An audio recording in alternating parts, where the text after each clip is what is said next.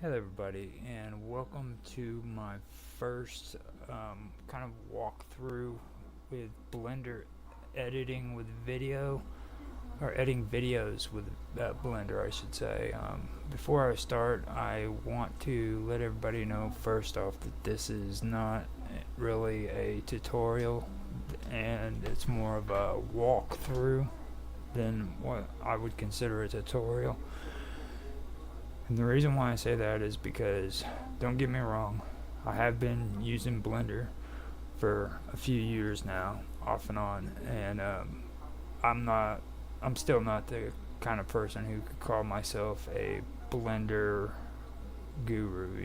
So I'm not gonna get on here and tell you all the things that you need to do, that because a lot of it I'm still learning as I go. So um, that's one thing I wanted to get off my chest. The reason why I really wanted to do this video is because I've been noticing that the new Blender 3.5 doesn't have as many videos out for the video editor like they used to have back when I first started. When I started, it was like around 2.8, maybe just before that, and I could find them everywhere, and these days you just barely ever see them. So I decided maybe that's what I need to do, because first of all, when I get on Blender, that's what I really use the most out of all of it. I still mess around with the computer graphics, the CGI and all that stuff, but the majority of the time I'm using Blender to edit my videos. So um, that's the one thing I can actually do on here with confidence, on just the basics, on how to get you started and make it easier for you to understand. Now, before I get started, I'm going to explain something to people who haven't used Blender, okay? Um, the majority of people that I've known who use Blender, and myself included, we do certain things, and the one thing that we do is we get on YouTube and we type in Blender tutorial in the search options, and when we do that, we come across tutorials of how to do certain things on there. So as I do this, what's generally done is, as I go through this, okay, whatever I do, just follow behind me and do exactly what I do. And the more you do it, the more aware you're going to get of what you're doing, and the more familiar you're going to get with the program. So don't get to where you're wanting to go off and click on things and try to figure it out yourself. Just do the tutorials and be aware of what each function does and stuff like that according to the tutorial, and the more you do that, the better you'll get at it. That's generally the way it's done. So now, this is my desktop browser, and the reason why I have it on my desktop browser is because you are going to have to learn about Blender, and the first thing that's going to happen is you're going to download this program, and when you download this program, it's going to be really, really intimidating. So at least it was for me, and it is really intimidating on first looks, and a lot of people have mentioned how intimidating the opening screen is for it. So I wanted to set it up to where you guys could see what the program looks like and stuff like that. Now I am going to go ahead and pop up my OBS and switch it over to the main download so that you guys can see what it looks like. So I'm going to turn off display capture and turn on browser and let you guys see the main website. Now this is the Blender website that you need to go to. Now, the address is blender.org/download. So you go here, and when you go here, you can download Blender 3.6.1 LTS for Windows installer right here, or you can go and get Linux and other versions below it.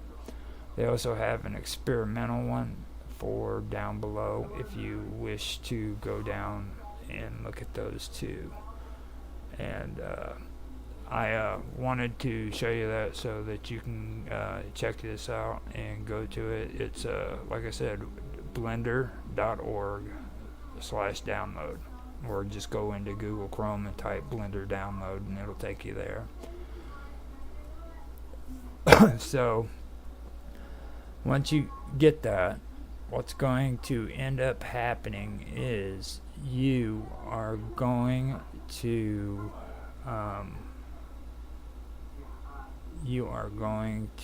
get a download, and after that you'll get a desktop shortcut, and I believe it's in your start menu as well for Blender. I'm not quite sure, but it should be down up here at least. And when you go here to click on your download, I'll show you what you will end up getting.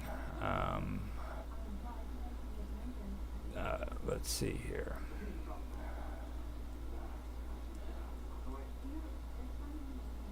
Well, actually, let me just go ahead and keep it on display so that you guys can see it on the first pop-up.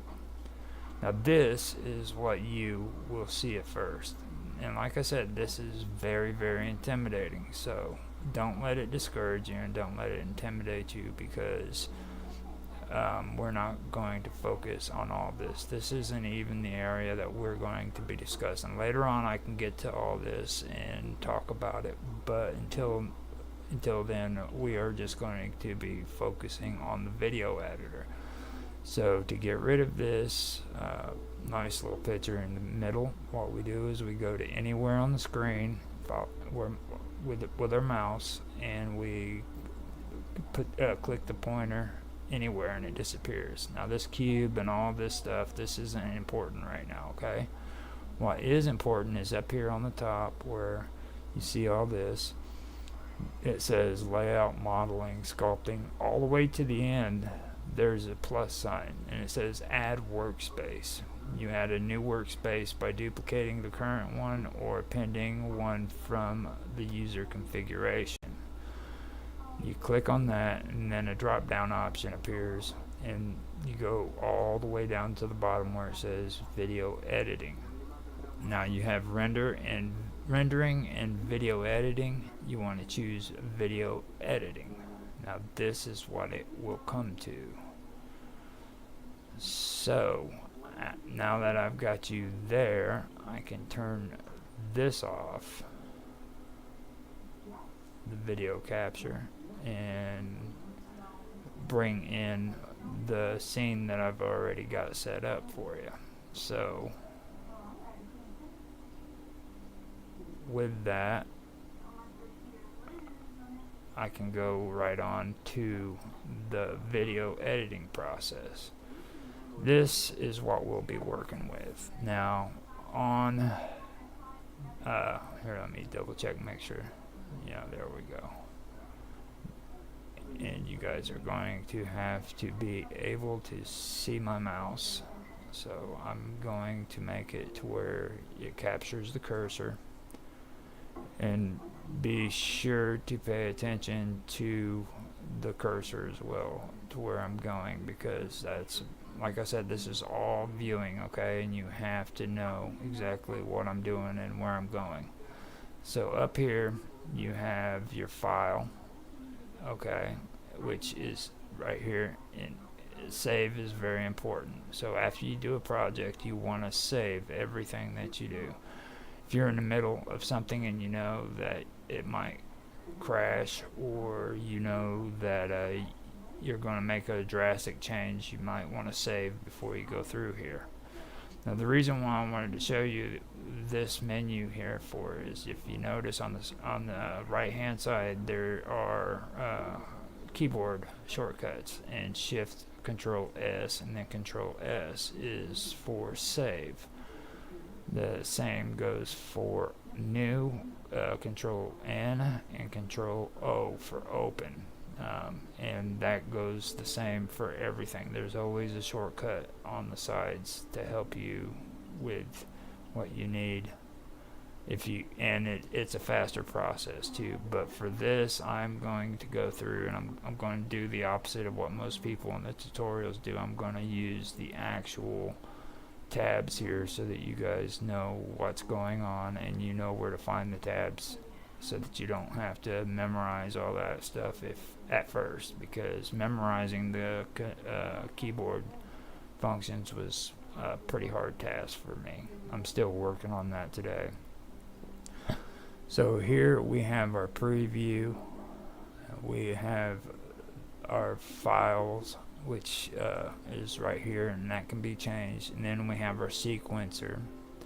Right here on the left hand or on top on the left hand or right hand side, you have your scene, and down below you have your your tools and stuff like that, and your proxies. Now this area right here is where you set up your resolution, your X and Y, and your percentages, and I have mine set at 1920 on the X and then 1080 on the Y. Now on the percentage, this is how you want it to render out. Do you want it to render out at 50% or at 100%? Now if you have a weaker computer, I would suggest doing it at 50%. 100% will cause a lot of strain on your computer, and when I say that, I'm talking about computers with like a quad cores. You know, if you have 4 cores and you're wanting to do animations or anything of that nature, then it's going to cause strain on your computer. At one time I could say that it was good for using Blender on quad cores, but after 1.8 or 2.8, sorry, I'd have to say that that's not the case. You can still use it, don't get me wrong, but it's not going to be as nice to your computer as what it used to be. So just be aware of that when you use them. I right now have an 8-core CPU with GPU on it, but when I first started doing this I didn't have that, so I had to work with the resolutions on that. Now this by default is set for 24 frames per second. This is where you can change your frames per second. I usually keep it at 30. You can also keep it at 60. It's all up to you. Just below that is your frame range, and that's from your start, when it ends, and each step. Now 250 is right down here at the bottom too. It's the final frame of the playback rendering range. 250, 250. Those are generally the same. So that's what that's all about. Now this is your output. This is your output folder basically. Where do you want your video or photos to go to? I'm gonna set that up on my videos, which is here on the left hand side. For system, where you see volumes up on top, system, and then right here it says home, desktop, documents. I'm going to go down the videos, and right here I am going to choose unedited videos, and then working with audio and video. Now I've already got these done right here, part 2, part 3, and part 4, and I'm redoing this video because I messed up on part 1 with the beginning. when I was popping up the program and everything, and I'm glad I did it anyhow, because then I could redo it and go and show you the website and let you see where you needed to download from. Since I already had the program, I didn't do the download. But what I am going to do is I'm going to click on that, and it'll bring this down here to the bottom. It'll bring that name down to the bottom. I come to my keyboard and I hit backspace and I delete the MP4 and the 2 on there, and I do part 1. So I do that, I come over to my mouse and I'll right click on it, and now it is set up to where this video will be part 1. So I turn around and I am going to add, I've got that set up. Now on my output file, I got it set up to the file I wanted it to be. So now I come down to file format. I don't want it as a PNG, that's a photo. So it's JPEG and all these down here, Tanga, all these are basically, there's a TIFF right there, the WebP. I'm going to go for FFmpeg. Now they also have AVI RAW and AVI JPEG, but I'm going to go for FFmpeg and then RGB right here instead of black and white. That's the color. So now here in encoding, after we're done with the output, we go to encoding. You have your container. Now Matroska is an MKV, and you'll see that in OBS. If you guys use OBS, that's what they want you to use. I don't use it. If you guys want to use Matroska, you can. I usually come down here and I get MPEG-4, which is MP4. Now, WebM is something that I've tried out too, and I used to use it, but I stopped using it for some reason. It's really condensed in file size, so if you want to make it smaller size on your files, you can use WebM, but it's not a too familiar program. Now on your video codec, H.264 is generally the video codec that a lot of streamers use, on YouTube and all of them, Twitch, YouTube, all that. So you can use H.264. I use it on my OBS all the time, but in this case I am going to come down here and I'm going to use MPEG-4 DIVX, and then on the output quality you can choose constraint bitrate, lossless, perceptually lossless, high quality, medium quality, low quality, very low quality, and lowest quality. I'm going to go with high quality. Encoding speed, you can use good or slowest or real time. I'm just going to keep it at good. Now with my audio, it's set at no audio by default, but I'm going to switch that to AAC. And instead of stereo, I am going to put it on mono. So now you can keep all that at whatever you want to keep it, but that's my settings.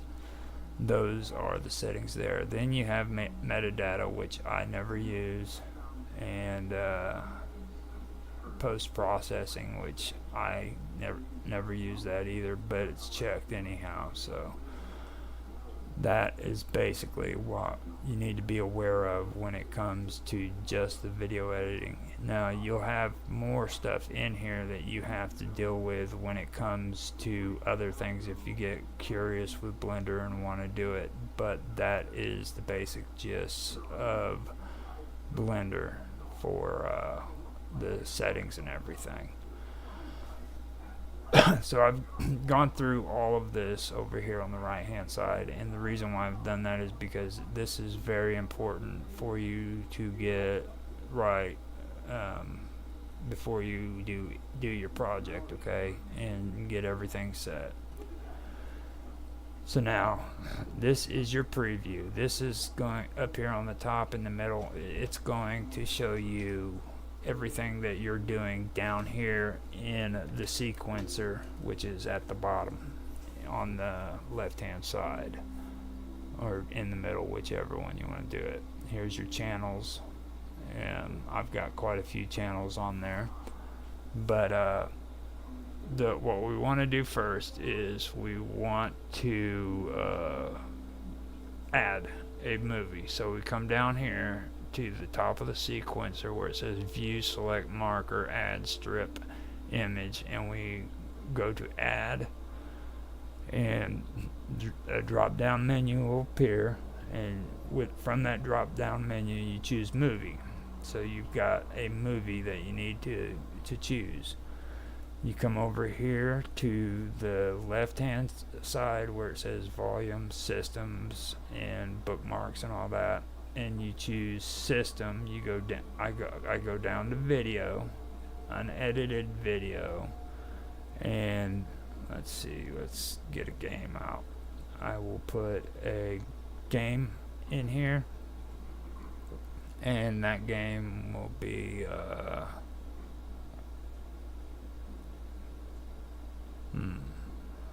wait, I'll come back up here actually, and I will put Resident Evil The Village in.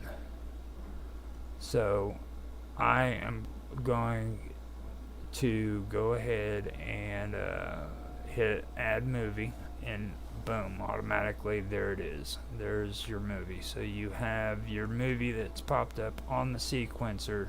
The blue part is the video, and the green part is the audio. So after you've done that, what you need to do is you need to come over here to the bottom left hand or right hand side, and down here you'll see these tabs over here at the far end. You need to make sure that where it says strips, tools, modifiers, and proxies, you need to make sure that the tab strips is showing first. Now in this strip area, it's got sound, which has the volume, and then pan, mono, and display wave. So what I want to do is I want to click on this green one, and then come over here, and I want to select display wave. So now when I hit display wave, what's going to happen is a display wave is going to appear on that audio right there.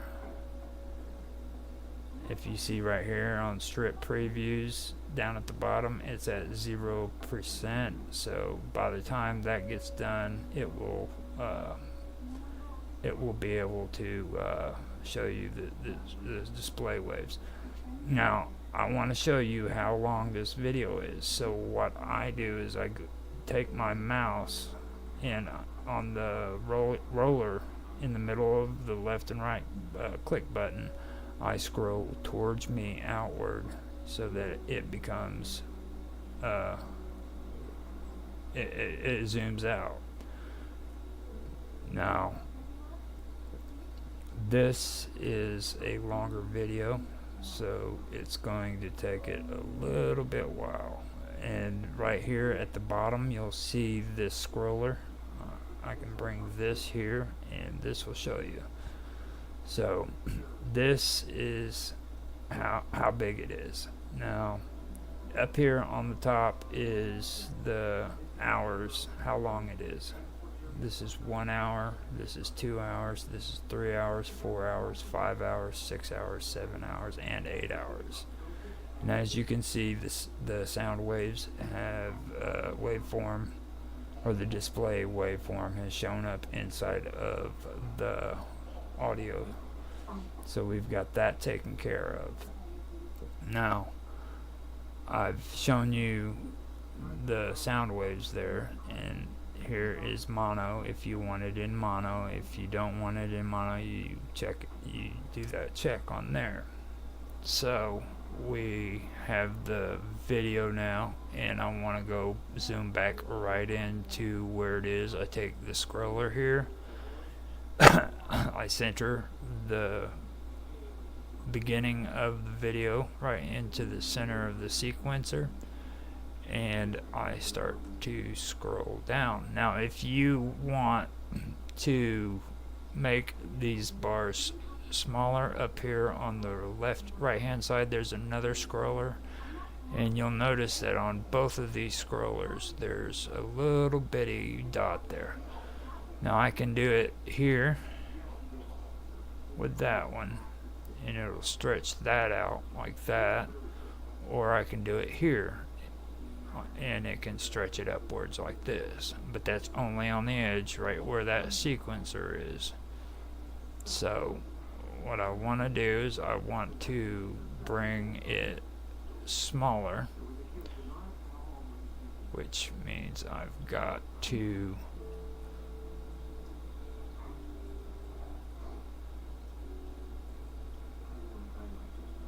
do all this stuff.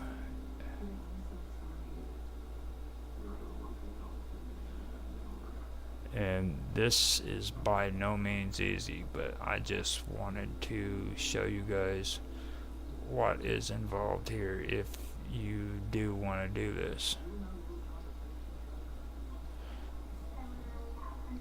And this is a relatively long one, so the more that you have to do with this setup, the harder it's going to be in order to do this. But that's basically the functions of it. You can make it smaller, but it's something that you have to work with. But it's these dots at the end of these scrollers that you have to use. Scroll left and right, scroll up and down. Now to zoom in, it's just the opposite of zooming out. I zoom in by taking my mouse roller and rolling towards the monitor or towards the computer, and it goes in further, and I come over here and I do this.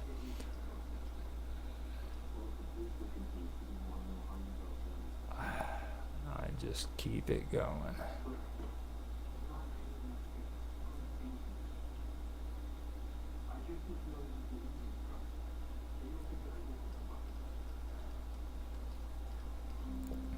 And mind you too, this is at 250, so this isn't even like a 15-minute video in that open space. Now, as you can see right here, I had to manually set that in there. Now, the way that you take care of this is where you start learning the configuration and everything, the buttons and everything. Right here is snapping. Use snapping. It's currently off. If I want it on, then I turn it on. So here we go, we've got it on. You see that blue light right there, and this white or blue cursor line is where I'm at in the video. So you will see right here that that's what I've got going on there. I am currently at 8 seconds, or no, I'm at 13 seconds. Now, this is how you move along the video to where you could see what's going on. Now I'm going to scroll out by rolling back on my mouse wheel, and I will go to 4 minutes, and you will see, well, maybe that it will have to be longer than that. There we go, and you will see what I'm talking about. There is the video right there. So That is what this cursor function is for right here. So now right here, if you notice, I want 15 minutes. So I go up here, I click right there at the 15 minutes, and the blue cursor goes right to it. Now, I don't want it to just be at as close as I can to 15 minutes. I want it at 14 minutes, or 50. It's at 14 minutes and 56 seconds. So what I do is I want to come to my keyboard, and right where the directional buttons are with the arrows, one that goes left, right, up, and down, I want to hit the right arrow button, and it will go to the right. So I hold down on it if I want to, and it will move to the 15 minutes. And then when it gets close, I stop holding down on it and I tap it until it gets to it. And now I went over by 6, so I tap the left arrow button in the direction ones until I come down to it. So now I have that blue cursor at 15 minutes. So what do I do with that? Okay, after I get it on the 15 minutes, I come back down here where these numbers are right here. This is your current frame where this blue cursor is at. It says 27,000. The start is 1, which is all the way over here where we were at before, and this is the ending. Now the ending is right here. This is the beginning, this is the end, okay, and it's at 8 seconds. But I want that to come all the way up to the 15 minutes. So what I do is I take 27,000, which I could do this, and I could hit Control and C, and then I can hit Control and V and do it that way, or I could type it in manually, whichever one I do. And when I do that, all of a sudden I got 15 minutes. This is the 15-minute area that I want to edit. Now I just did the blue little cursor thing from one side to the other automatically, and how I did that is I held down on the shift button, and on the direction button for the left direction button I pressed that, and it went to the beginning. Now if I wanted to go to the end where the 15 minutes is, I do the same thing. I hold down on the shift button and I hit the right direction button, and now we have it at the 15 minutes. Now if I just want to scroll around like inside of there, I can do that with just holding down on the left directional button or the right directional button.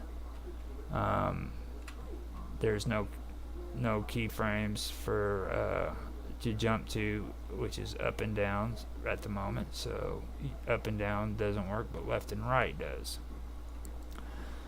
So that's how you navigate there.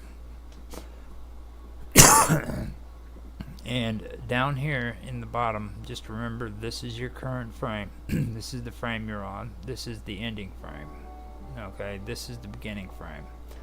Now you bring it back to the 0 or the 1 by hitting Control direction button to the left direction button, and you're at 1, and you can see that the current frame is at 1.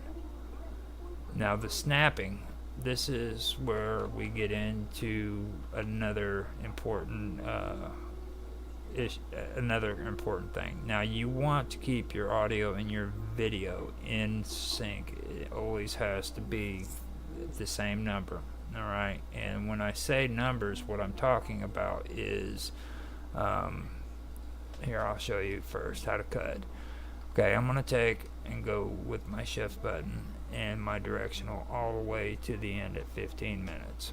Now, in order to cut the video and audio, what we want to do is we want to make sure that this audio and this video strip is both highlighted. Now how we can do that is I can go and I can hit A, which is all, and you can do that when there's nothing else on here. Okay, you can just hit A and hit all, or you can take your left click button and you can hold down on it and then move your mouse, and it creates that square thing right there. You can come down here like this and it hits it, and as long as those both are highlighted, it's fine. Now what I want to do is I want to create a cut right there at the 15 minutes. Okay, so what I do is I have to hit K on the keyboard. But before you do your cut, I want to mention something that's very important. Okay, it's about your mouse and which side of this blue cursor it's on. Now, if I have the cursor on the left side of that cursor, and I hit K, everything on the left side of that cursor is going to be highlighted, and everything on the right hand side of that cursor won't be highlighted. So what I need to do is I need to set it up to where everything on the right hand side of that cursor is highlighted. So right now my next move is I'm going to teach you guys something that's very valuable to me, and a lot of people on YouTube doesn't even add this into their tutorial. It's the undo button, how to undo stuff. So I want to undo that cut. So what I do is I hit Control and then I tap Z. And once I tap Z, that cut is gone. It's no longer there. I hit Shift left direction, show you guys that it's not there, then hit Shift in right direction and put it back. Now I want to do a cut, but I want the strip on the right hand side to be highlighted and the strip on the left hand side not to be highlighted. So what I do is I come down and I click on K. Alright, so now we have the strip on the right hand side highlighted. The strip on the left hand is not highlighted, and the reason why I wanted to do that is because I want to teach you another function that is very important, and it's the grab. I want to grab both of those highlighted strips and I want to move them to the right away from that strip. So what I do is, now that they're both highlighted, I hit G. Okay, now I can do both of them like this, okay, by just moving them this direction. Alright, now what I'm going to do is I am not going to do that. So instead I'm going to do another trick that I'm going to tell you right now. So I take, and instead of hitting my left button to release this grab, what I'm going to do is I'm going to hit the right button and it's going to snap back to where it was. Now I hit my right click button on the mouse and bam, it goes right back.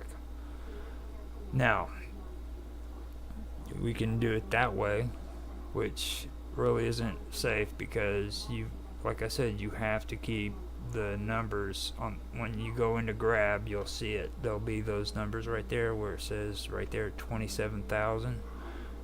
The top video and the bottom audio both have to say 27,000 in order for the audio and video to be synced. So that is what I'm talking about.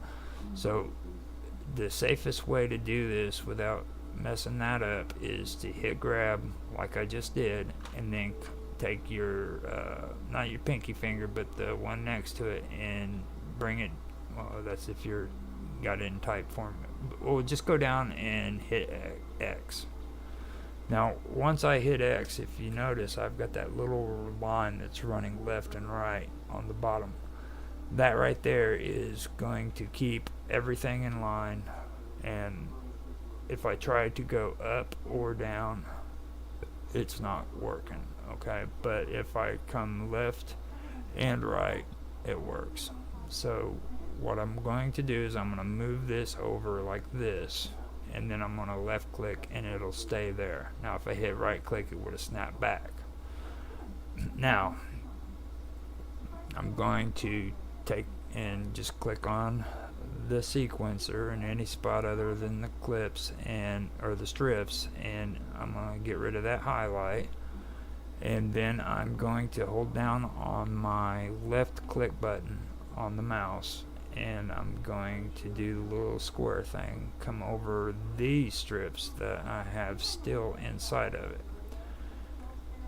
Now I'm going to show you what snapping is all about. Now I got that highlighted. Now what I'm going to do is do my shift button and my left direction button to bring my cursor all the way back to 1. I've got both of those clips highlighted. So now what I'm going to do with those is I'm going to go to my keyboard and I'm going to press G, then I'm going to press X again, and like I said before, G, X. If you notice, all the numbers match up. It's 1 at the first frame, and then it's 26,999 at the end of it.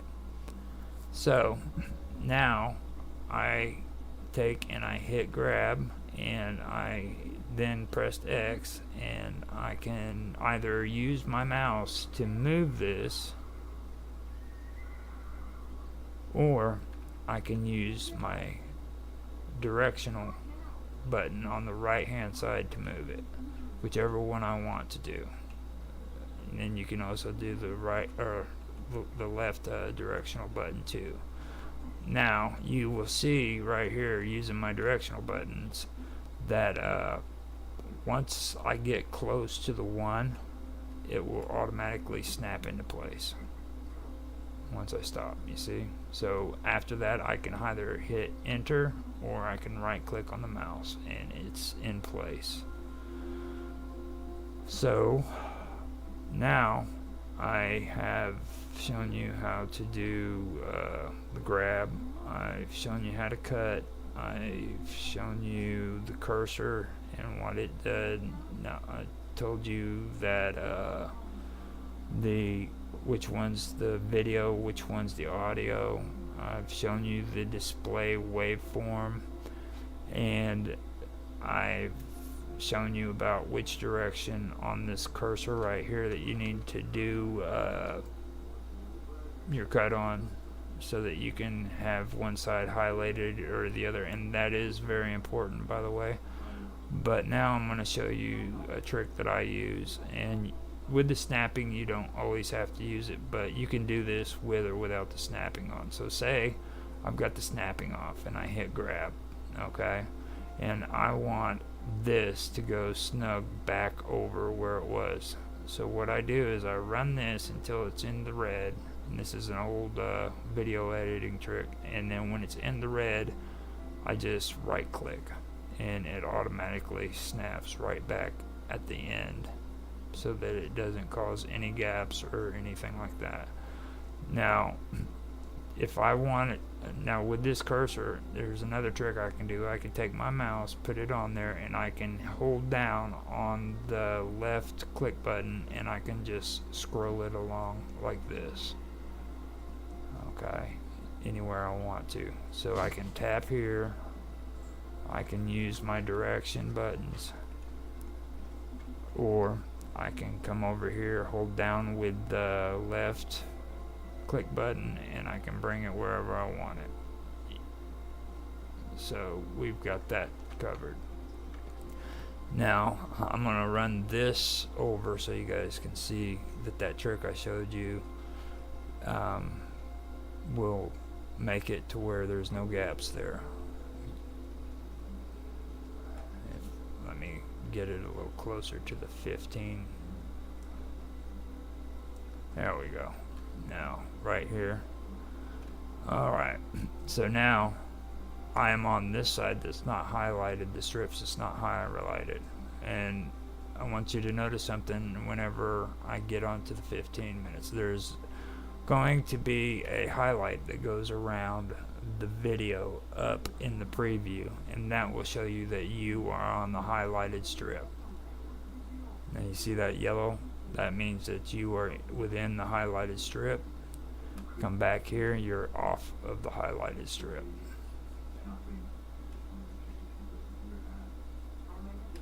So now you know to keep an eye out for that. And this is very important because in the editing process you're going to have to be able to cut and move things that are inside the video, and you're going to have to know which side of the mouse or which side of this cursor your mouse is on. You're also going to have to know when you're on the highlighted strip and when you aren't on the highlighted strip, stuff like that. So I believe this is all that I've covered in my first part 1 video for this, but I am not for sure, so I am going to go ahead and end this now because I do not want to go over and end up having to redo my second one because I did it. But I do want to emphasize one thing though. Up over here on the right hand side down in the sequencer at the bottom, please make sure that you always have this on your strip tool, because you are going to be using this quite a bit. There's a lot of things that you're going to be doing which we'll be discussing here later on, but I just wanted to bring the basics to you right here on how to do it, and I'll be telling you which buttons I'm pushing as I go along, so you're going to go back over this stuff again. Just I wanted to get this down first so that you're good to go, and I will leave it at that because we're going on the 47 minute time thing. So yeah, I hope you guys learned something, and if you have, good, and all I can say is come back for part 2 and we'll get that covered too. So thank you guys for watching. Hello everybody, this is Roger Hanson, and I am back again to go further with the tutorial that I started in my previous episode. I went through and showed the basics on how to get to the video editor. I showed you how to put the video on there, and then I showed you how to cut and grab, as well as showing you the snapping. I went through and I showed the resolution settings, and I also showed you the output folder as well as the file format and the container. Then I went through the video codec and the output quality, stuff like that, as well as the audio and whether you'd want it in mono or stereo. So today I'm going to go a little bit further and show you a little bit of the actual editing process. There's a lot more stuff that you can do with this, but this is just the basics. So it's only my second video, so I'm going to show you how I'm going to edit this video. Now I've got the same file. It's set up the way it was in the last video, and the video that I'm going to be editing is a game called Saints Row the Third. Now there was a lot of damage that was done to this video because of gaming issues that I had. This was on my son's video or computer, and he overclocked it and it didn't do so well with video. So I have to go through and I have to edit it, clean it up, and try to make it into a video. Now I can also show you some other things that I do on here, but let me get started with the basics. Now, in order for you to play the video, it's pretty easy to do. First, make sure that your video is set at 0.01, or however you want to say that, or 1. And how you do that is you hit the shift, then you hit the left directional button on your keyboard, and it'll take it automatically to 1. Now if you want it to go all the way to the other end, you hit the right directional keyboard button on the keyboard, and it'll take you to the end of it. This is set at 15 minutes, which is 27,000 frames, and you can find out that down here on the right hand side. Down at the bottom it says that it's at 27,000, so you know that it's set correctly at 15 minutes. Next to that is your start, which is 1. That would be right here.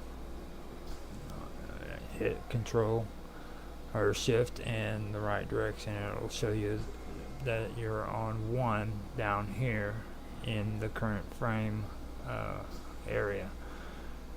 The start is 1, like I said, and the end is 27. If you want to change that, you click on it and you add whatever number you want. So if you want the video to be an hour, you find out what the hour is, which I showed in the last video, and you add that number right here in this area by clicking on it.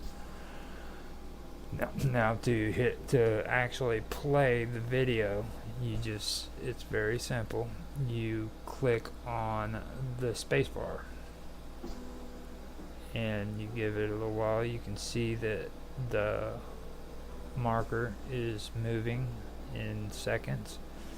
So you do this. Now if you want to move it ahead of time, you right click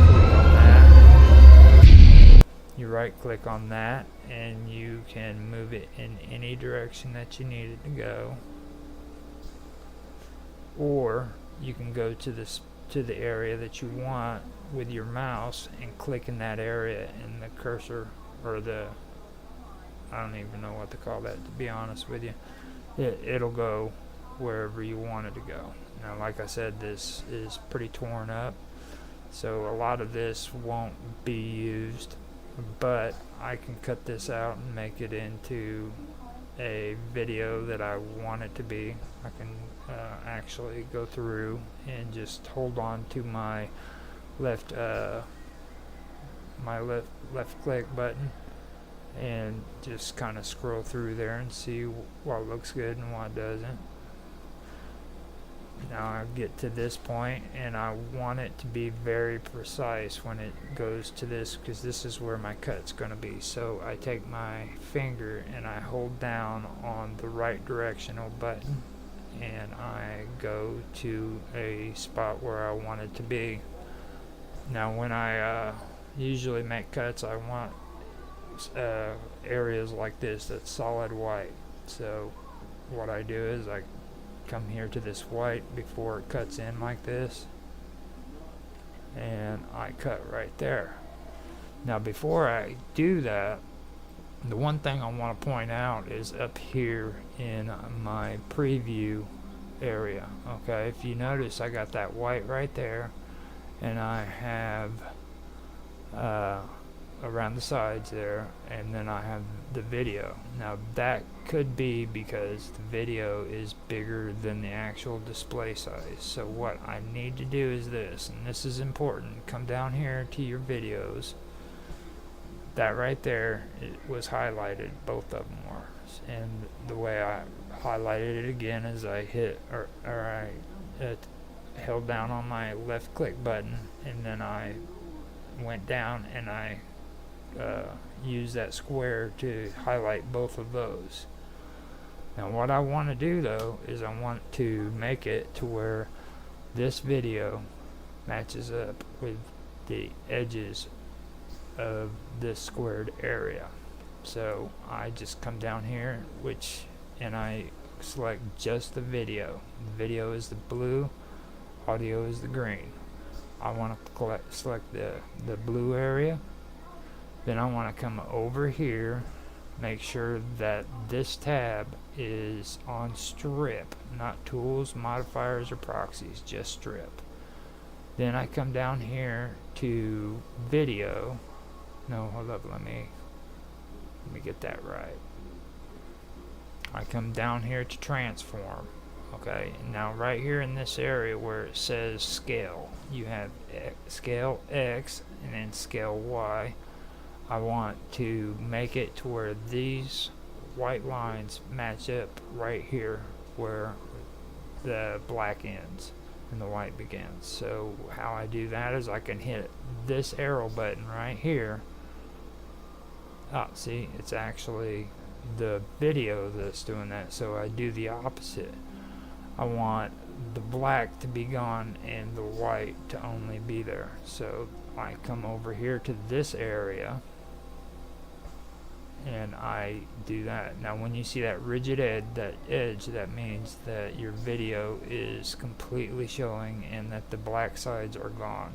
So I'm good there, and that will cover the entire video. Now if I would have done that with the entire video, I would have never had to contend with it. But in my next edit, I can just go ahead and do that first. I always go in and I make sure that my scaling is taken care of. If I do it on the X, it scales left and right, and if I scale on the Y, it's up and down.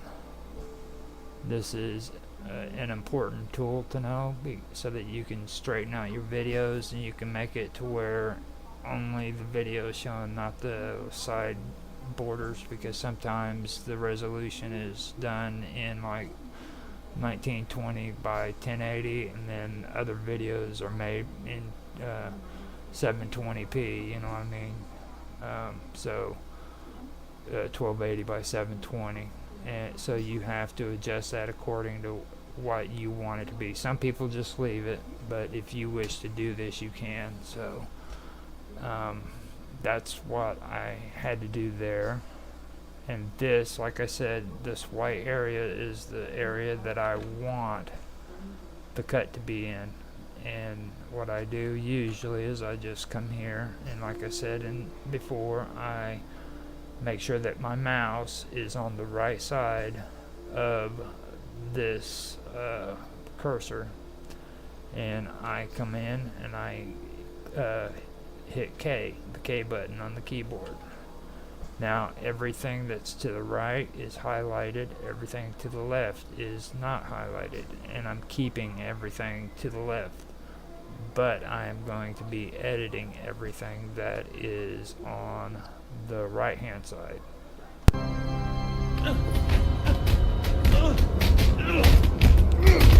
It's always good to play it so that you know if maybe you're cutting into the audio, because if you're like me, you don't really want to mess the audio up to where it's skipping. You want it to be a smooth transition as much as possible, so that's what I do that for. And from the get-go, the video footage is messed up, so I take all of this and I just cut it out. Like, look at his head, it's completely black, this part's blacked out.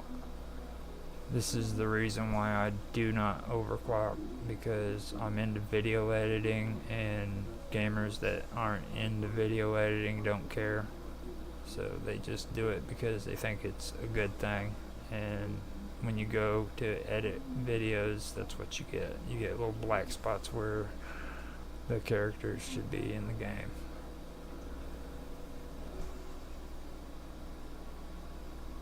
But all of this is pretty much damaged video footage, so I go all the way through here until I stop seeing a black head.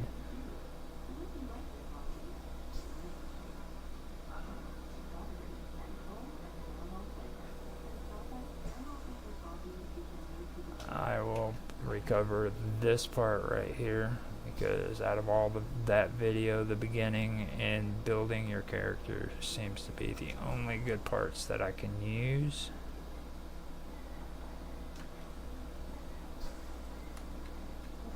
I use my left directional to go backwards to find the beginning of this part right here. If I want to go forward, I use the right directional button on my keyboard. Now see, that one is I believe that's actually supposed to be blacked out like that in the game, so I'm not.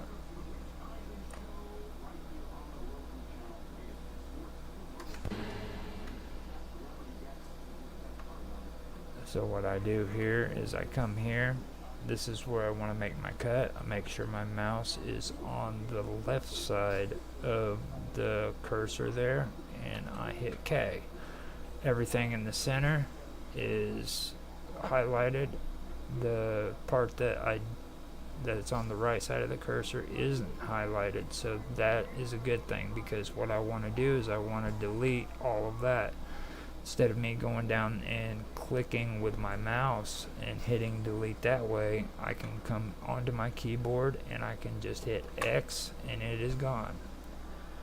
After that, I come over here with my mouse. I hold down on the left click the left clicker button, and I freaking bring my mouse down over the video that's on the right hand side of my cursor. I highlight both of the audio and the video, and then I press G.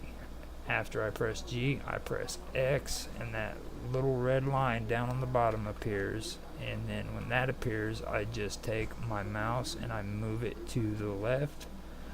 Most people don't do this, but what I usually do is I put it over the top of the video that's next to it, and because I have my snapping on it, it will snap that video to the end of this. So I turn around, I come back over here, and I check the transition to see how it looks.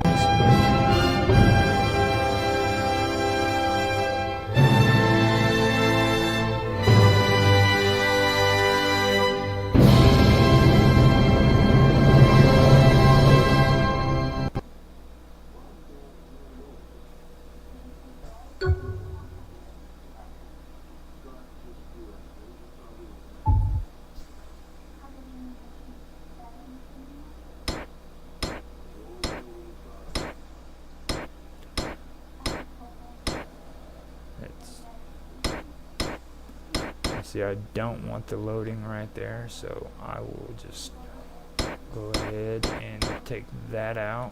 And now right here, I just take and put my finger on the left directional button, and I press until I see that loading. And once that loading is shown, I start going to the right directional button until it is gone right there. And then I take my mouse and I put my mouse again on the left side of the cursor, and I hit K. And I repeat the process. I hit X to delete that little space. I take and hold down on the left click button on my mouse. I highlight both of these. I hit G, then X. The little red or orange line appears, and I just bring it over to the left until it's on the other video and everything's red, and I let it go. And now we have a clean transition. Now this works if snapping, which is right here, is on. It also works if it's off. So you can use that trick to make sure that it's a smooth transition and there isn't any black space in between, or any gaps.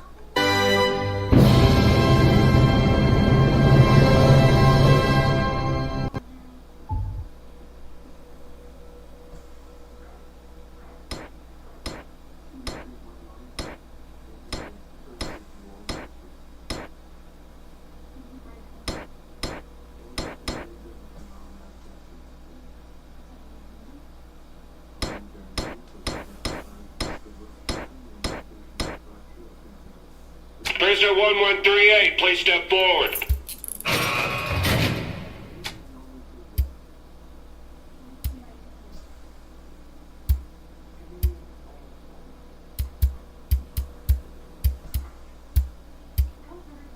Now I'm not sure if the audio was messed up because of the video, because the video is not really in that good of condition, and it could have been damaged because of it.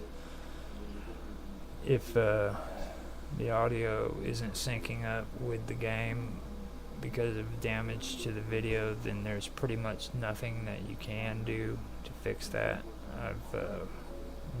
I've tried a long time ago to do all that stuff, and it's just something that's really bad. But if it's because of the change in the frame rates, which is 30 frames per second, I can come here. I'm not going to leave it, but I'm going to show you guys what you can do on here. If you have any problems with this, you can come to effect strips and speed control and put it over the top of it, but then you can't cut.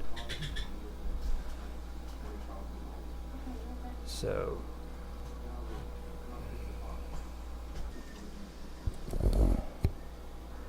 okay, so we've made it to this part, and this is very important. This is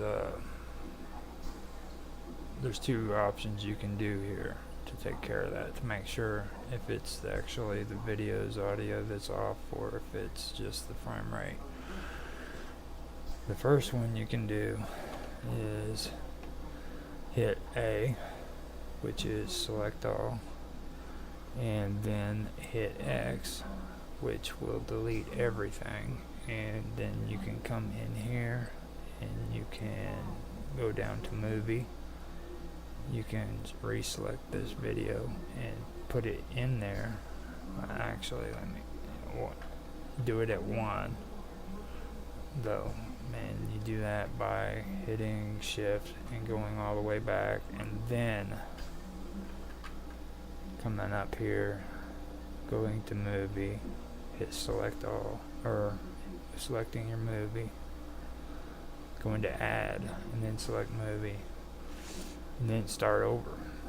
Now you can do that, or you can do it the way I usually do, which to me is the easiest way, and the easiest way is undo. So to do undo, you hit Control Z, it gets rid of that, it puts the old edit back on there, it goes back to there, just keeps doing this all the way back until everything is back on there. Now they have a limited amount that you can actually do, so there might be a limit on it. Now if you want to redo, you hit Control Shift and then Z, and it will put all your edits back into place. Now this is just a part of the bigger video, so what I need to do is I need all of it to be at the very beginning, which all I do is keep tapping the Z, and see, that's my limit. So I've found out that I can't go back to the beginning, so I select all by hitting A, press X, delete it, hit Shift, direction button to the left, goes to 1, come up here to add movie, select the movie, put it in. So now it's at the beginning like it was, and for me to figure out if the audio needs to be synced, what I do is I click on just the video, which is the blue, I come up here to add, and then I scroll down to effect strip. I come up here to speed control and I tap on it. Make sure that your cursor is at 1, and this green strip will appear above the blue one. This is going to sync your audio and your video together, if that's the problem. So let's find out. Take your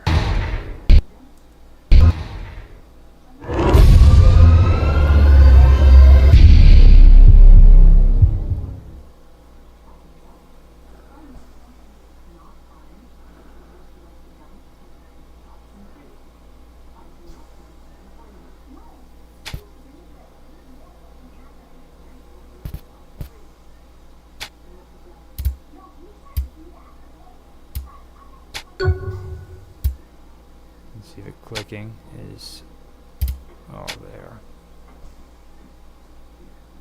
It's still off. So I know that it's the actual video that's the problem.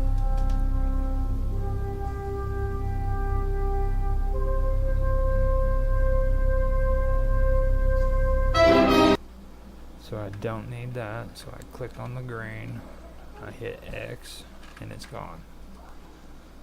Now I could actually go and use Control Z to undo.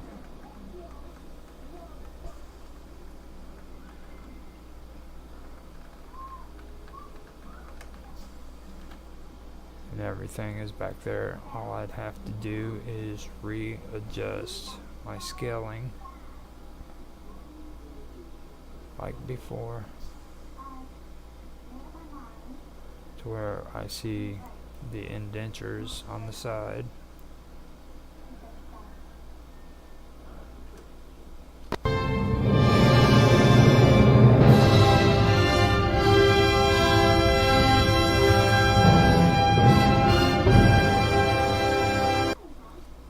You don't have to use that all the time. What that basically is, if you are trying to change frame rates from, say, 12 frames per second to 30 frames per second, or 30 frames to 60 frames, stuff like that. What usually happens, like say if I come here to 60 frames, here, let me actually give it a little bit more space. I'll undo that by hitting the Control and Z. Take my left mouse, create the box, highlight this, hit grab, then Y, and you'll see the yellow line coming up. It will make it to where I bring this strip up all the way straight and in sync. Hit G to make sure that the numbers match. They match. So I come back here, I hold down on my left click button, create the box, highlight this one, and I have that one done. Now what I want to do is I want to show you what happens if I switch my frame rate from 30 frames per second to 60. This is what will happen, and when this happens, the audio can't be stretched. It has to be the video. So in order to do that, you've got to make it to the end of here, click right at the edge where you see that, and where you see that little white there, you hit grab, then X. You'll see the red line going across, and then you use your mouse and move it to the left. Now since clamping is on, it'll show you when those two are even, a line will appear. So hit G, X, keep on going. You'll see that little white line. It shows that they're synced up. Now I need to move this up again, so I freaking grab both of them, or I highlight both of them, hit grab and Y, go up one more time. On here, I go back down, I just select the blue, and I come up here to add. I come down to effect strip, and I hit speed control. So now you have it in 60 frames per second.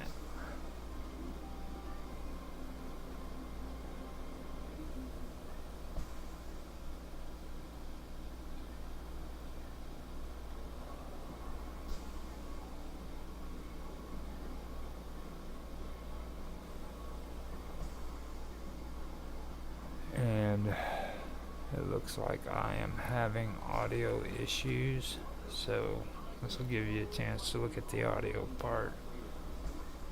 You come down here to source on the right hand side, you come in here to where it's this part right here that I have my mouse over, it's a file path. You don't hit this top folder on top, you hit the bottom one.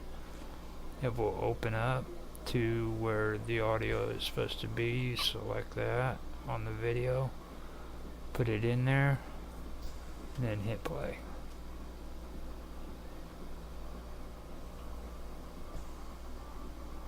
Okay, so I messed up there somewhere. You see if the audio is still on. Yeah, audio is still working.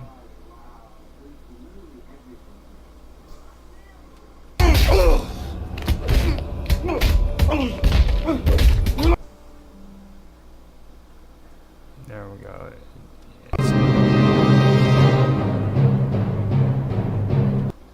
Yeah, I probably should have hit both of them together. Come here,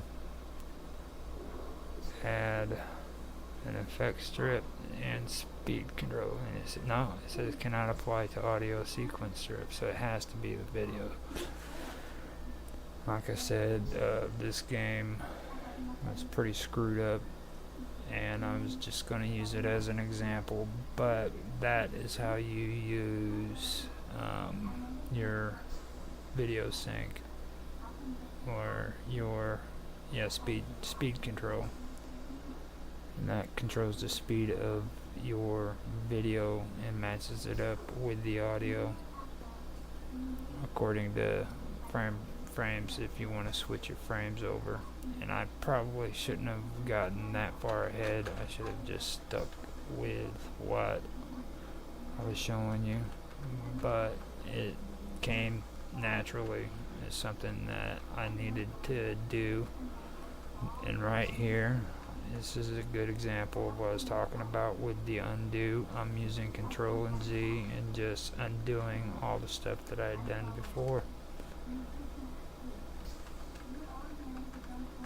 And it's back to normal. So if nothing else, if whatever you take from what I'm doing here, just remember Control Z is undo, remember grab, remember X, highlight everything, X deletes it instead of having to do this and then hit this and then come down up here to delete. All you gotta do is hit X, and if you forget, just right click on it and it'll tell you what key to hit right there. It's a pretty good tool to use. It also says split right here, which is K. I'm going to keep the frame rate at 30 because that's the actual frame rate for the video. So now believe I'm at a half an hour, so I'm going to end it here, and then I'll come back with another video to show you guys a little bit more. I hope you guys enjoyed and maybe learned something. Thank you. Hello and welcome back. Today I am going to do my first topic on the ancient histories. The first video I made was kind of like a background on me and my interest in history and stuff. So this is actually the first time I start talking about a topic and everything. I do have a listener that is on, and I told her already if she wants to make any comments, she can. She goes by Karma Love. And Karma, if you want to say hi, you can say hi. Hi, everyone. Okay. Now, it's like I told you before I started recording. If you feel like having a conversation and wanting to talk, go for it. It's not a big deal, okay? Yes. I'm gonna read out some of the information that I've got, and then maybe make my own comments. Then if you want to say something, you can do the same thing. Okay? Yes, sir. Okay. So the first one that I want to talk about is from ancient Egyptians, their burial, and it talks about the Tesseract, okay, which is basically like the underworld, you know what I mean, and then here on Earth, and according to the ancient times of the Egyptians, each person carried a soul, and it consisted of his heart, his shadow, his name, and the things, those were are just things that made him unique. You know what I mean? Mhm. Um, his personality, uh, as well as his soul, before and after death, uh, and then his mind and his intellect. These were all things that made him unique and made him who he was, and that's before and after death. Now, in death, a priest would open the dead's mouth so that the person's essence and personality that was within their soul could reunite with after death. So, in order for all of that to reunite, the Egyptians believed that the mouth of the dead person had to be open so that all of this stuff could come together and it could unite. Now, the essence, it had to be released while there were offerings of food and drink that were being served to keep the personality of the soul alive. So whenever they went into the burial areas and they left their sacrifices with the food and everything like that, that was the reason why they did that, because these offerings and everything served to keep the personality of the soul alive. Now, the essence and the personality were united uh, in order to make the the dead body or whatever they believed the afterlife, the body of the afterlife, is to make them effective to where they could actually move after death. Because if this didn't happen, they would just remain there still. So they had to have all of this, as a sacrifice for them, so that all this could occur. Um, and I ended up getting some kind of notice. I don't know what that was about. I got notified. But anyhow, Did you hear my question? Yeah, it no. was just, I don't know, it was really weird, and I don't know. I had like these little bars at the top, like a spreadsheet, not a spreadsheet, but a bar chart, and I don't know, it was weird. Okay, so you were talking about the souls, and if you get to this, and you would rather I wait till you get to this part, you don't have to answer it. But like, I'm reading this book by Dr. Z Gang Shah, and it's called The Power of the Soul. And in that book, they talk about how our souls are reincarnated, not reincarnated, but basically we can inhabit any soul can inhabit us. We can call any soul to inhabit our existence in order for us to gain power from it. And I was just wondering because I was like unsure in regards to like Egyptian history, and you're talking about the soul because you're talking about a soul. Do they believe in the collaboration of souls as it being more and multiple than just one soul, or are they identifying the souls as being unique to just one individual? And that was my question.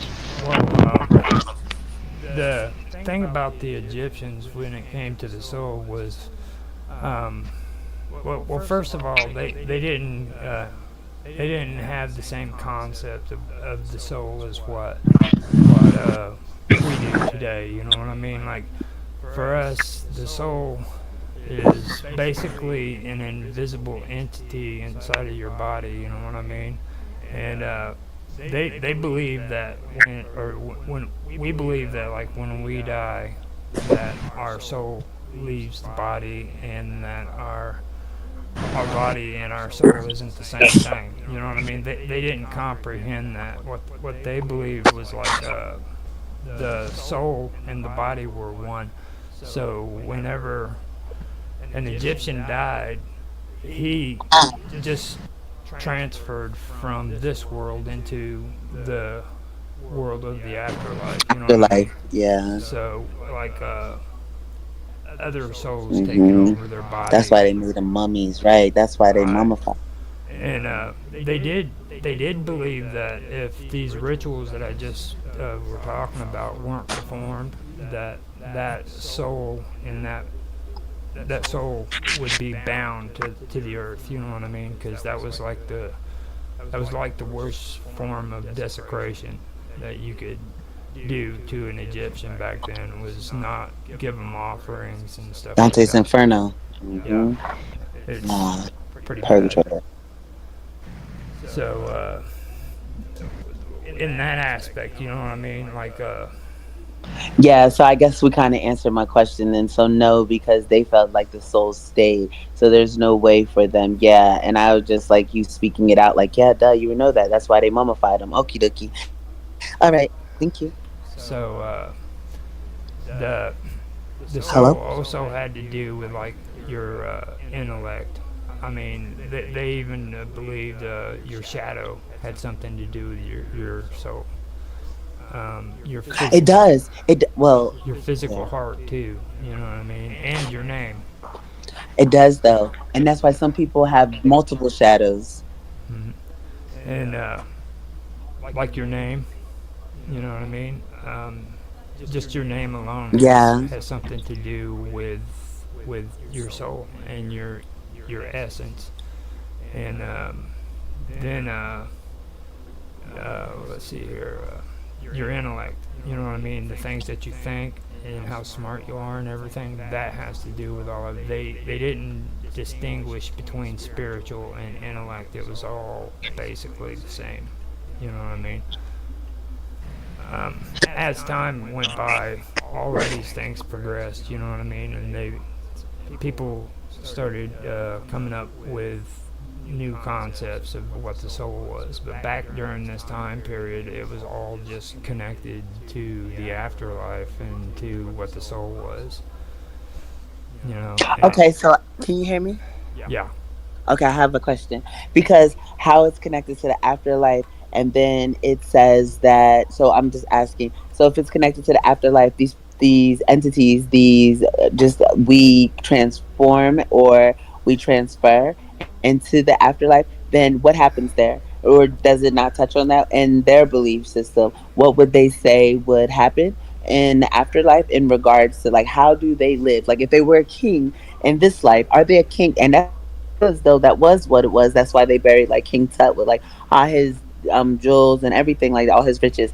But my thing is, what was the person like? How did they kind of develop the concept? Like how, or if you know, and it's okay if not, but like how do they see like in their minds how what was happening, or was there a separate world for them? How did they fathom that? Because see, it just. Mm.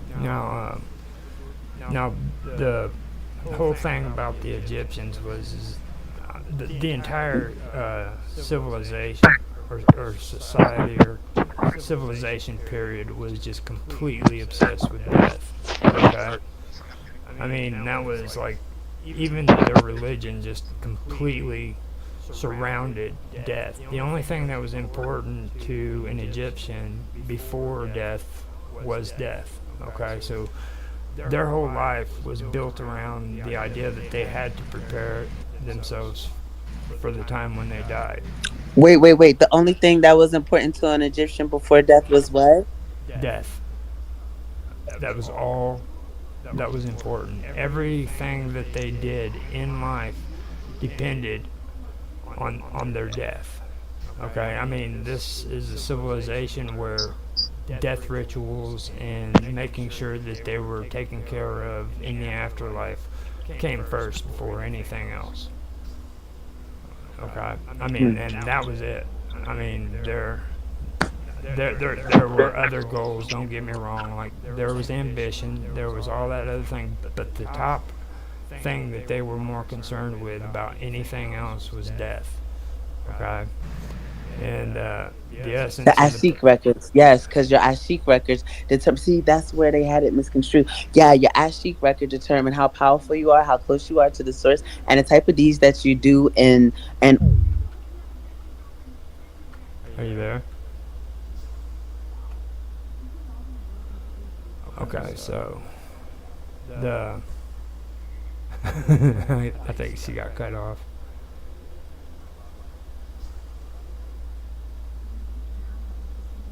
Need to reload my stream too.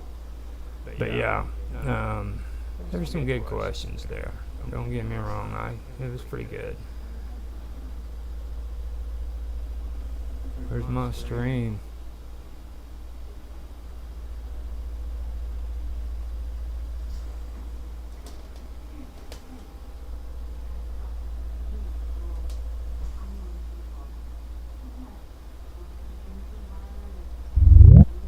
You there? Hello. Hi again. I might have to put it on my hotspot. My Wi-Fi at this house acts so crazy, so maybe that's why the That's phone's fine. trash. But I was just saying because the Ashik records are where your soul sits in regards to the standing as your deeds here on earth, and then basically you become more powerful even in the third dimension based off of what your soul services are and the different type of deeds you do, how you treat people. So you have a high Ashik record, or most I bless you, and you have a high Ashik record, or you have a low Ashik record, or moderate. And have you ever heard of the Ashik records before? Well, the Ashik records I have never heard of before, but like a lot of stuff today, like you're, they sound like they're ancient. You know what I mean? But Yeah. but the thing about a lot of the stuff that people are reading today isn't necessarily ancient. What it is they take these ideas, these ancient ideas, and they incorporate it into what they're teaching today. You know what I'm saying? So even though it was taught, say, by the Sumerians or by the Assyrians or by the Egyptians or the Greeks, it doesn't necessarily mean that it was ancient. Like Neoplatonism, you know what I'm saying? Yeah. That's a good example of it. A lot of people believe that came from Plato, but it had absolutely nothing to do with Plato. It was just old Greek philosophy that was incorporated into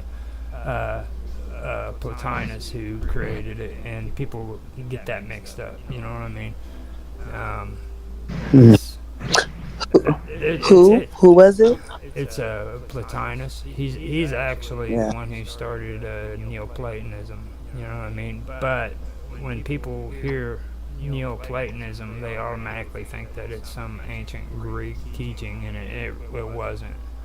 Um, it, to us, yeah, I guess it would be, but like we're talking about societies that go back um, over uh, seven, 7,000 years ago.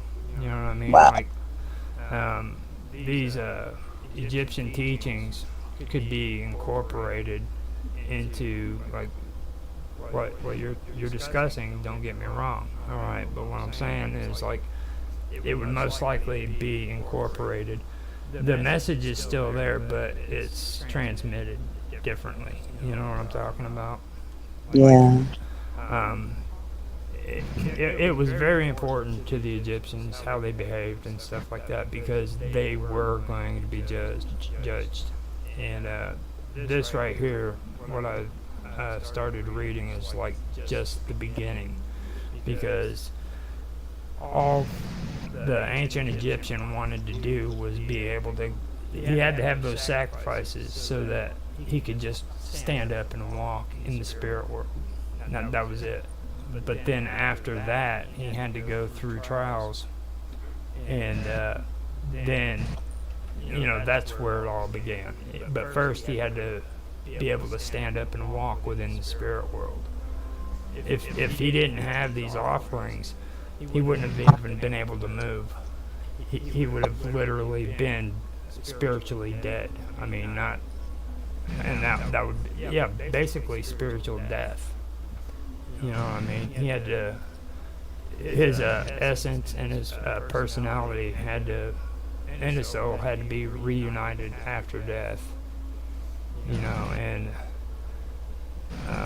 These offerings were usually like food and drink, and they were always placed around the burial area, uh, and it was to keep the personality of the dead soul alive. Because literally, if they didn't have these, it would be a spiritual death. Now, that was just so he could move and he could function. All right. And this It, is all throughout Egyptian culture, or is there this certain like? this is through ancient Egypt. It's not into the new ones. And after the Greeks and the Romans started coming in, it started getting diluted. But these were beliefs that go all the way back to the Old Kingdom and to the New Kingdom. The New Kingdom it changed because, like in the Old Kingdom, only the Pharaoh could uh, could be reborn and go through what I'm about to talk about. But he was the only one that was allowed the afterlife. But then after the Old Kingdom and more into the New Kingdom, that's when everybody could do it. So all the people who were Egyptians would work so that they could get these rituals and they could have that ready for their burial ceremonies. So it was opened up more to everybody who was Egyptian. Hmm. So and that that's one part that's very important to understand too. Like it did change from the old kingdom. There's actually three different ancient Egyptian kingdoms. Okay, and the new What are kingdom they? is the old kingdom, middle kingdom, and then the new kingdom. And the new kingdom, this is how old I'm talking about. The old religion-wise, the new kingdom, the last kingdom, was what was happening during the time Moses was supposed to be in captivity. All right, you know about Moses and the Egyptian captivity, right?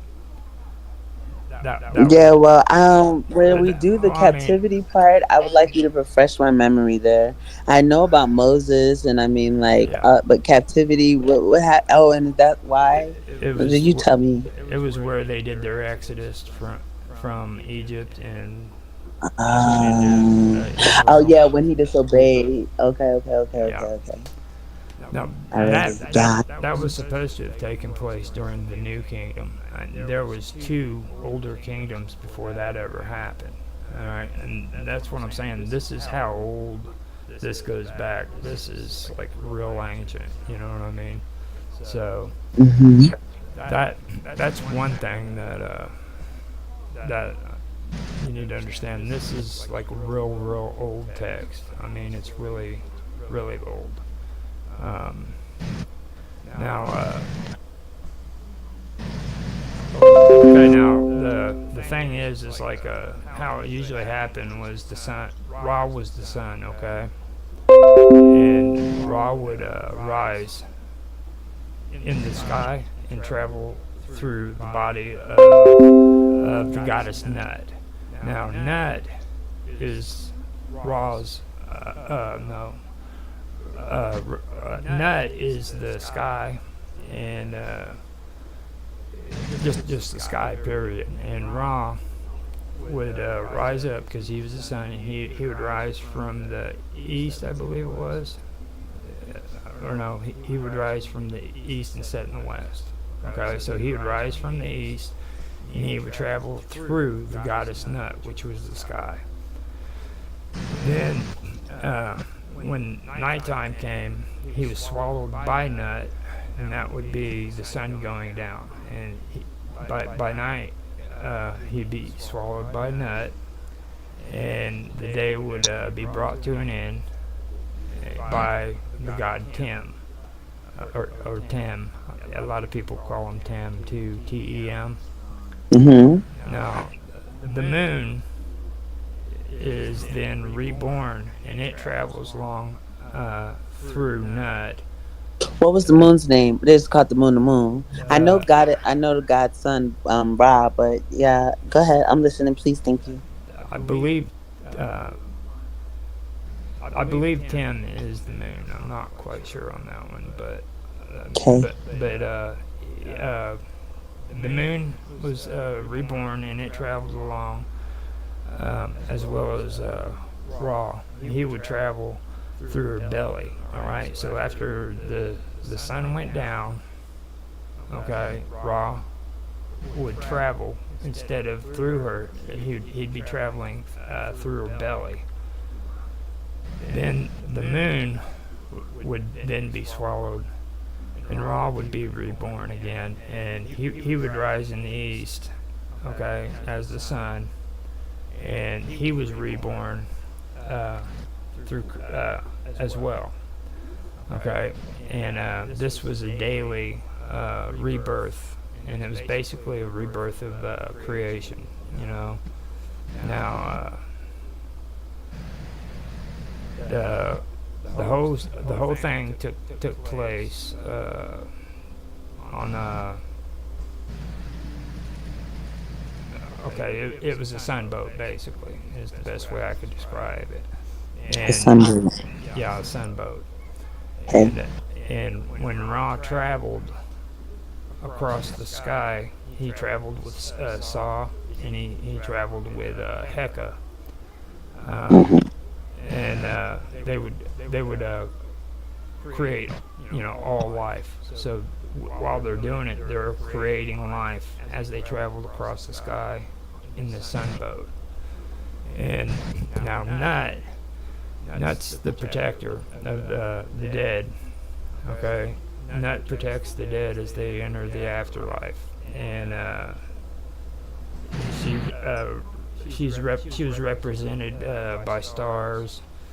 She was represented on the hieroglyphs as cows, a sow. She was also represented as a naked woman, and they also represented her as a sycamore tree. Hmm. All right. That's interesting. I want to look up a sycamore tree now and see its symbology. Yeah. Now, Mm. each time Ra entered uh, her belly, which is the Tachezeret, at night he had to confront Apophis in battle until the following morning, uh, and that was in the Duat, the underworld. Okay, and as the dead travel through the Duat, they're protected by Ra and Sa and Hu and Katu or Katu. Now the four sons of those are the four sons of Horus, and Worthaku or Worthaku, and then there were many others too. All right, but that's what the dead did. They were always protected by Ra, Sa, Hu, and Katu, and those were the four sons of Horus. Now I don't know if you know who Horus is. Horace, wasn't Horace the boss? I know Horace set like and the eye of Horus and the third eye and like well, I say the boss, but yeah. Okay. Yeah. I'm just Okay. listening. But yeah, that you got the basic gist of it all. So that's who it is. And these were the four sons of Horus. Okay.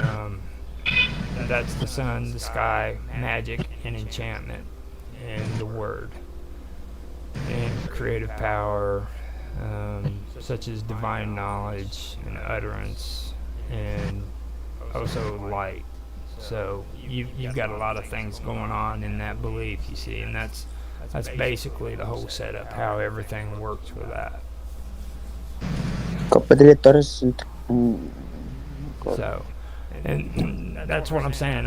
And don't get me wrong, you know, Egyptians were very, very complicated. They complicated the crap out of everything. I mean, literally, they did. They had gods, and then they migrated the gods into one another, and all of a sudden, you know, there was Ra, um, and then another branch of the Egyptian temples would make up a new god for Ra. So then you had two gods that were separate gods with the name Ra. You know what I mean? Yeah. So I mean, they had a lot of diversity going on in that whole situation. Not every temple actually worshipped the same.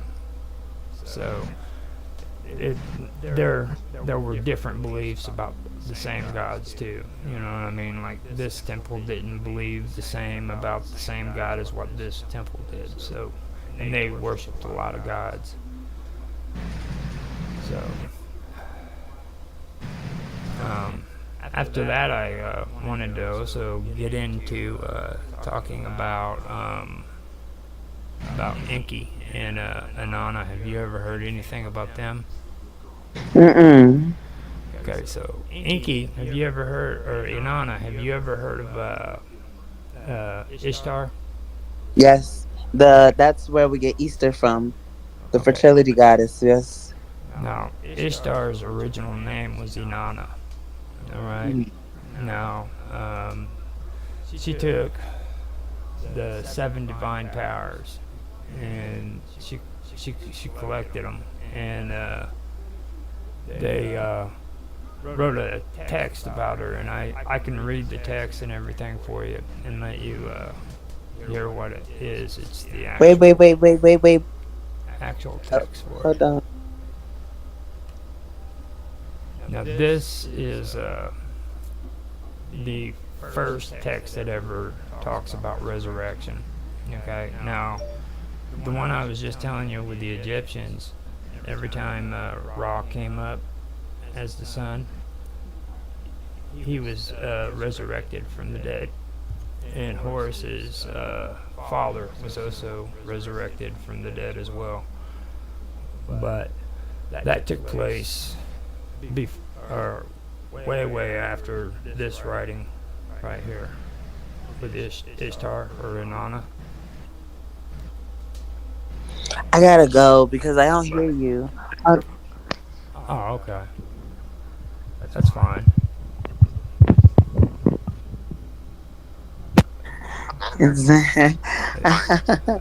I think you're getting hacked. I heard you. You did? I heard your hacker. I'll be right back. I'm just gonna reset. You All right. So, let me get on with my broadcast real quick. I want to make sure everything is still in place. Yeah, it looks good. Now, I'm going to go ahead and start my reading for the for Ishtar and Enki, and I will, as I go through, I'll kind of explain some stuff as I go, so that if anybody has any questions about it later on, they can mention it in their comments and stuff. So let me make sure that I got everything going I switched my signal, so hopefully it's like yeah, I put it on a different Wi-Fi. It was like I don't know, there was like more than just you talking. It was really weird. there. Okay, so are you able to hear me? Huh? Yes, I hear. Yep, I hear you. I hear Oh, you. okay. And but before you were, it was really choppy, so I was unable to hear you. But I'm good now. I'm gonna keep mine muted, and maybe that'll help. But I'm gonna unmute as necessary, as long as that's okay, as it has been, which I'm sure Oh, it will that's be. that's perfectly fine. Now Okay, dokie. I'm gonna read these readings and stuff because this is the actual text that I was talking to you about when it comes to Inky and Inanna, and I'll just read it as it's written. I did make some changes because a lot of it was kind of weird, so I updated it to where it was more English. But this is basically the gist of it, okay? And here it is. Okay, she took the seven divine powers. She collected the divine powers and grasped them in her hand. With the good divine powers, she went on her way. She put on a turban, headgear for the open country on her head. She took a wig for her forehead. She hung small lapis lazuli beads around her neck.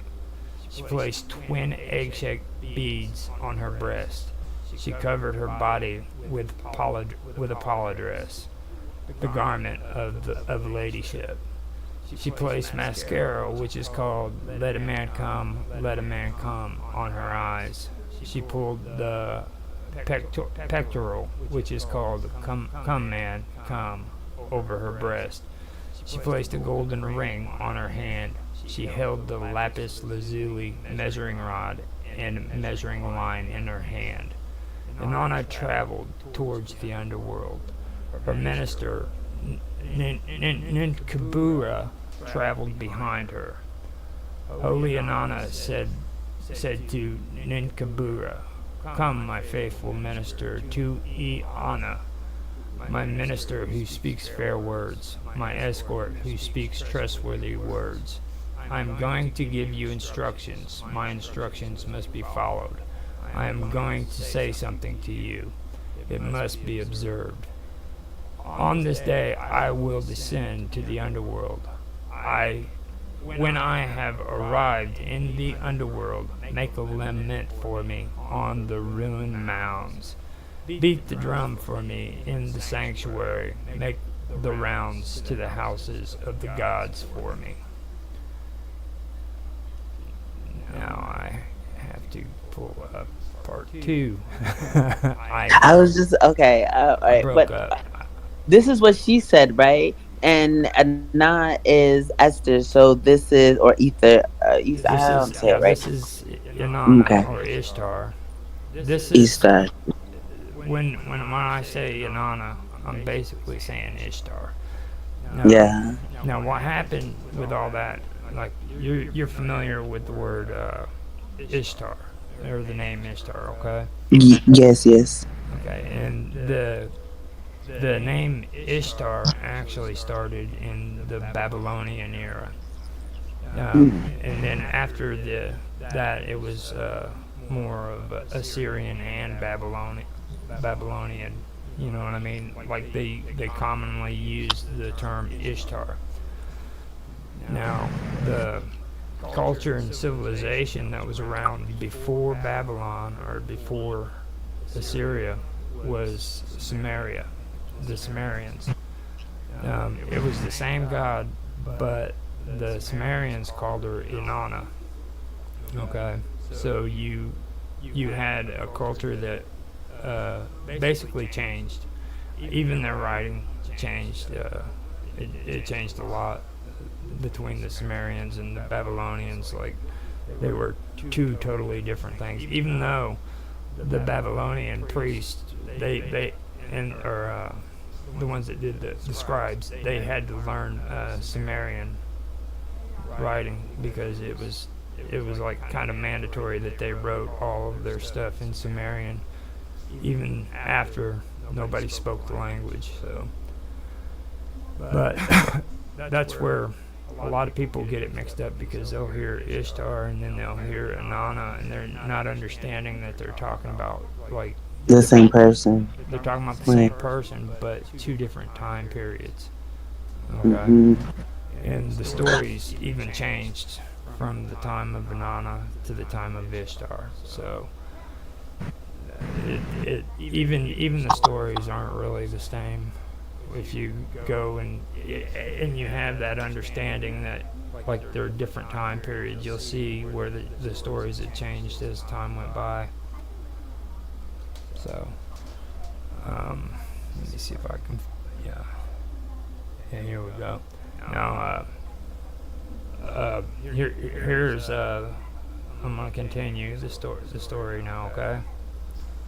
And Yes, yes. it goes, lacerate your eyes for me, lacerate your nose for me, lacerate your ears for me in public, in private, lacerate your buttocks for me, like a pauper, clothe yourself in a single garment, and all alone set your foot in the Eker, the house of Enlil. Now Enlil was Lord of the Sky. En means Lord, and Lil means sky. So he was the Lord of the sky. All right. And what she's saying there is, dress as a pauper and uh, set her foot in Ekur, and that's the house of Enlil. All right, so she has to go there. And when you have entered the Ekur, the house of Enlil, lament before Enlil. Follow Enlil. Don't let anyone kill your daughter in the underworld. Don't let your precious metal be alloyed there with the dirt of the underworld. Don't let your precious lapis lazuli be split there with the mason's stone. Don't let your boxwood be chopped up there with the carpenter's wood. Don't let Excuse your me. don't let your What time frame are we talking about right now? We are talking roughly around 5,000 to 10,000 years ago. And they were speaking of the Masons? Mason Wood, I understand, but that's what you said, right? Right. Okie dokie. Go ahead. Don't let your lady Inanna be killed in the underworld. If Enlil does not help you in this matter, go to Urim in the Imud Kara at Urim. When you have entered the Ekik Nu Jah, the house of Nana, which Nana is daddy. Okay, that's the term for daddy, Inanna. Now, with Inanna, the weird part is I don't quite know how that's incorporated, you know what I mean? Because there's the I at the beginning of it. But Nana, I was under the Oh, impression wow. that was his Inanna. father. Hmm. Okay. Yeah. But I've also heard that Enlil was her actual father. So it's spelled the same exact way. It's just the I. Nana, The I, Nana. yeah. And And Nana. And Nana means daddy. All right, I got you. I'm following. I'm just. now, the house of Nana, lament before Nana, father Nana. Don't let anyone kill your daughter in the underworld. Don't let your precious metal be alloyed there with the dirt of the underworld. Don't let your precious lapis lazuli be split there with the mason stone. Don't let your boxwood be chopped up there with the carpenter's wood. Don't let young lady Inanna be killed in the underworld. Now, Who's and making these if pleas? Who is this? Is her making these pleas no, remember outwardly, right? now. Remember at the beginning, she was Was going. getting dressed.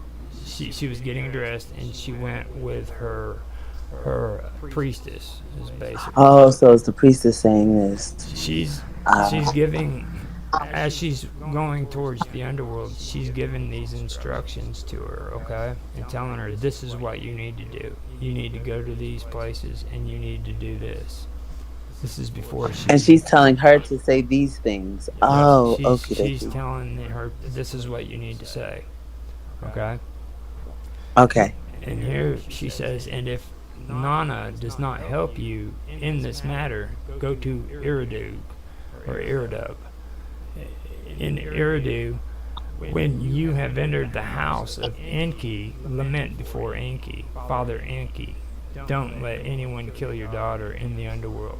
Don't let your precious metal be alloyed there with the dirt of the underworld. World. Don't let your precious lapis lazuli be split there with the mason stone. Don't let your boxwood be chopped up there with the carpenter's wood. Don't let young lady Inanna be killed in the underworld. Father Enki, the Lord of great wisdom, knows about the life-giving plant and the life-giving water. He is the one who will restore me to life. And this is what she's saying, because what happened was is her sister, okay, rules the underworld, and her sister was of her, and uh, Inanna went into the underworld, and basically had to go to the front gate. And as she went to the front gate, the guards were told to make her take off a piece of her clothing that she had that was protecting her, because all those garments that she was talking about getting dressed in were protections. Okay. Mm-hmm.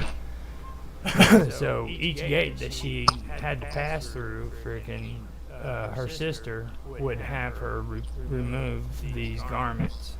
And by the time she ends up getting to her sister, she was naked and vulnerable. Mm.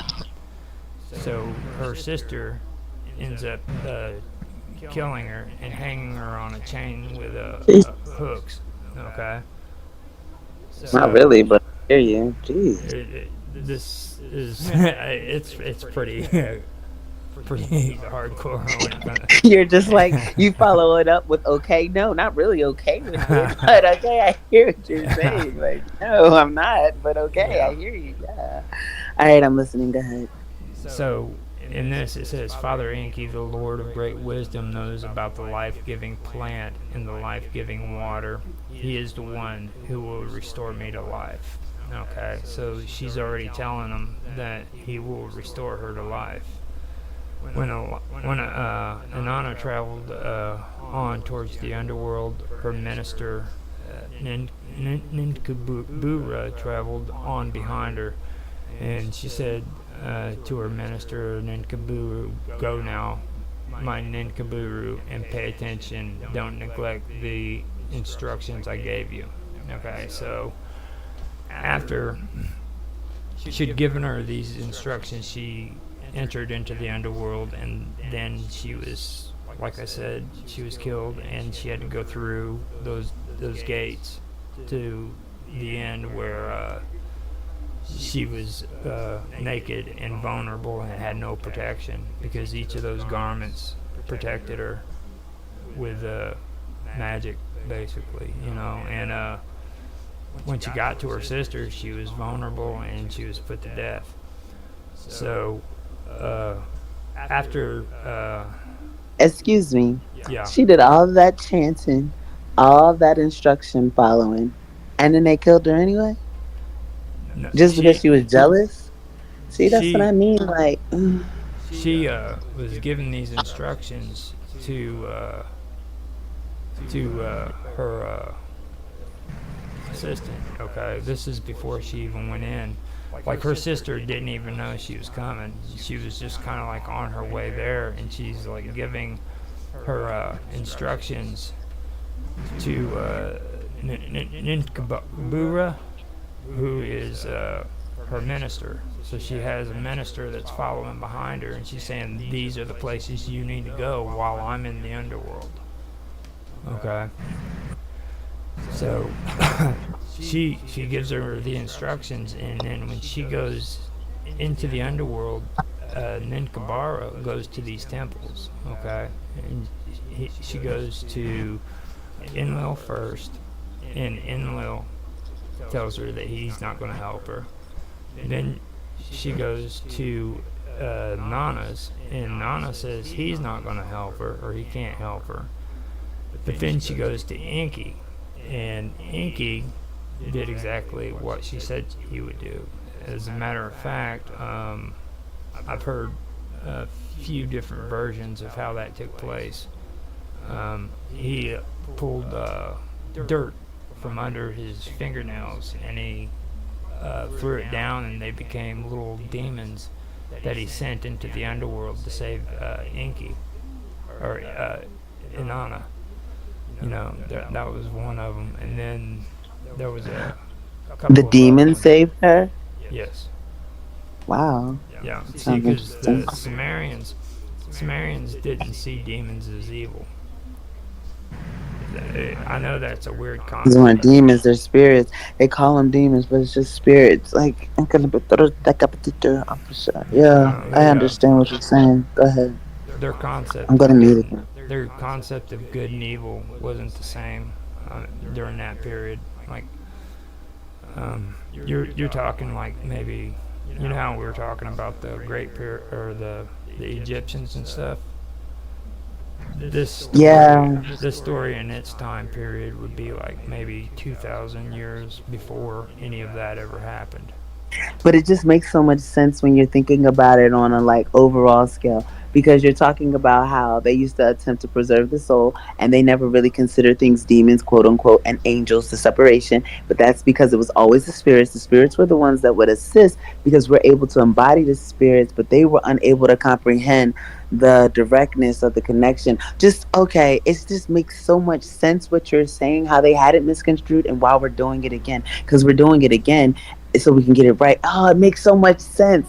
Okay, go ahead. I'm done talking. Just well, right now, anyway. Go That's ahead. fine. I mean, that was basically, I mean, I'm getting to roughly about 40, yeah, it's a little bit over 45 minutes. I mean, if you want to talk about it, go ahead. We can stop there, and later on, we I'm can. literally just developing it as you go. I should be typing and taking notes, but it's making too much sense just based off of like, I don't know, positioning, purposing type thing and like learning and knowing self.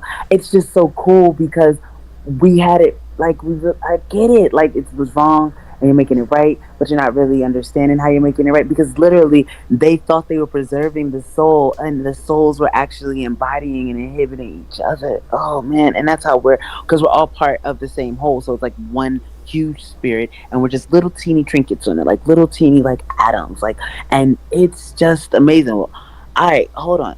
Just go. Not really. Just go ahead. Just go ahead, because it makes sense. Like you're saying, he took demons from under his fingernails and he threw them on the ground, but not really. It's just literally just calling that. I Well, wouldn't do that. I would let call a me spirit let for me assistance. let me kind of add to that though, because first you have to understand who Inky is. Okay. The You God. remember Okay. you remember how I said in means Lord, and Yes. will means sky. Now Yeah. Enki, in means Lord, and Ki means earth. Okay, so Enki was Lord of the earth. And that's He why it would be dirt, right? right, and he is also the one who created man. All right, him and his wife created man, and What I'll was his bring. wife's name? Oh God, It's I okay. I can have look it. it up. You I don't have have it, to. but I do I'll have figure it, it but out. I'd have to check it out, pull it up. But No, you I don't. can I bring can. that up later on too, because that's another good conversation that I do want to get into. But it's a valid question. All right, don't get me wrong about it. It's just I'm not prepared to answer it at the moment. No, it's okay. I'm looking it up as you speak. So go ahead. You finish what you're but talking about. I'll find out what I'm looking for, and go ahead. but I'm like listening. Please keep going. with Enki, okay, Enki was the creator. You know what I mean? He created man. He he is actually the one who well, there's other stories that I'm wanting to share too about this, and I probably shouldn't get too far ahead of myself on it. But he's very pivotal in the whole story of the pantheon when it comes to the Sumerians and then even the Babylonians. Like the Babylonians started believing in Marduk, and Marduk was the son of Enki, and Enlil was the nameless god, and they the Babylonians actually changed the pantheon to where all the gods that were worshipped, most of the gods that were worshipped by the Sumerians, were in the underworld.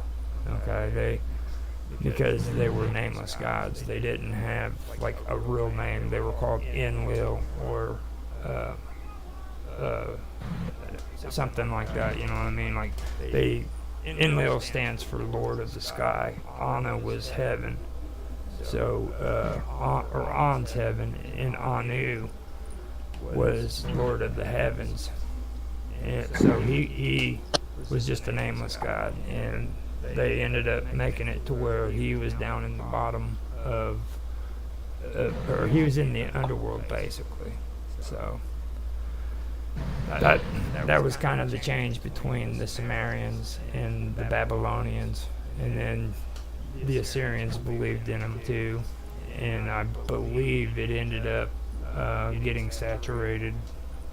Well, yeah, it really did in the Hittites, the Hittites really believed in it too, and you can you can hear it in the Phoenician religions too. His wife's name is, I see it here, and in her sag, and I was just Ninhursag. yeah. Yep, that's it. Mm-hmm. She's actually the mother. She's the mother of creation. Okay,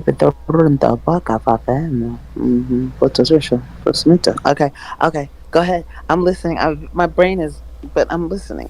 It's just so much stuff that you're telling me, and my third eye is just going crazy. Well, I tell you what, I am No, going don't to. stop. I Oh, have you to. can stop it. it's I tell you what, if you want to come back next week and we'll do this again, okay? Week, week. You Yes, said in a week. yes. In a week, Well, you'll do it'll this give in you a week. time. It will give you time to read, and you can check out some of this stuff, and we can talk about it, okay? Thought you were gonna be like tomorrow or something. You're like a Oh, I week. will, but Oh, see you in a I have week. a different conversation that I'm going to do tomorrow. It's my strangeness. I have to talk about the strange stuff. I like strange stuff. Okay. Well, you can show up for that too, if you want to. Okie dokie. Yeah, nah, yeah, I don't mind supporting. I like listening, and anything that's gonna help me be smarter is just definitely for me. So, okie dokie. So we're done here now. This is over. You're done. I don't feel like you completed a thought. I was, Well, that's I good for me because that means that you want more. right. I did. I'm just sitting here like, wait, you're gonna just leave me like this? Like, never Well, mind. I'm gonna leave I'll that tell you one what. off. You show Um, up. You show up next week, and we will have a conversation just like this, and we'll go from here and just expand the story. And I'll bring more content that we can go over and stuff. Okay. okay, sounds good. Thank you. And I appreciate you being here with me, and I appreciate for anybody who's listening to. And after this, I'm going to stop recording. Mhm. 'Cause I'm, Well, I thank you so much for inviting me and having me and allowing me to ask questions and being willing to teach this so I can start sharing this so that way people will come to, like, I'm not saying they will, but I'm just saying if I share it, that's okay with you, right? So that way yeah, I it's can put it on perfectly like Twitter fine. and stuff. Well, it's not Twitter anymore, it's X. But you know what I mean? Okie dokie. Oh, It cool. is Thank you. perfectly fine. Okie I'm dokie. Well, I will see you, well, hear you next week. Maybe I won't wear my bonnet and then I can show up too. okay. Sounds good. All right. Bye bye. Alrighty then. Thank you. And like I said, I appreciate anybody who's actually listening to this, and I will have the recorded episode for this shortly after. First, I have to upload it and get it ready. So, thanks for listening. Until next week.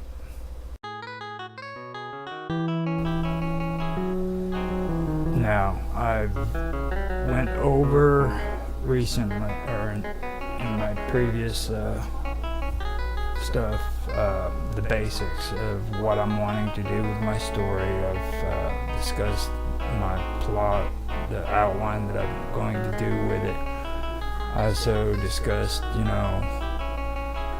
the whole process that I need to do, and like the format that I want. I want to do short stories that link together and stuff like that. And before I go any further, I do also want to say that, like, it sounds kind of like it's a tutorial that I'm doing, but don't get me wrong, okay? It's not by any means a tutorial that I'm doing with this stream whatsoever. I'm just trying to explain and put down in audio and video terms what I'm doing on my project when it comes to writing a story. So that's all I'm doing. This is 100% the way I'm doing it, and that's it. But I went through all of the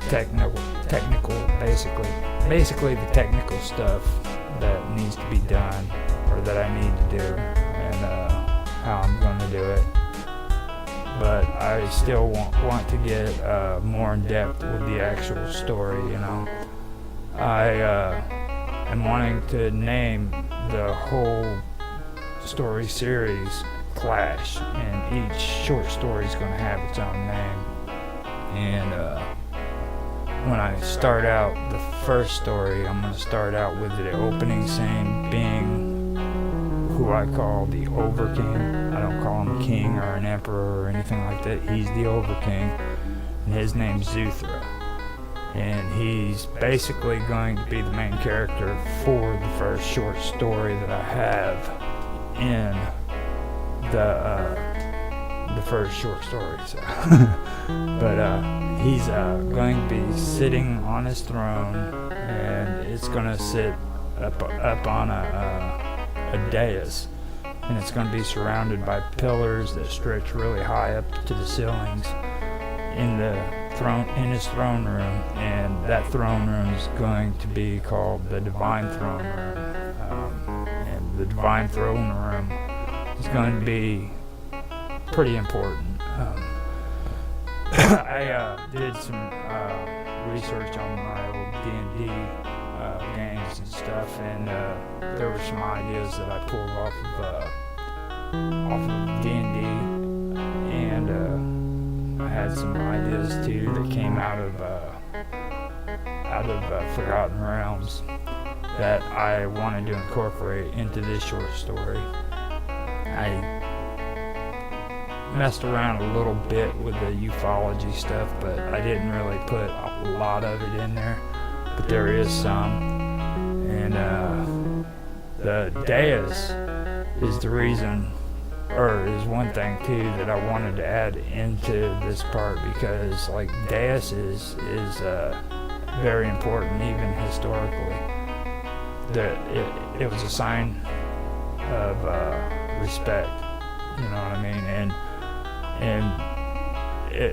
they actually have a purpose behind them. So I wanted to set up a scene that had daises, and then the pillars. I wanted the pillars to have certain mysterious abilities that was involved with them that I remember back when I was doing Dungeons and Dragons, and at the same time, I didn't want to make it one of those stories that was all about like magic and Dungeons and Dragons and, you know, wizards and things like that, because as well as science either, I didn't want, or I don't want it to have like all sci-fi stuff, you know.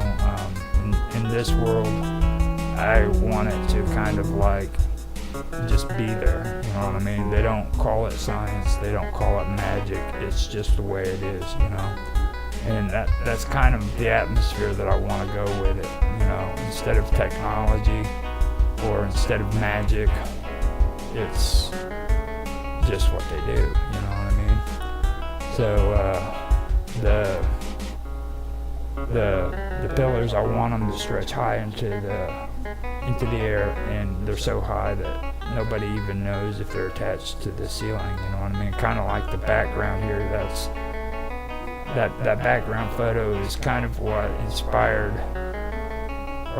this right here is kind of what inspired me to do that, and that's kind of what I'm going after there. That's my photo, by the way, so that you guys know. That's why I put it up there. So that's kind of what it looks like. I didn't really, in my mind, envision like the clouds and everything back there, but it just looked so cool that I went ahead and put it in there. I might incorporate that into the story, but I'm not for sure if I want to. I'll leave that open for now, because like I said, I have to go moment by moment on revising a lot of the stuff that's going on in my story. My story literally has just changed from day to day, because I'm trying to do the plot and the outline and everything else. So it might stay in there, I'm not quite sure. It's a good idea. I like it like that. That's why I left it on the picture. So I want that to be the opening scene, okay? And that's all I'm putting down in my plot. I'm not getting too elaborate. It's just, you know, the Overking Zuthra is sitting on his throne. He's on a dais. surrounded by pillars that stretch high up to the ceiling in the divine throne room, you know what I mean? So that's it. After that, I'm going to go into discussing the known planes of existence and how they consist of 6 known planes. This is kind of where I get into the ufology and like the really extreme ufology too, like people who believe in mantras and who believe in meditation, laying down in a bed and putting, you know, a wash rag over their head and saying words, and all of a sudden they're talking to a UFO, you know what I mean, or to a spirit guide. I wanted to incorporate that too, because they believe in known planes of existence, but at the same time I didn't want to get like really extreme hardcore with that stuff, because there's a lot of hardcore things going on in the world when it comes to people and UFOs, and I just did not want to touch that. I just kind of like wanted to tap on it, you know what I mean?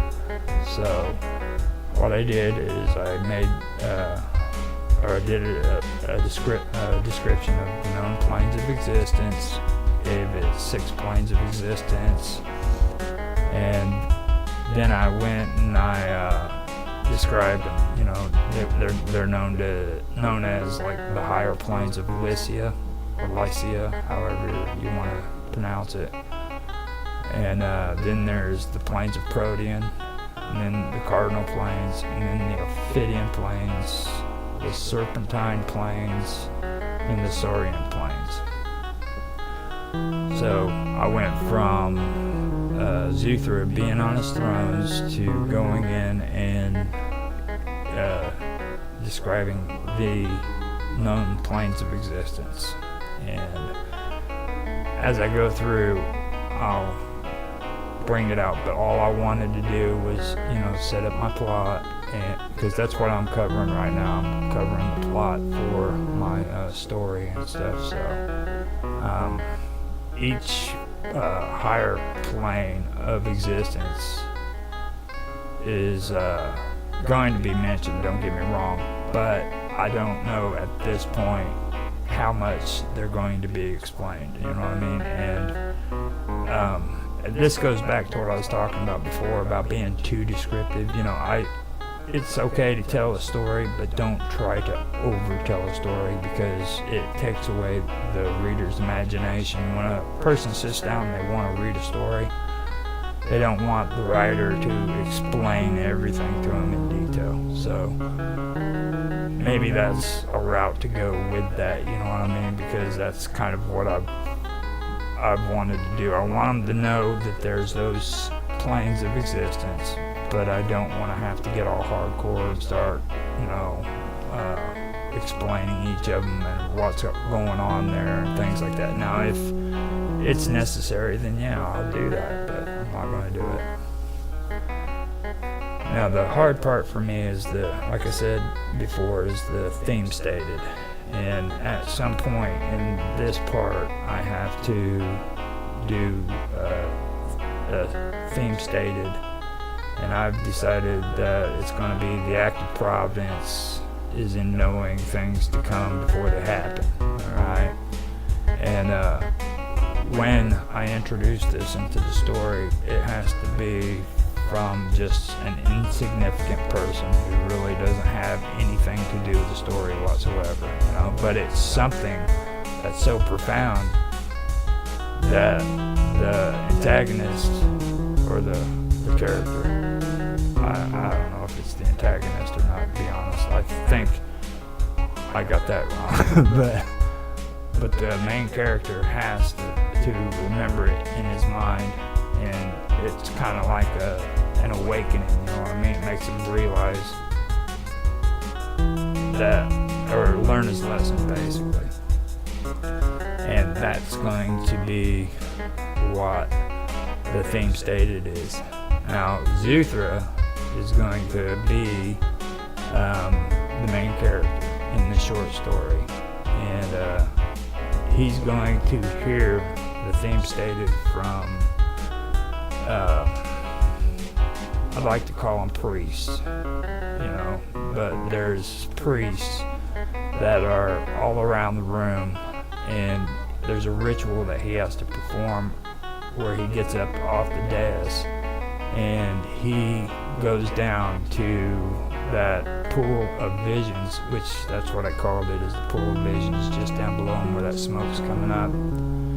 And he has to do a ritual, and what happens is these priests come out of the sides where the pillars are, and they come around the pool of visions, and they hold hands with them, and things start to occur to where he starts to have visions of things to come, memories of his past, everything all at once.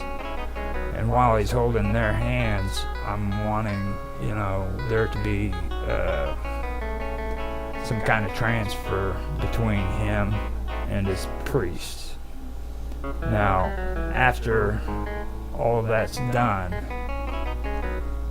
they back up and they go back to their positions, and Zuthra goes back to his throne, sits down, and one of these priests steps out, and they say the act of providence is in knowing of things to come before they happen. Alright? So it's put in at this point, and it's somebody insignificant. It's not like a part of the B story or anything like that. But that might change, I don't know. It all depends. And this is just for this short story. I'm going to do that with each short story that's connected to one another, all of them, you know what I mean? So, but that's what I did there. Now, after that, I'm going to go through the relationships with Zuthra and his wives. And this is what I was talking about in visions, where he's around the pool of visions. He starts having visions of the past, present, and the future all at once, just coming over him.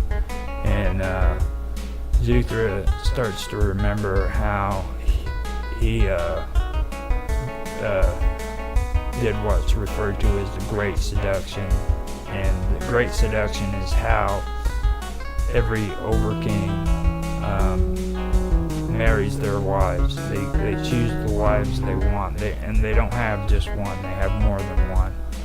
But they choose their wives, and they perform the Great Seduction on them, and they enter their minds and with abilities, and they claim each of their wives, and then consummate the marriage. Okay, and the reason why they do that is because it's the survival of the bloodline within the royal family. Okay, because according to the Lycian tradition, that's the utmost importance of it, all of it. It's very important that the royal family's bloodline survives from one generation to another. So that's what they've decided they're going to do, is this Great Seduction, where Zuthra chooses his wives, and he can enter their mind in one of many ways, you know what I'm saying? So, and I had to be careful about that too, because I had a lot of ideas in that whole concept, and I was getting kind of carried away with it, so I had to tame it down a lot. And what inspired me to do that was the story with Inky, okay, out of the Sumerian folklore or lore or religion, whatever the Sumerian religion, and how, and Enlil too. Enlil did it with his wife, and Inky seduced wives, and they created offspring, you know what I mean? And Inky refers to nature and the earth, which Enki is Lord Earth, Ki, and En represents Lord, so you have En, Lord, Ki, earth. Then you have Enlil, which is in Lord, Lil, sky. And that's kind of where that all comes from, you know. It's the merging of things naturally in nature, which produces something else, because the Sumerians believed heavily in agriculture and rainfall, you know, stuff growing basically. So I thought that was pretty cool, and I was going to try to incorporate it somehow in that, but even with the old ancient texts of the Sumerians, I've got to be careful, because like a lot of that is not really, you know, it's not too family friendly, you know what I mean? So I kind of had to shave a little bit here and there and kind of get it to where it wasn't really too much, basically. So I did that on my outline, and after I did that, I went ahead and I discussed Zuthra's wives. Okay, Ulubu, I named her. She was one of the wives of Zuthra, and how she was seduced. And what happened was Zuthra placed his hand on her head while she was asleep, and then she had a dream and made love to him in her dream. Okay, it wasn't even physical contact, but she ended up getting impregnated by him, and that consummated their marriage. Then I didn't get too specific on Ulubu. I just in the plot I mentioned Ulubu, and she was a wife of Zuthra, and he seduced her in a dream. That was it. And well, she was impregnated, and that consummated the marriage.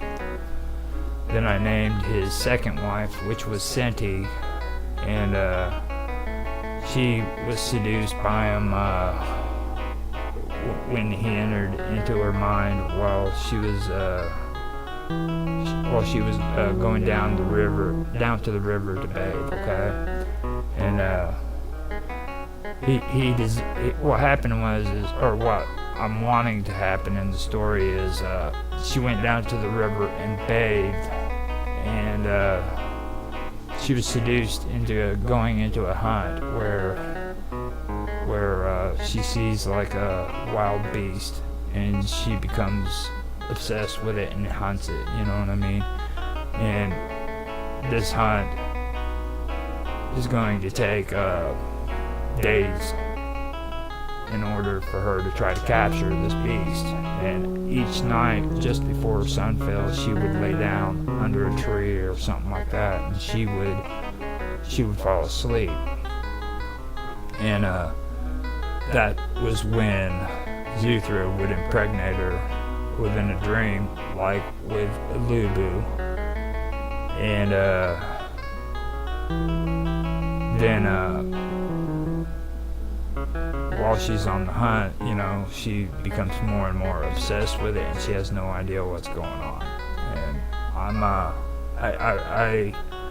I didn't get too deep into it, and I really don't want to get too deep into it right now with the story. I just wanted to kind of give a general idea of what that's about, because this is me just discussing the plot, and I don't want to get too far ahead of myself on it. So that's basically what I did for just the plot. Alright, and then after I did Senti, I did Tiana, which she is an interesting character. She's another wife of Zuthra's, and she has the way she was seduced is an unusual circumstance. Okay, her and her people tortured and killed their men. You know what I mean? they had no respect for men whatsoever. They were basically a lower form to the women, and it was a woman-dominated society. They'd keep babies that were born female, and in the plot at first I wanted it to make it to where they would kill all the males, but then I kind of thought about that, and I made some changes there because of course they're going to be smart enough to know that they can't kill off all the males, because without the males they wouldn't have their slaves, they wouldn't have their workforce or their cannon fodder in battle, and most importantly they wouldn't be able to have babies. So, and they you know, common sense tells you they'd know that having babies to continue the generations would be important. So I changed that around, but at first I wanted it to where they were killing off all the males and the babies and stuff. Now, after that, I turned around and I started explaining a little bit about what each woman of Tiana's tribes would do. They would torture men for pleasure, and they enjoyed inflicting pain upon men. Actually, Tiana's tribe enjoys inflicting pain on anybody, and that came out of something that inspired me from Forgotten Realms. There's Scourge Maidens in Forgotten Realms that I wanted to kind of incorporate into my story. But then as I was doing this, I started realizing that's kind of countering the whole storyline. So I had to come up with a way of fitting that in with the story, and it really made it kind of interesting how I did. I really had to tame down on her and her people and their part of the story, because it was just too much. It just didn't make sense, and I had to kind of shave things off and say, okay, this is what's going on. But originally I wanted it to be like that, and after a while, through Tiana's bloodlust, because she liked to torture men and stuff, Zuthra was able to use that bloodlust to consummate the marriage and impregnate her with a child. And that's what I did there. I wanted to talk about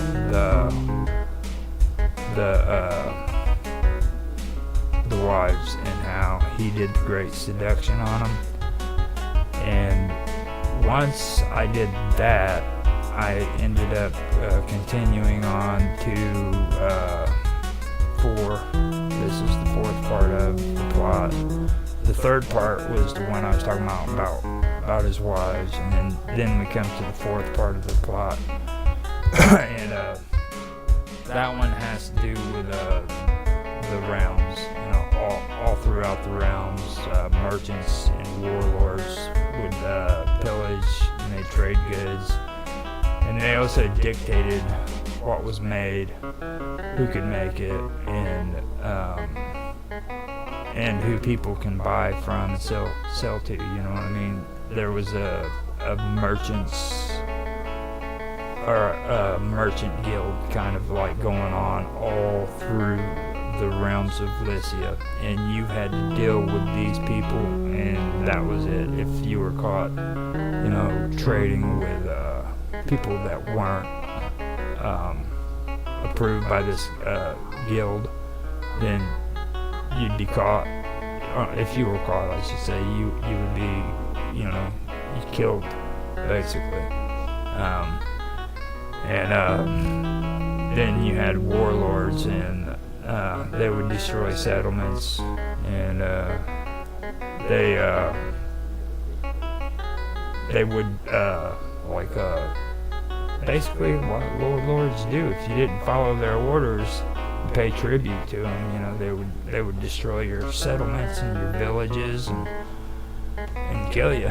You know, so I wanted to introduce that into the story to kind of give a description of the realms, the merchants and the warlords, and, you know, trading goods, and kind of a dictator environment going on there with pillaging from warlords. And there's even going to be I guess you could call them pirates. Whatever. I don't know about that. You know what I mean? I'm still working that out. But there is going to be some form of black market that takes place. And the story progresses too, so I'll get onto it and everything later on, because like I'm just explaining to you the plot that's being done. Okay, so that's 4. I moved on to the 4th part of my plot, and now I'm going to the 5th part, and this is me explaining that in Lycia there's no good or evil, there's only balance between darkness and light. You know, people don't see things as this is good, this is bad, this is good, this is evil.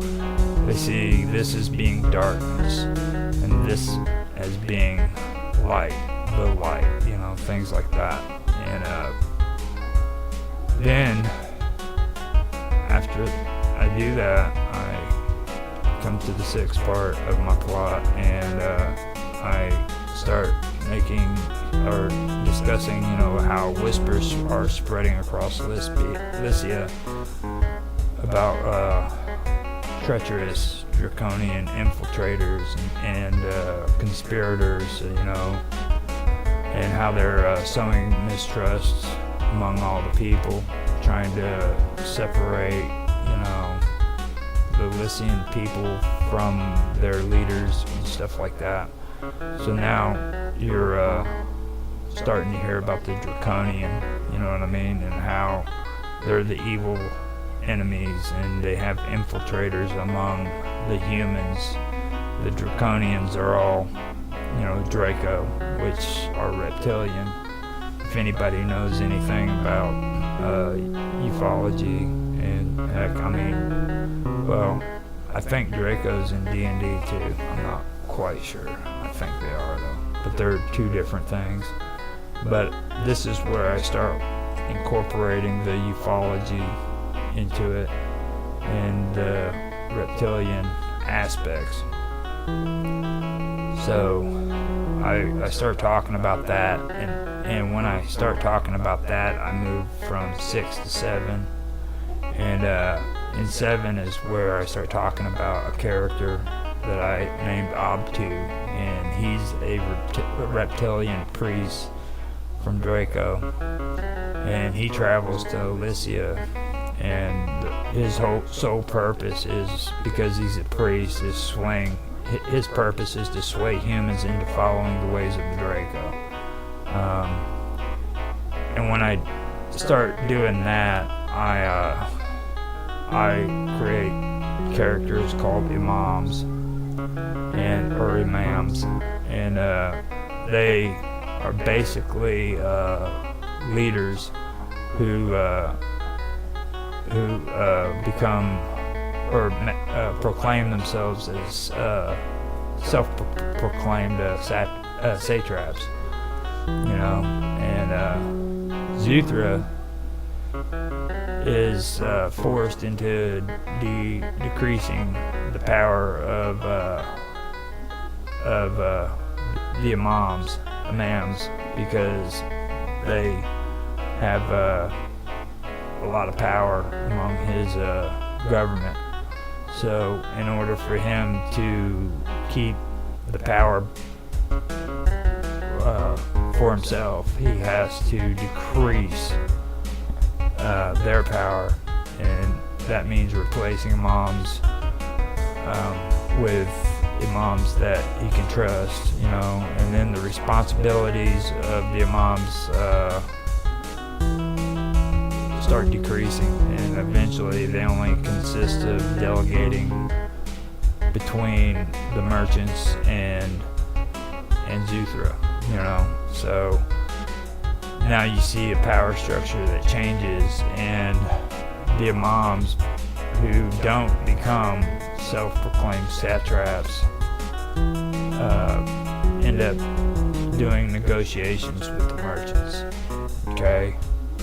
Now, many of the ones who didn't, you know, start trying to proclaim themselves as satraps, and they're still in allegiance with the Draco. They conspire with Optu with illegal trades, and that's where the whole black market aspect comes in that I was talking about. So now you have this illegal black market where the merchants, the imams, and the self-proclaimed satraps are working behind the scenes against Zuthra, and they're conspiring with Optu too, who's this Draco reptilian priest who's traveled to Lycia to sway everyone, humans, doesn't matter who they are, into following the ways of the Draco.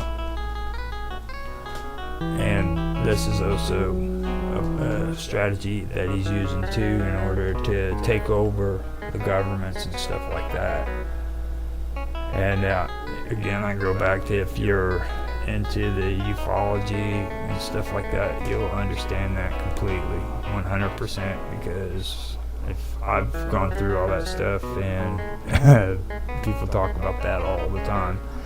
And now I'm talking about like the hardcore stuff too. I'm talking about like the secret space program and stuff like that. Okay, this isn't like freaking ancient aliens and things like that. I'm talking about the hardcore ones that believe in this stuff. There's a lot of good imagination there. It doesn't matter if I believe it or if I don't believe it. I love the imagination that comes out of that stuff. I mean, it's just amazing, some of the stuff that I've heard on there or on that topic. So that's basically what I want to do there. And then I also want to make human slave trade and genetic research a part of that illegal trades that's going on between the Draco and the satraps and the imams, because well, like I said, it goes into the ufology and what I was talking about. You know, there's a lot of them that believe in genetic research being done and human slave trade. Now, the next part, I got that inspiration from Forgotten Realms, and it's about a drug that converts humans into mindless followers of whoever has that drug, you know what I mean? So if they take these drugs, they just become mindless followers, and they're obedient and willing to do whatever they have to in order to have that drugs. And by this point, most of the imams and merchants are influenced by the drug. And those who aren't, they just trade with Optu out of greed. You know what I mean? They're just greedy as hell. But the other ones are basically being influenced by this drug that Optu has created himself. So now, once I get to that point, what I wanted to do is I wanted to move on to 8, which is Optu being captured, and he's imprisoned. And when he's in prison, he's imprisoned within the lower levels of Zuthra's palace. The divine throne room is above it. Okay, and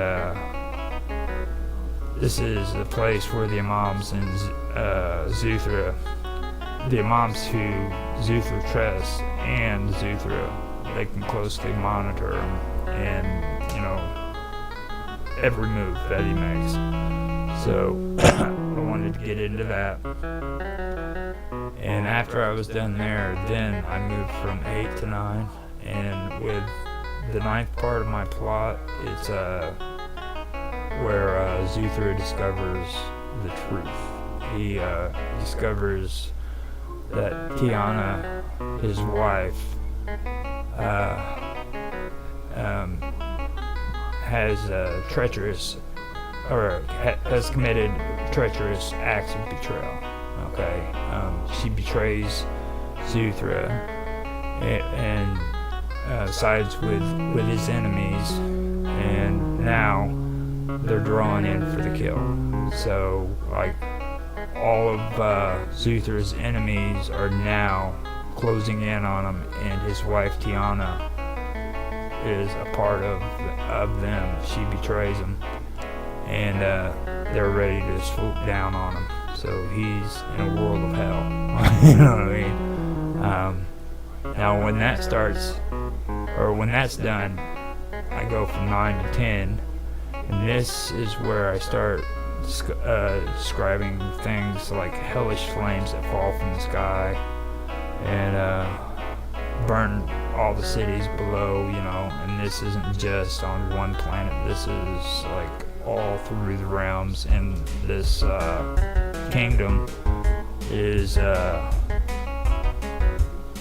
like interplanetary, you know what I mean? It's not like just one planet or one place. This is happening simultaneously all through this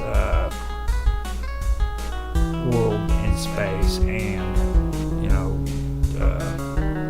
planes of existence, realms, things like that. So what I did here is this is where I start describing the high heavens of Lycia, and then the terrorist capital. I call it the terrorist capital of the divines, and then the divine palace. And what happens is Zuthra's trusted imams, okay, they end up placing the city and the divine capital, you know, the divine capital and the divine palace, they place it on a separate plane of existence. And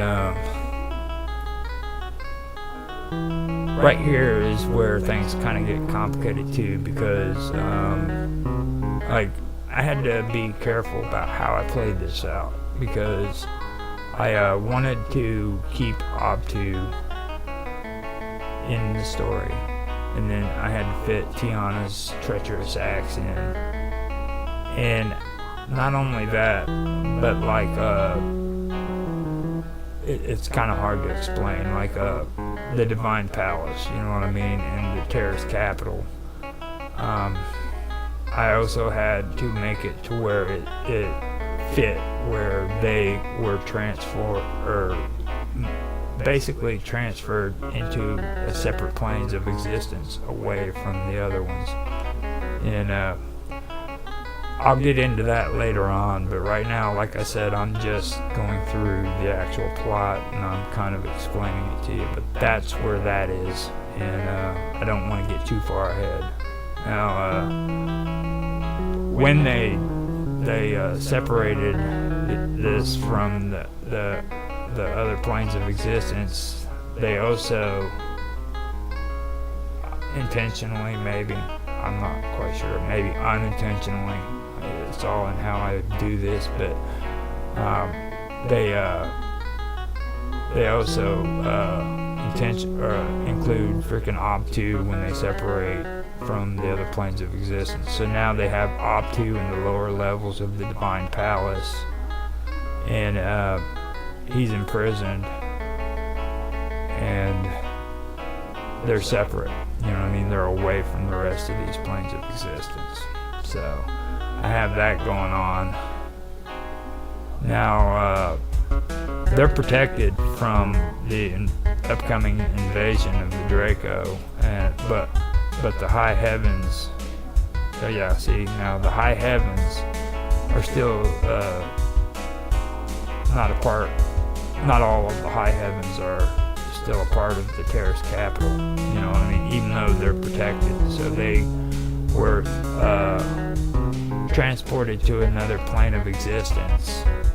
But then the terrorist capital of the divine and the divine palace are also separated from the higher heavens of Lycia into another plane of existence that separates them from the higher heavens of Lycia. So I wanted to do that to where there's different areas, and I got that from Dungeons and Dragons. There's a mythical place where in Dungeons and Dragons where what are they called, the civils come from, or no, what are they called, in Nord mythology. They're the ones that are like they look like females, but they're not really females. That's where I got the idea from, and they always had the blonde hair and the freaking bows and stuff like that. I can't remember the name of them, but that is kind of what I wanted to do there with them, and I think it is the civils in Dungeons and Dragons. There's a levels that they have to go to on this mountaintop, and they have to go through it, and they have trials and tests they have to go through in order to make it to the top. And in the newer versions, there's even more than one mountain, but originally it was just one mountain, and they had to do that, and this was in Dungeons and Dragons, and I'm just telling you guys kind of basically the concept for that, and that's kind of what I wanted to incorporate here. I wanted to create an environment where you have to go through trials and tribulations in order to get to this divine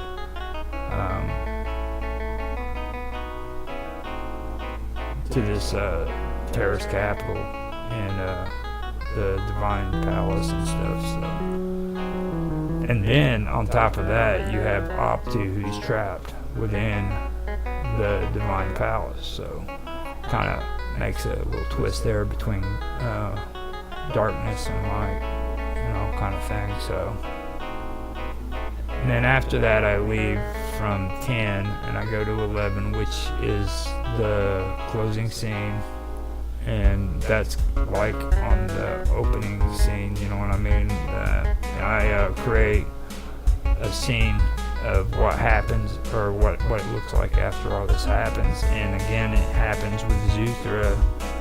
He's sitting within the divine throne room, and he knows that his enemies are almost on him, and the end is close at hand, actually this isn't it. This is 11, but it's where it's getting really, really dark, you know what I'm saying? Things are freaking really bad. So Zuthra is sitting in the divine throne room, and he knows that his enemies are almost, at his doorstep, and the end seems close.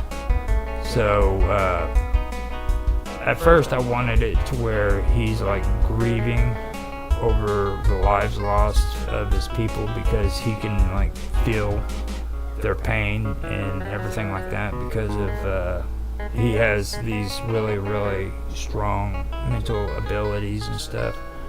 But then I kind of tamed that down too, you know what I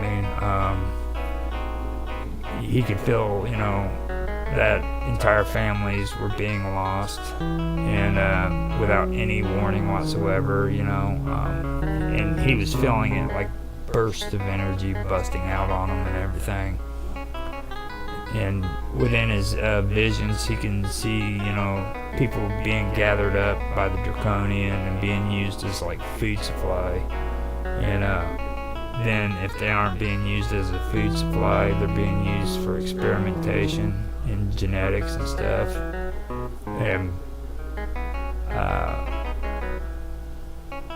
then he turns around and he seems drained, basically, is what it's going to be like. Like Zuther is the force that was within him that made him strong seems like to have been drained out of him, and he's feeling a lot of shame and guilt, self-pity and pain, basically. And this isn't the end scene. I want to make that clear. This is another step that I needed to do. So it's getting close to it, though. That's what I had to do. And then from 11, it went to 12. And this is where all of a sudden he awakens from a premonition. And all of the stuff that he had just seen was just a premonition to him. And but he still remembers what he saw. And the imams and the Draconian plot and all that, and all the stuff that hadn't happened yet. He knew that what he saw was real. You know what I mean? And it was going to happen, and he even knew that it was going to happen soon. So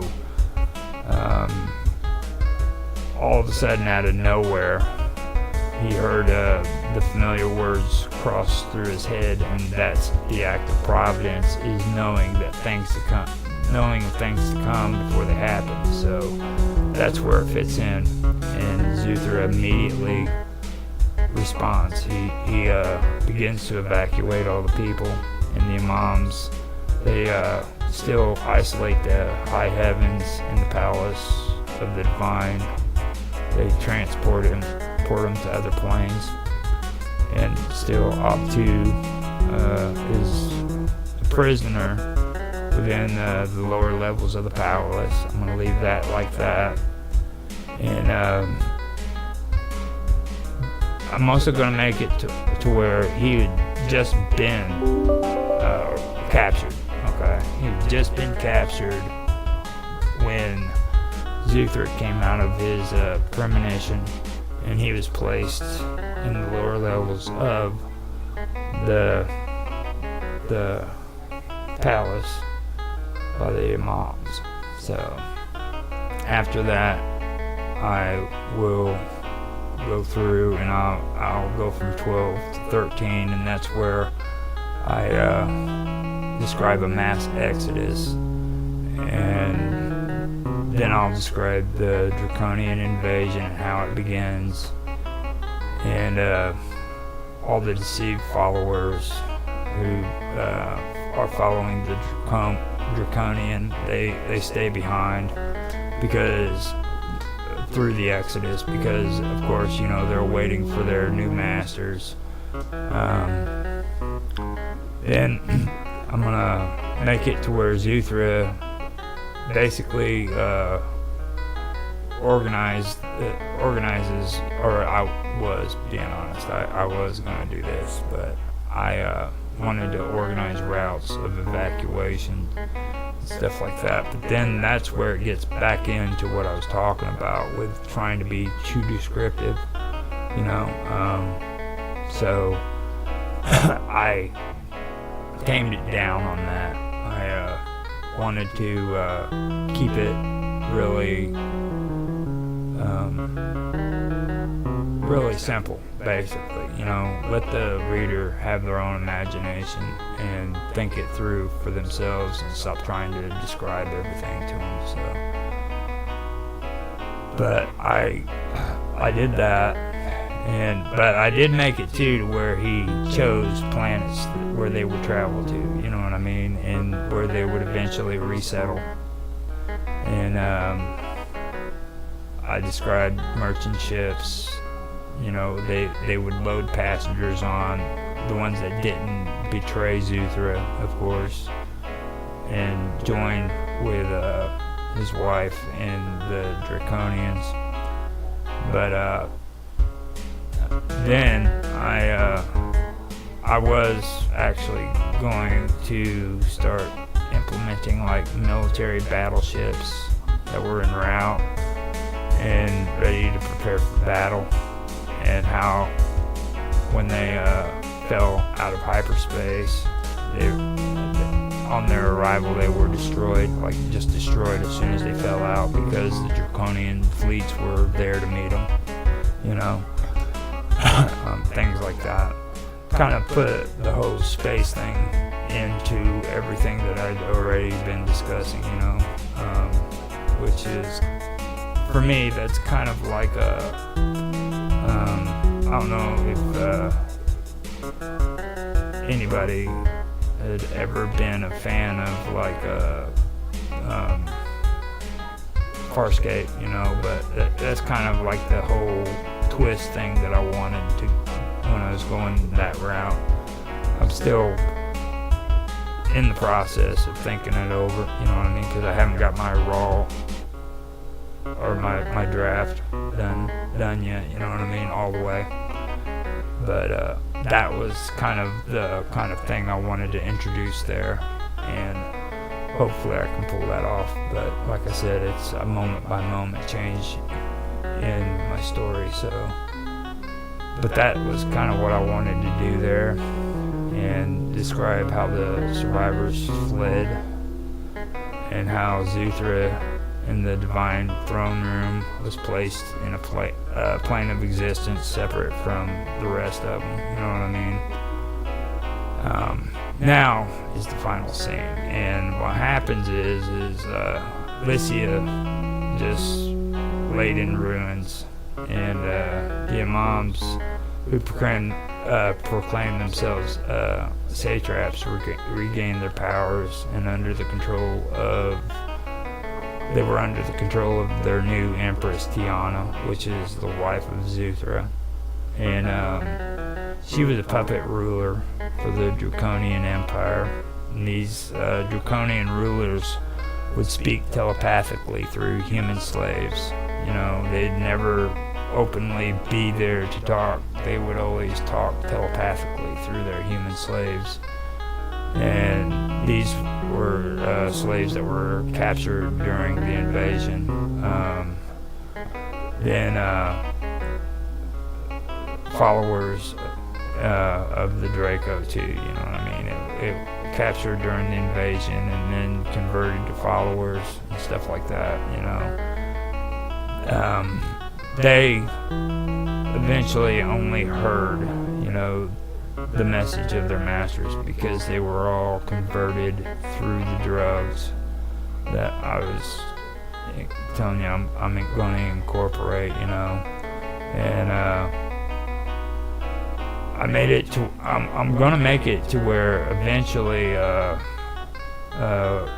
later these slaves and followers would flee also, because Tiana slowly gave into frickin' darkness, you know what I mean? The darkness was within her mind. She would offer humans to the Draco as payment for her rule, and then she began to desire more pain and suffering from everybody, until that was all that she enjoyed. Soon Lycia became desolate. It was a desolate memory and a lost civilization, and just, nothing but lost stories, or stories of a lost civilization that fell like years before, you know what I mean? And that is basically how I want the closing scene for it to end on this one short story. So I hope you guys really enjoyed this. I enjoyed sitting down and kind of explaining it. It's been a while since I've had to go through the plot like that. I did have to record this ahead of time because right now we have a lot of things going on where there's tons of my family coming into the house and helping with cleaning and stuff that's going on right now. So I wanted to get this taken care of before any of them showed up so that I could actually have some quiet time and get it done. So when I'm streaming this, I will stop the video in the live stream though, because it's on the OBS. I have an option to pause if anybody wants to talk about anything that I'm talking about, and I'd be more than happy to do that. So I've said it before, I just wanted to say it again so that everybody understands, but I did enjoy doing the plot and everything. And after this, what I'm going to do is I am going to discuss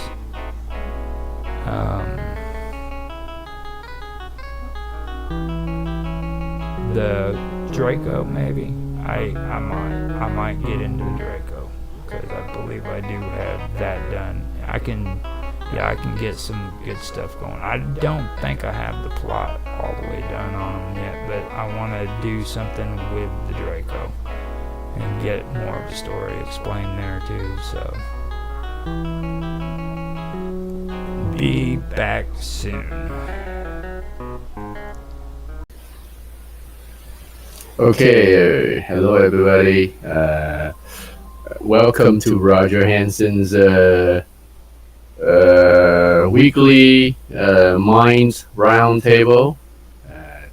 To right now, my name is Tan, and I'm guest hosting for Roger, I guess, on this session. This is the the second session that he's done. First session, I'm sorry that I missed it last Friday, but I'm here. But it looks like it's just me and Roger this time. Last week it was Roger and Mark, and anybody else? Roger? No. Oh, geez, this is gonna be like a one-on-one every week. This is not fun. It's a Minds round table, so we're supposed to have more, like a group, kind of a round table setup where we can just chat about what's happening in the past week, what's new in technology, in the gaming world that Roger's into. Well, what about like what we've been doing just now? I mean, and yes, definitely, we've been playing around with this new live stream recording that Minds has just released. It's great stuff. We haven't played too much with it. I had 2 live sessions, and I really love it. I just found out that we have to do a new session, do a new stream key every time. Otherwise, it's gonna wipe out our old. If we reuse the old stream key, it'll wipe out our old recordings.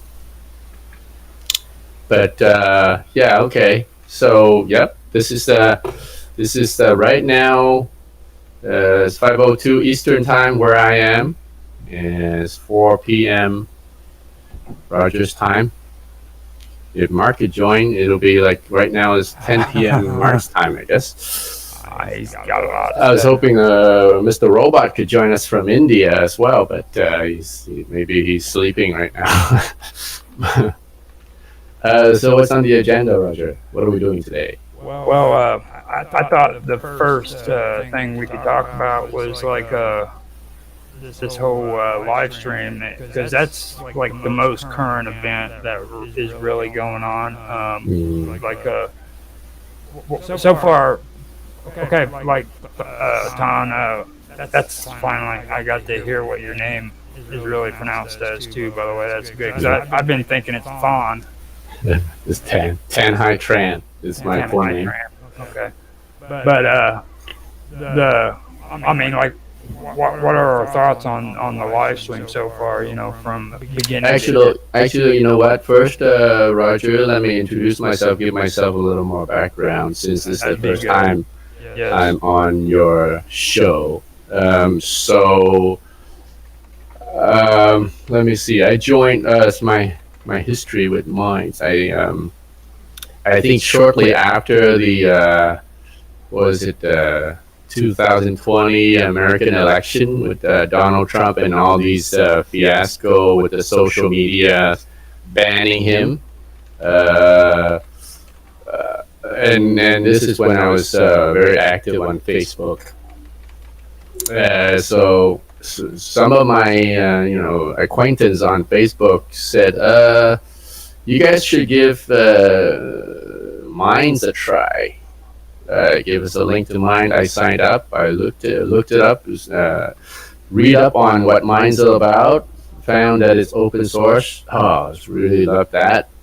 And so I joined, and I even digged into the source code, the code base. I actually tried even to set up a Minds dev environment on my one of my dev VMs, and yeah, so that was like 2020. That was when the American election was. Yeah, the first election was 2016. No, the second one is what I'm talking Second about. one was 2020. Yeah, Yeah. that's what it So was. I've been on here on mine for I guess almost 3 years, and yeah, I like the platform. I subscribe to Minds Plus, so I'm making small contribution to the platform. Just that I believe in, and just make sure that it grows. And, you know, I even try to help out with the coding and the bug finding once in a while, but my schedule is recently being pretty hectic. I wanted to contribute more to the code base with some small changes and some bug fixes myself, but so far I haven't had time to do that yet.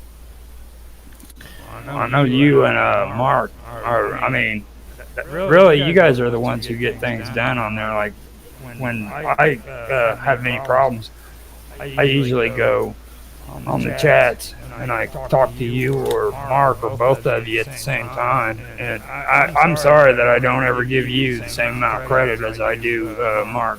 You know what I'm saying? But Yeah, I mean, Mark's he's been around there the longest. When I first joined, and when they had Minds Chat released, there were a lot of guys contributing to helping each other out with the new things, new problems they were encountering with the new product. But eventually, most of them died off. They went away. They did their own thing or something. They're still on Minds, but they're just not as active on the general chat room in terms of helping out.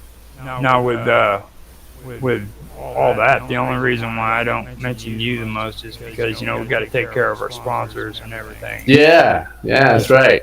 Mark's your big sponsor. He's my big sponsor. He gives you the big bucks, so you gotta give him credit. He's the one that Yeah. he's the one that get down around. Is this going to be a tradition of our weekly roundup where we badmouth the people who do not show up? What bad things did you guys say about me last week? I listened to some of the stream. It was so much echoing. It was awesome. You should listen to the whole thing. Man. I even have the recording on the chat, man. Yeah. Yeah. Okay. He actually had some good stuff to say though, man. It's like the echo was the only problem, we had it was our first try out too, you know what I mean? Like I mean it wasn't just like the other day and stuff. Like yesterday it gradually got better than what it was the day before, and I think today is a lot better, to be honest with you. I don't know, to be honest, because I'm not on Jitsi. But what I did is I put it on the chat room and just stayed off of Jitsi, and This time, what I'm doing is I'm going in and I'm interacting with you on the OBS, and I can Mm. see you and do the interactions and be able to talk to you. So Yeah, I can see on the live stream that the camera is glitching, it's fading in and out. yeah, So it's something on Jitsi, I think. that's the reason why I would rather just when it comes to Jitsi, because I do it on Discord too. It's all All about right. Yes. Yeah. it's just about the audio. I don't. Right. It's cool that we can do the video stream and everything. You know what I mean? But I'm fine with the conversation just as long as we have something to talk about. You know, because that's really what a lot of this is. We've had great times just kicking back and bullshitting with one another. So Yeah. Yeah. but All right. Okay. So when you talk more, you want to talk more about this live streaming, live stream recording. yeah. So like from the first start when they first came out with it to now, like I mean, what's your take on it? Are you for it? You have The live stream stuff or the recording stuff? all of it, like Definitely. Like, I mean, it's a part of the evolution of the social media platform, I think, is to be able to live stream. I think they have a little bit of a way to go still to make it like an easy one-click shot, just like in the other platforms.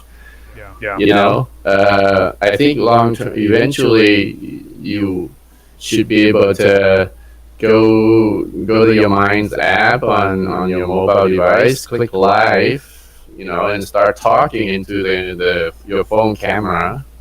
And when you're done, and it should have live feedback, live comments flowing through, so that as you were streaming and you're talking to the camera, you should be able to see the comments on the post. I guess when you start live streaming, it generates a post for you, and post on mine, and then people are able to see the stream, and they make comments, like real-time comments on that post should be showing up on our live stream.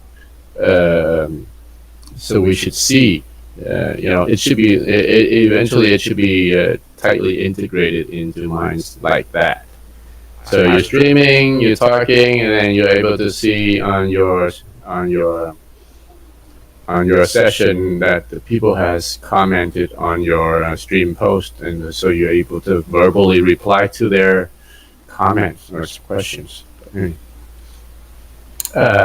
Yeah, so they have a bit of a way to go, but so far it's great. It's great that they have this. It's a great feature that's added. I'm surprised to hear that it was just something incidental that the live peer guys approached them.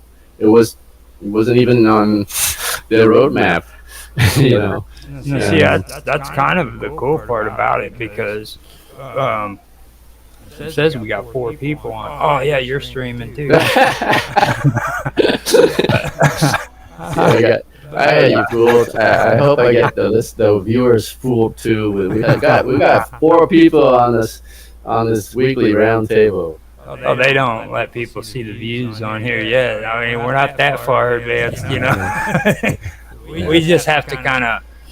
Well, like you said, you know what I mean? It's the beginning, and I've said it in the chat before. I was like, I mean, this is what everybody's been asking for years. I mean, I remember back just right before they decided to go into cryptocurrency, people were talking about that stuff, you know what I mean? And then all of a sudden they did the cryptocurrency, and just they switched their system around. Because remember, they had that system where when you went in and you watched videos and stuff, you got like points.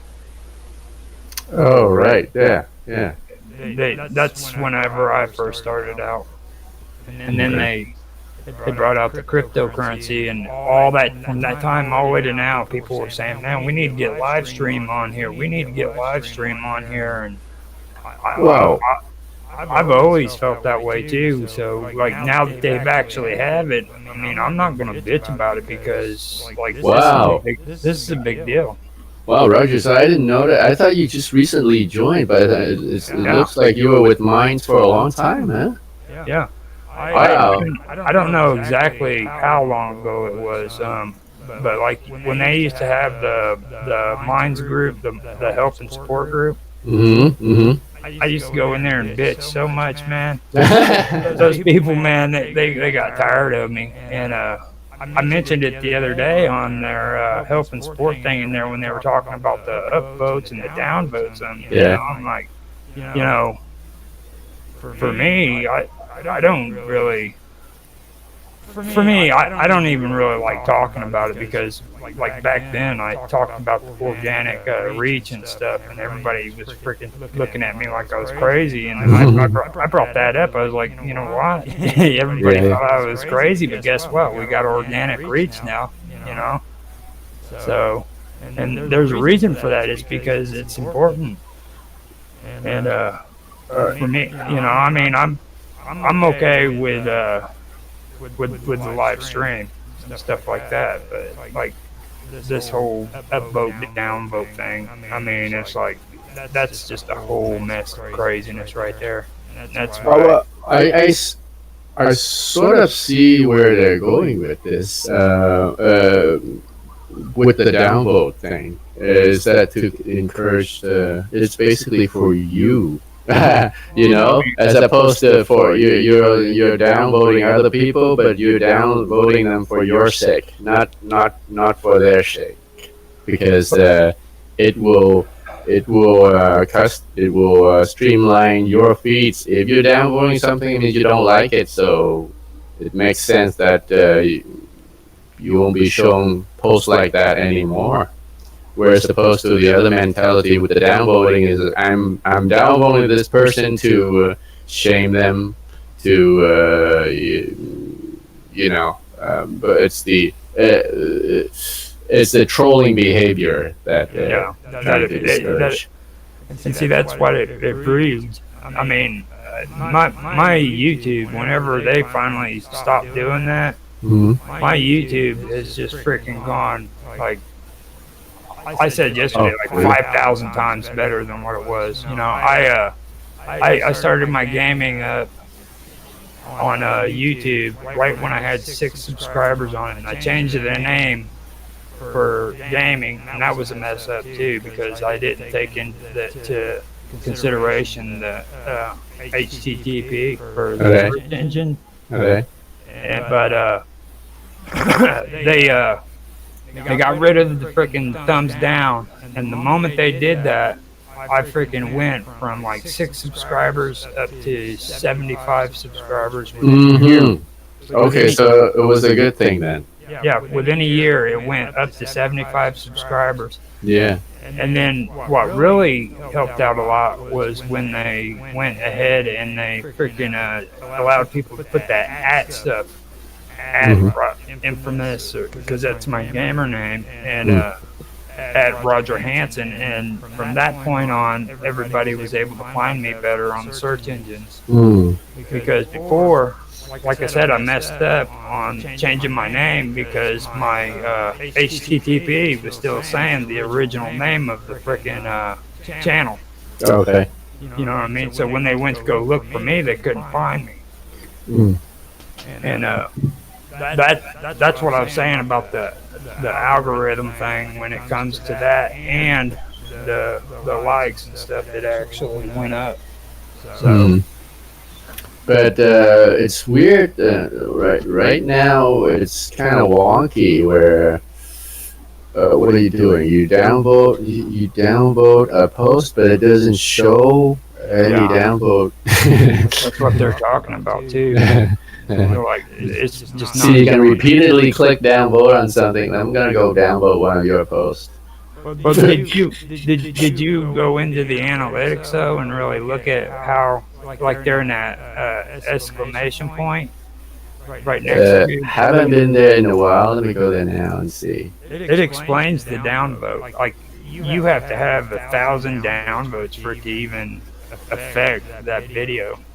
Really? Oh, that's not a long time.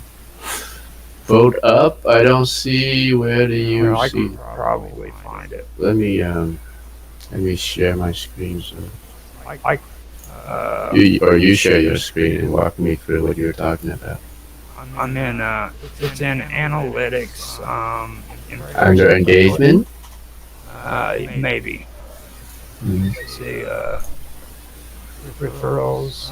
Votes up.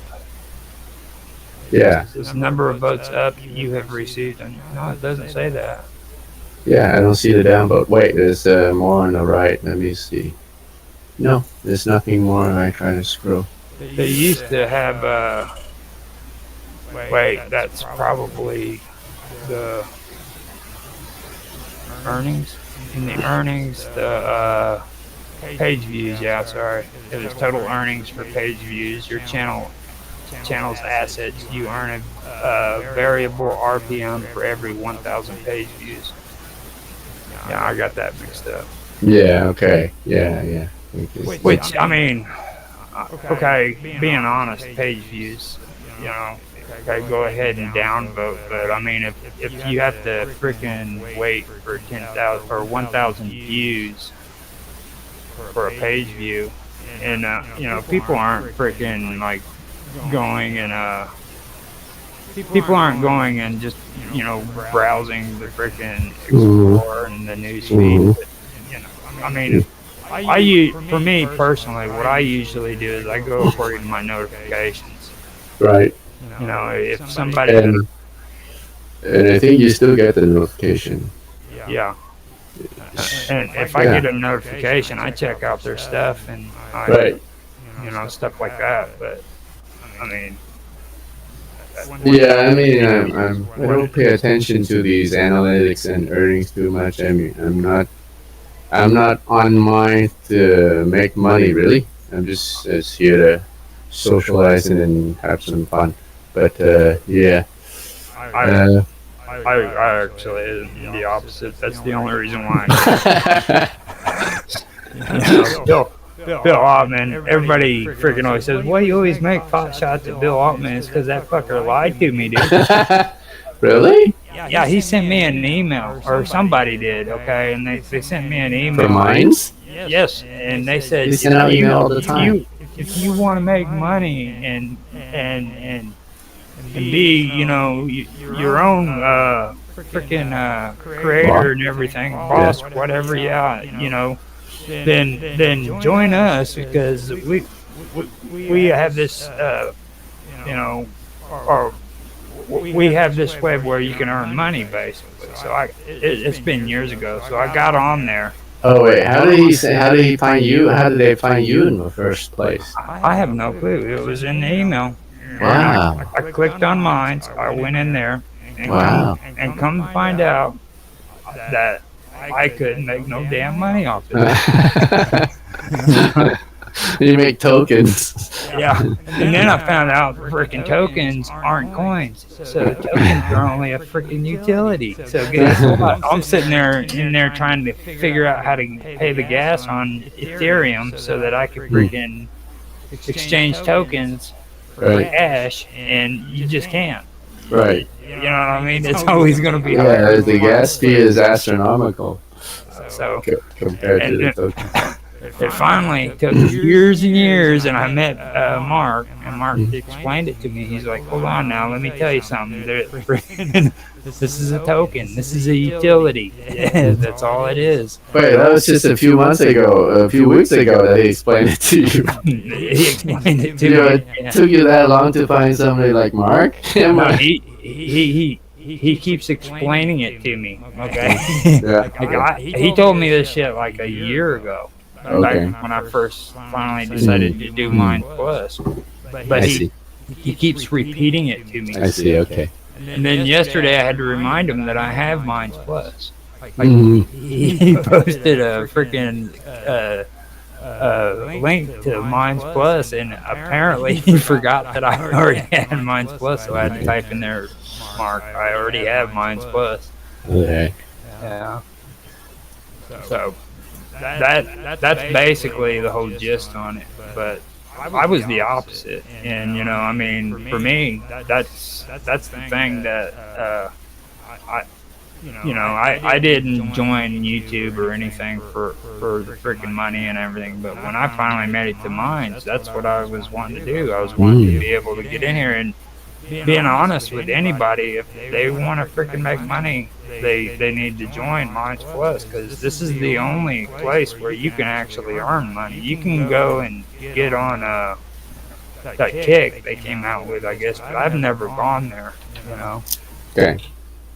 But And how long have you had Plus, and has it been doing okay in terms of returns for you?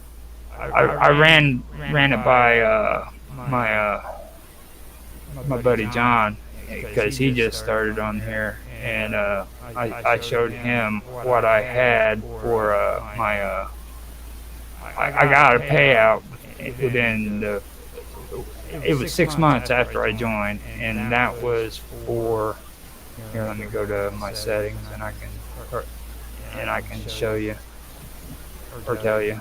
Mm-hmm. I just have to figure out where it is. But yeah, in my transactions,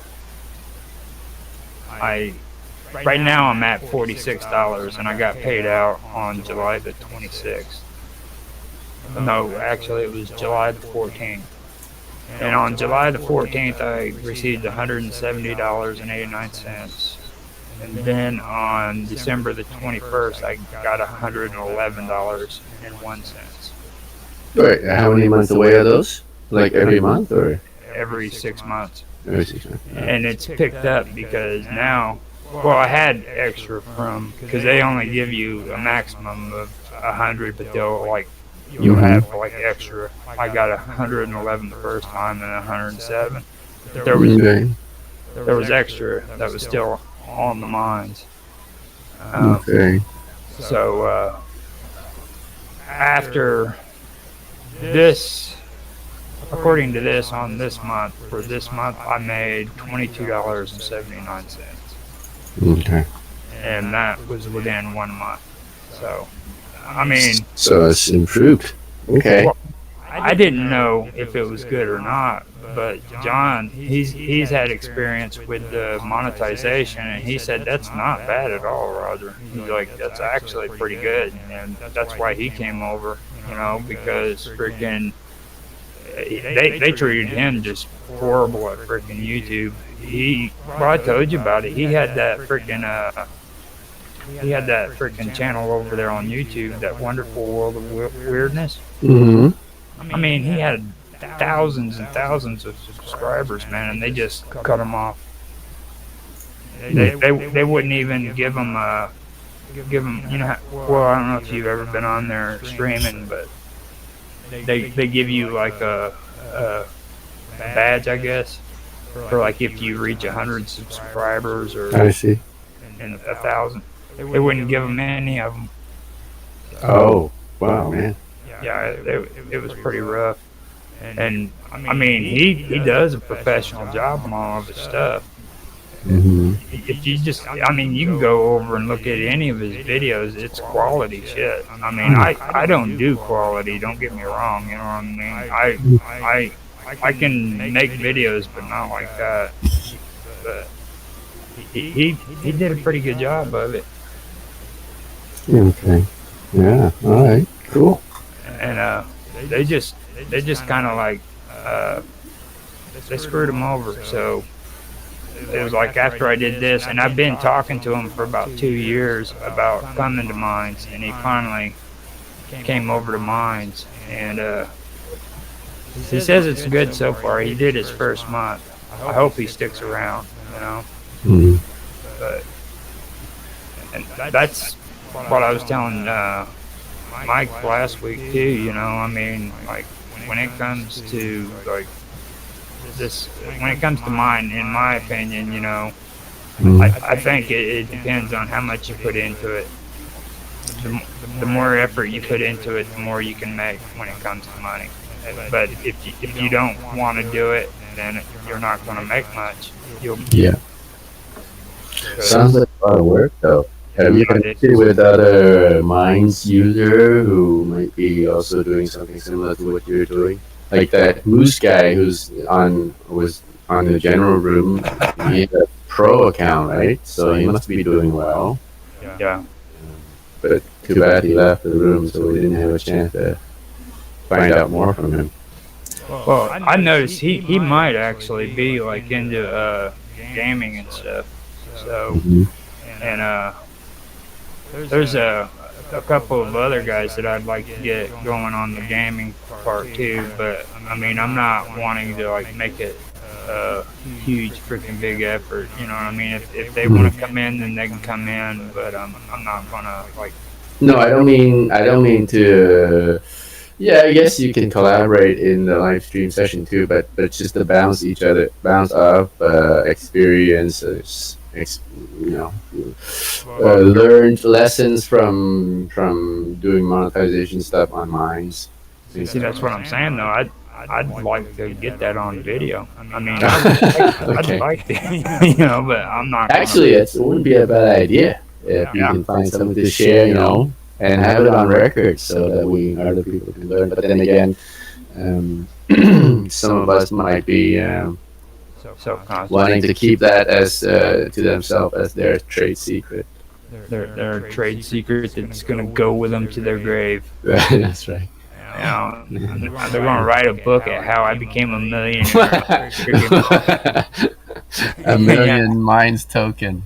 Yeah, it's like that whole thing with they were talking about what was it, the boost, and like how they can't cover everybody's boost, and I'm like, well, stop freaking promising them so many boosts. It's like make them feel like billionaires. Let them freaking collect all them freaking tokens, and it makes a person feel good when they got all those tokens sitting around on their account. You know what I mean? Mm. First of all, stop freaking telling them that you're going to give them like 10,000 views for this amount of views. If you can't cover that amount of views, then don't promise it to them. You know what I mean? Say this is what we can give you, and Are you talking about that 1,000 token giveaway? no, they're talking about their new boost program that they had it on that. The affiliate program. Yeah, I think Okay. it was. Or it might have been the affiliate program, but I know like they were going through and having a conversation about the boosts, and Bill started getting off on it and talking about it on that town meeting. Yeah, you were on there. Well, I You listened to the joined? recording afterwards. Oh, you watched the recording. Okay, you were on live, huh? Okay. No, I didn't go on the live stuff. Right. That's just I don't even get notified when they do that stuff. I told them, I was like, that'd be a lot better if people had access to that. You know what I mean? 'Cause, Anybody can join. It's a Jitsy's meeting. Anybody can join. well, I never know when it's coming. Like, Oh, yeah. It's it could be a problem with the info channel. Sometimes I don't get the latest posts from that channel on my newsfeed either most of the time. that's what I was saying. Yeah, Like with they're shadow banning themselves. like one guy got on there and started talking about like fixing the glitches and stuff on mines, and Bill starts talking about, well, make the list out for me. Like, I don't see these glitches, and I'm like, are you kidding me? Are you really saying that, dude? You know what I mean? But the Minds is they run it as an open source development project, so anybody can go on and log a problem Well, I mean, onto their. it's a glitch. You know, I mean, it does have glitches. I mean, he was playing It's a it bug. off like there. He's playing it off like there isn't one. He's like, we don't have no glitches and stuff. And He said that.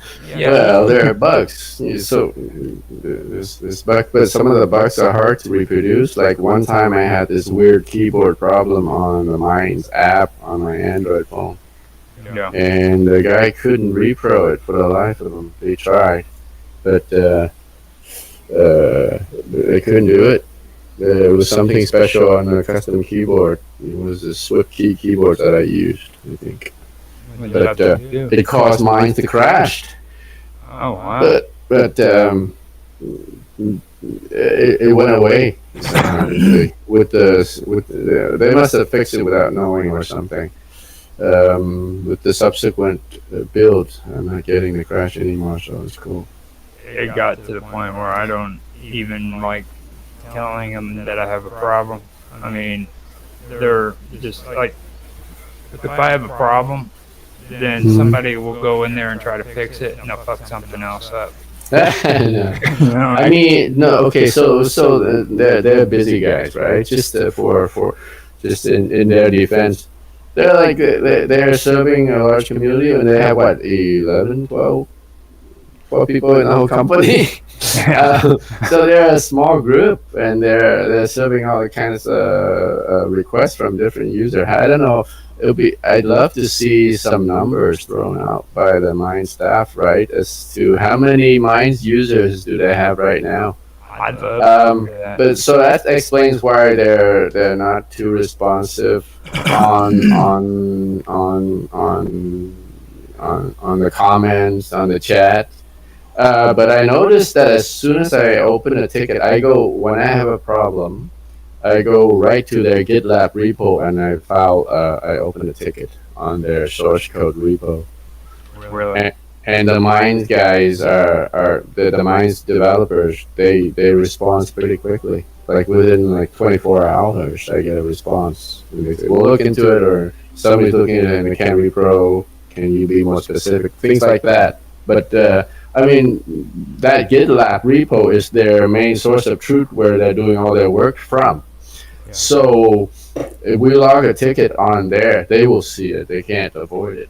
So, Mark is very good at keeping tabs on that.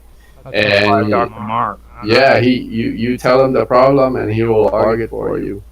I mean, Mark is right on. And then when he told me that he just volunteers to do it, I'm like, man, yeah.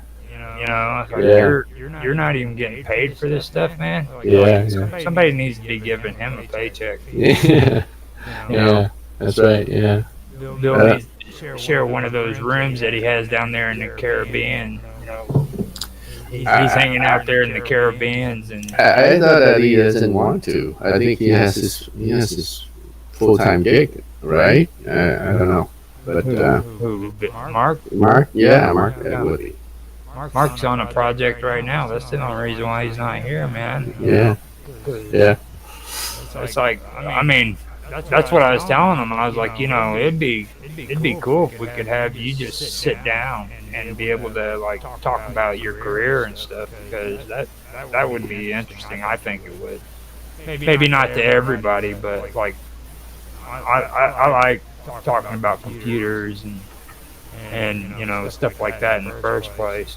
But then like he's talking about going in and like setting down computer systems, and I've seen videos on that stuff, man, where they've set up multiple computer systems or computers for a computer system. They had to run a wire through the walls, shit like that, Mm-hmm.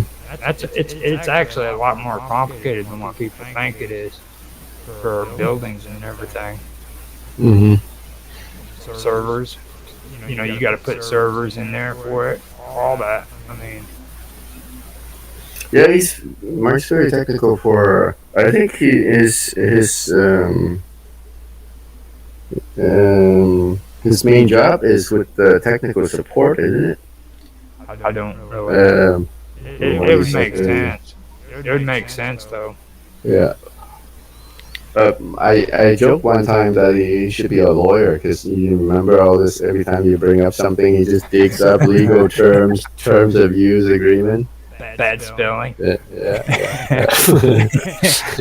I brought up Odyssey, man, and he just he just went to town, man. All of a sudden, you know what I mean? It's like, Yeah. well, you should see their terminology. There's just so much misspelling, and I'm like, really? First thing coming out of his mouth is all the misspelling, Yeah, yeah. which is important, you know. I mean, but I thought that was pretty cool. And Hey, it's I don't know. Did you have what was happening last week? Did you have a lot of people on the comment on your chat room commenting? Just like oh man, if this is gonna be like a weekly pattern, just you against one other person, that won't be fun. Maybe we can figure out a better time. We'll get more people involved, right? It's just one-on-one talking is not more like not fitting up a round table format. This is more like a one-on-one chat, one-on-one interview kind of thing. but see, the thing is though, is I've got two videos with two separate people having a conversation. You know what I'm saying? Like this right here, just because it's not a round table event yet, you know what I mean? I've still got conversations that are taking place between you. I got one for freaking Mark. Dude, I just accomplished it, you know what I'm saying? Yeah, I see. Yeah, I see. I mean, like, this is actually the first time I've had you on an actual video, man. I mean, this is pretty good stuff, you know? And that's what I'm saying. It's all about the content, you know what I mean? Like, Mhm.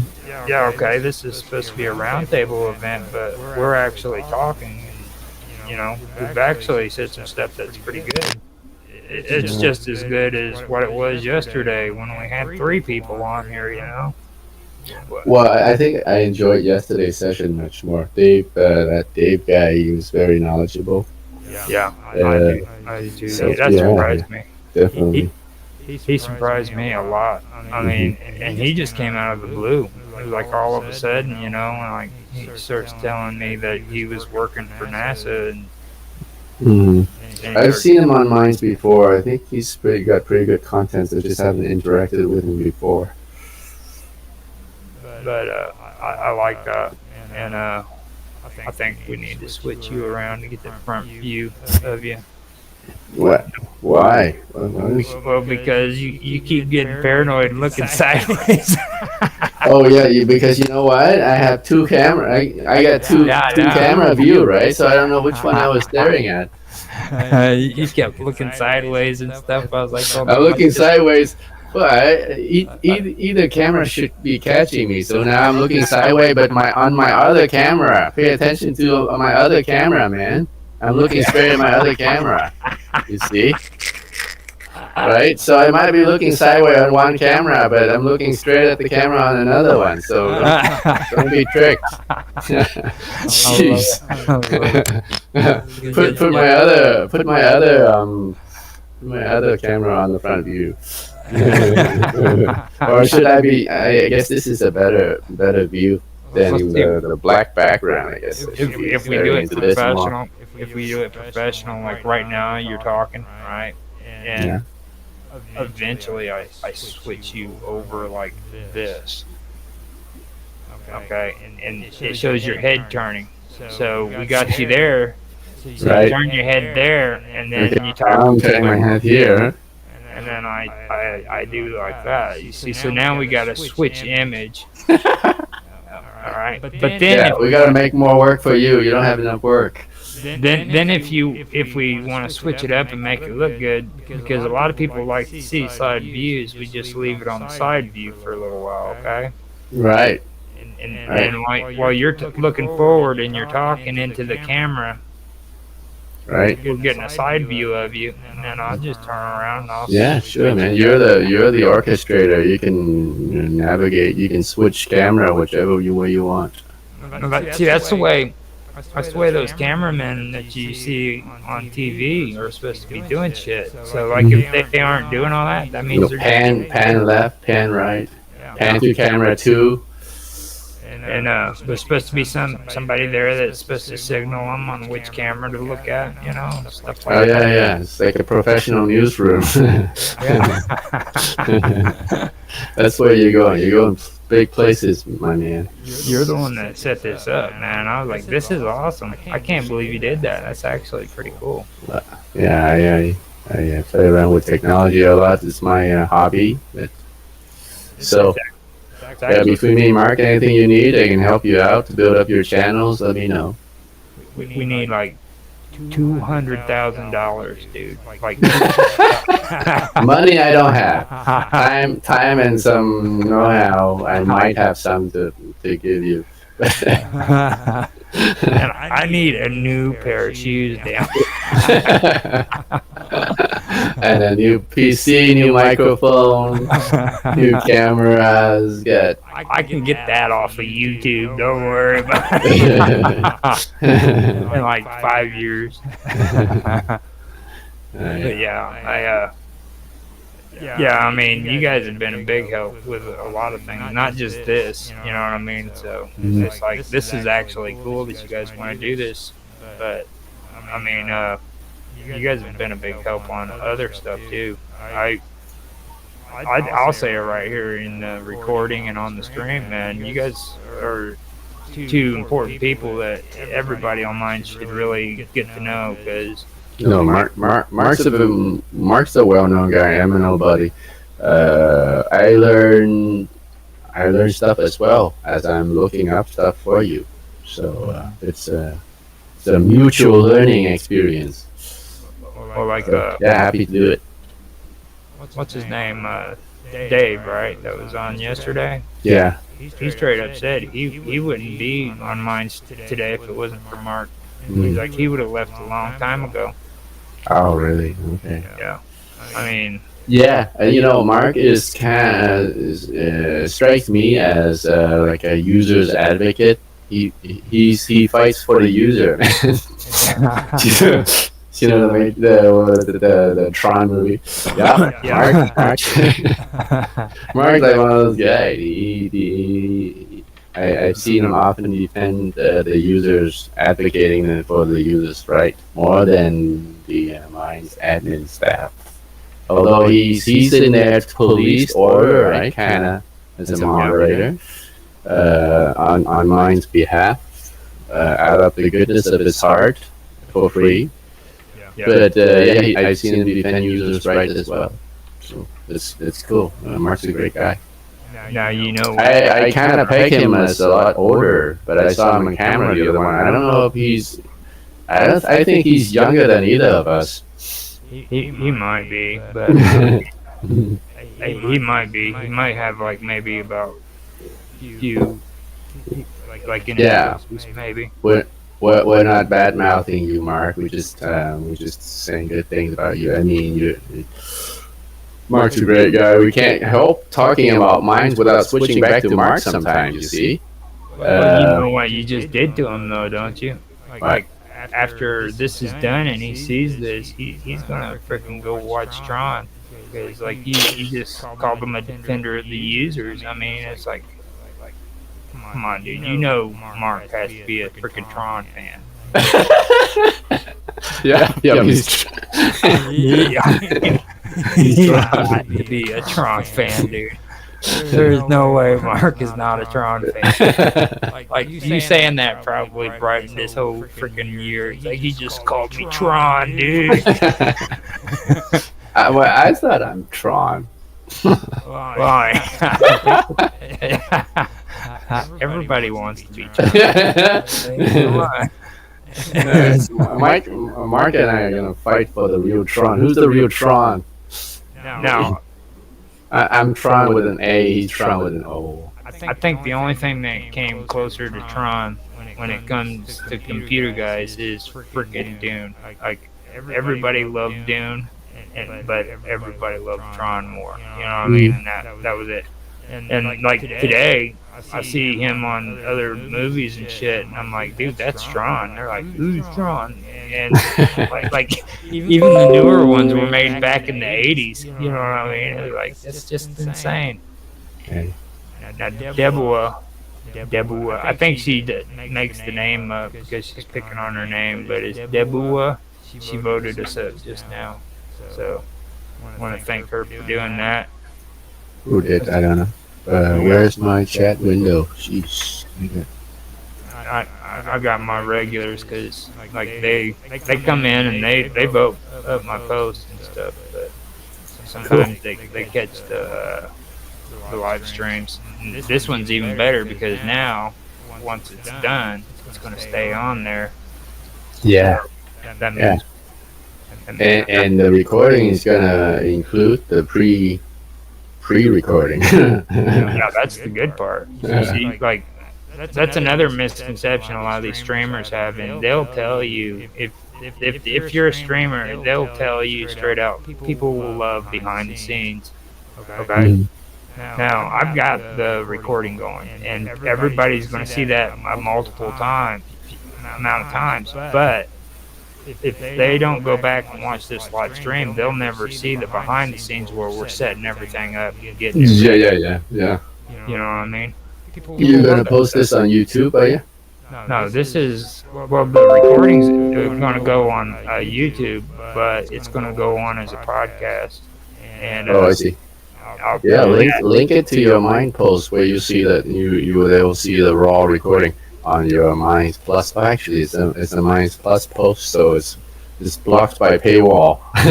But I also share the recording on our chat. So if anybody wants to see this recording and they don't have Minds Plus, then they can go and watch it in the chat room. Okay. I've got all my uploads scheduled, like, and they're like months in advance. That's another issue I had with that town hall meeting, Mhm. where they were talking about people like posting a lot. And, well, I said, well, I post ahead of time. My whole posting goes according to scheduling. Like I schedule my videos. And there is a lot of them, but I need to do that because time management is very important in this stuff. You know what I mean? Mhm. If I stop editing and I stop uploading for even a week, it sets me back 2 months. Wow. Okay. So I have to be ahead of myself on it. So if I'm doing something today or this week, it's not going to actually come out until maybe a month and a half from now. Okay, that's cool. You know, Yeah, man. Like I said, this sounds like it's a lot of work. yeah, it is a lot of work. But like if you're into it and you really want to do it, then you just can't get on a stream or a video. You're making videos and just post stuff and expect things to just fall in your lap. You know what I mean? And I think that's why a lot of people stop doing it, is because that's what they think. They think when they get in here that everything's just going to fall in their lap and it's going to be, especially kids. They think that they're going to become YouTubers and they're going to become famous and rich. All the girls in high school is going to kiss them, Right? But Is that what you're going for? well, I want all the girls to kiss me, but I don't want them to be in school. Right. But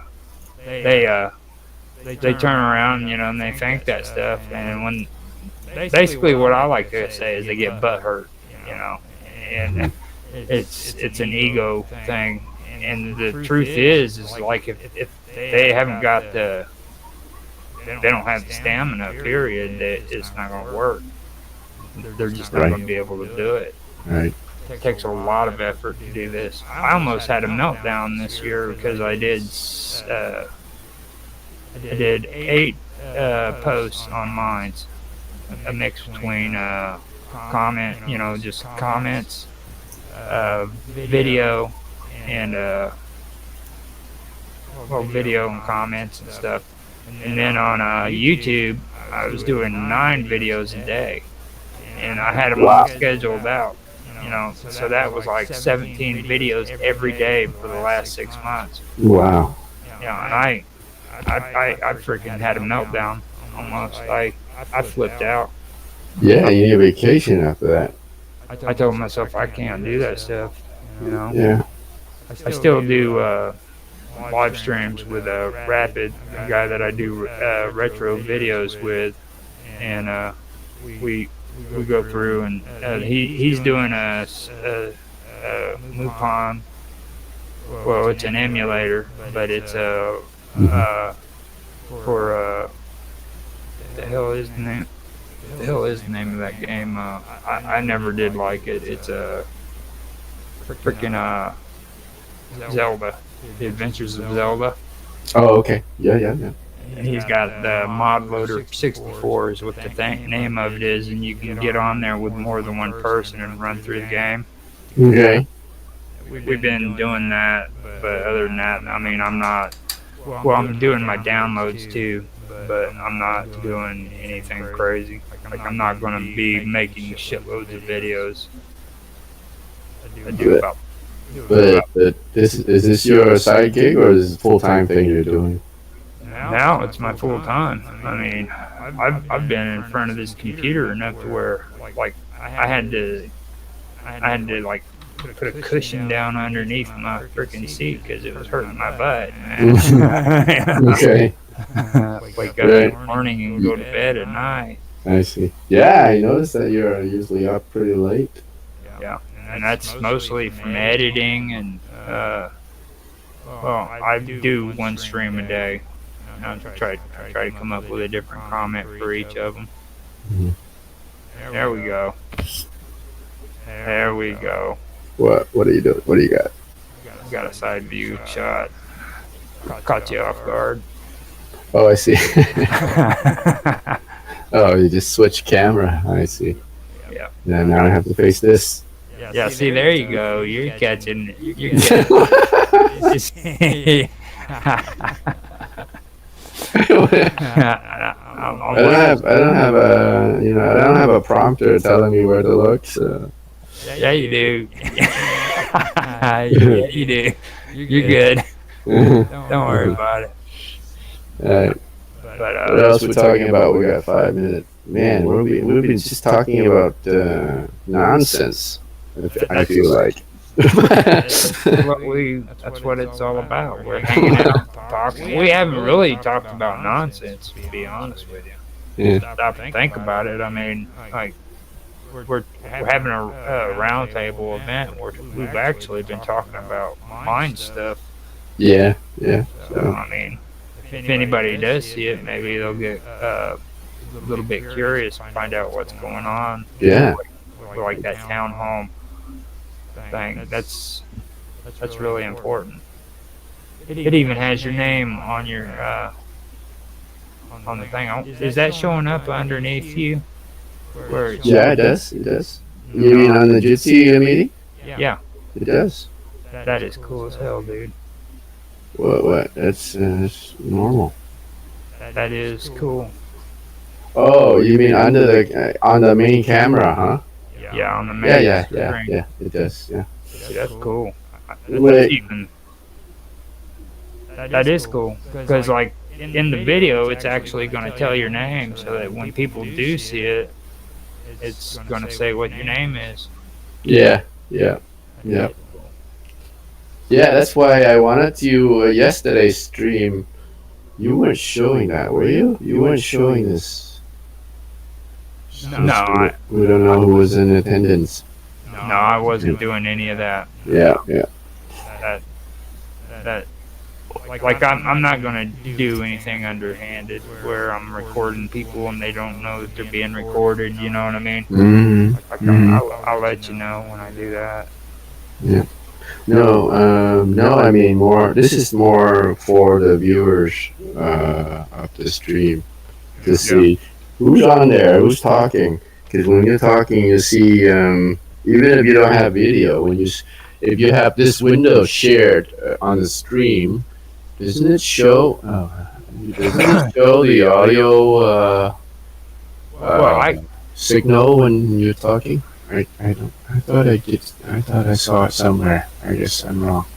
Yeah, it's not showing anything. I thought maybe if you don't have the let me see.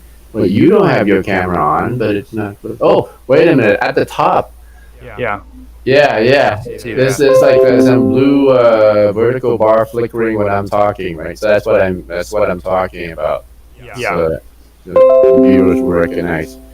And Whoops, where is it? my audio doesn't seem to be picking up as much, but you can sometimes see it. And then I got Yeah, my shadowy yeah, image. yeah. Which I'm not really complaining about that either because it looks pretty cool to be honest with you. This is like a ghost fading in and out. You Yeah, thought that's cool for you? yeah. Okay. I kind of like that, man. That's actually Okay. really like, and like you got the beach and then the shadow that just keeps popping in and out. Yeah, it's like some you're there but you're not there. So I see that it's like 58 minutes on the recording count. You want to Yeah. get So should we sum up? yeah. Yeah. So it's been 1 hour of our live streaming roundtable session, everybody, and we've just been talking about mines in general. I don't know if you normally have a list of topic of discussion that we have lined up, but this has been just like an ad hoc, anything that comes to mind. Just so happened this week because of the new live stream recordings that Mind has released. We just started talking about that, and then we just bounced off of other stuff that Mind has going on. But I guess that's okay for a roundtable. Just anything that comes to mind we talk about. We don't have no prepared agenda on what to discuss. Just anything that pops up, I guess. And I would have loved to see more people participate with Roger on his live streams. It's a cool thing, and I'm happy to support it any way I can. He's doing great work, and he's promoting the platform. He's promoting Minds. I'm surprised to see that Rogers. I thought that he's new to Minds, but it looks like he's been around since 2007. So kudos to you, Roger, for sticking that long. I hope Bill pays attention to you more and support you more in what you're doing because you're you're supporting his platform and you're promoting his platform too. And uh, the videos now that you're posting, Roger, on mine, and you might be posting on cross posting it on YouTube and whatever, and then wherever that's getting posted, that'll spread the words about mines. So that's a cool thing too. There's nothing bad about that. But yeah, it's been cool. I've actually had a tight schedule today. I'm supposed to go to this CNE. My wife has a booth there, so I'm helping do some handy work, and instead of the mental work that I usually do as a coder. But I'm there like half of every day for the next week and a half until September when the event is over. But I would have loved to. I mean, it would have been hectic if we were doing this later. I'd be running back and forth, serving customers while chatting with Roger. But I would have been able to show you a live shot of what the events look like. But maybe when I'm there later tonight, I can do a live stream. That'd be good. On my channel. That'd be great. Okay. Okay, so Right. Anything you have to say? Otherwise, that's a wrap. Roger. wrap. Thank you. Okay. Bye, everyone. Until next week. Later. Oh, it's over? Yeah. I Oh. I Karma thought left. it started at 6. I didn't know it started before 6 because all your other ones We started. had a last minute change of schedule. You joined. Oh, Unless that's Roger wants to do another hour with Kama, you're welcome to, but I have to leave now. oh, it's all good. I'll catch you next time, though. Okay. Yeah, he's our announcer. I gotta go with that. So I agree. He did a really good. He did a really good ending.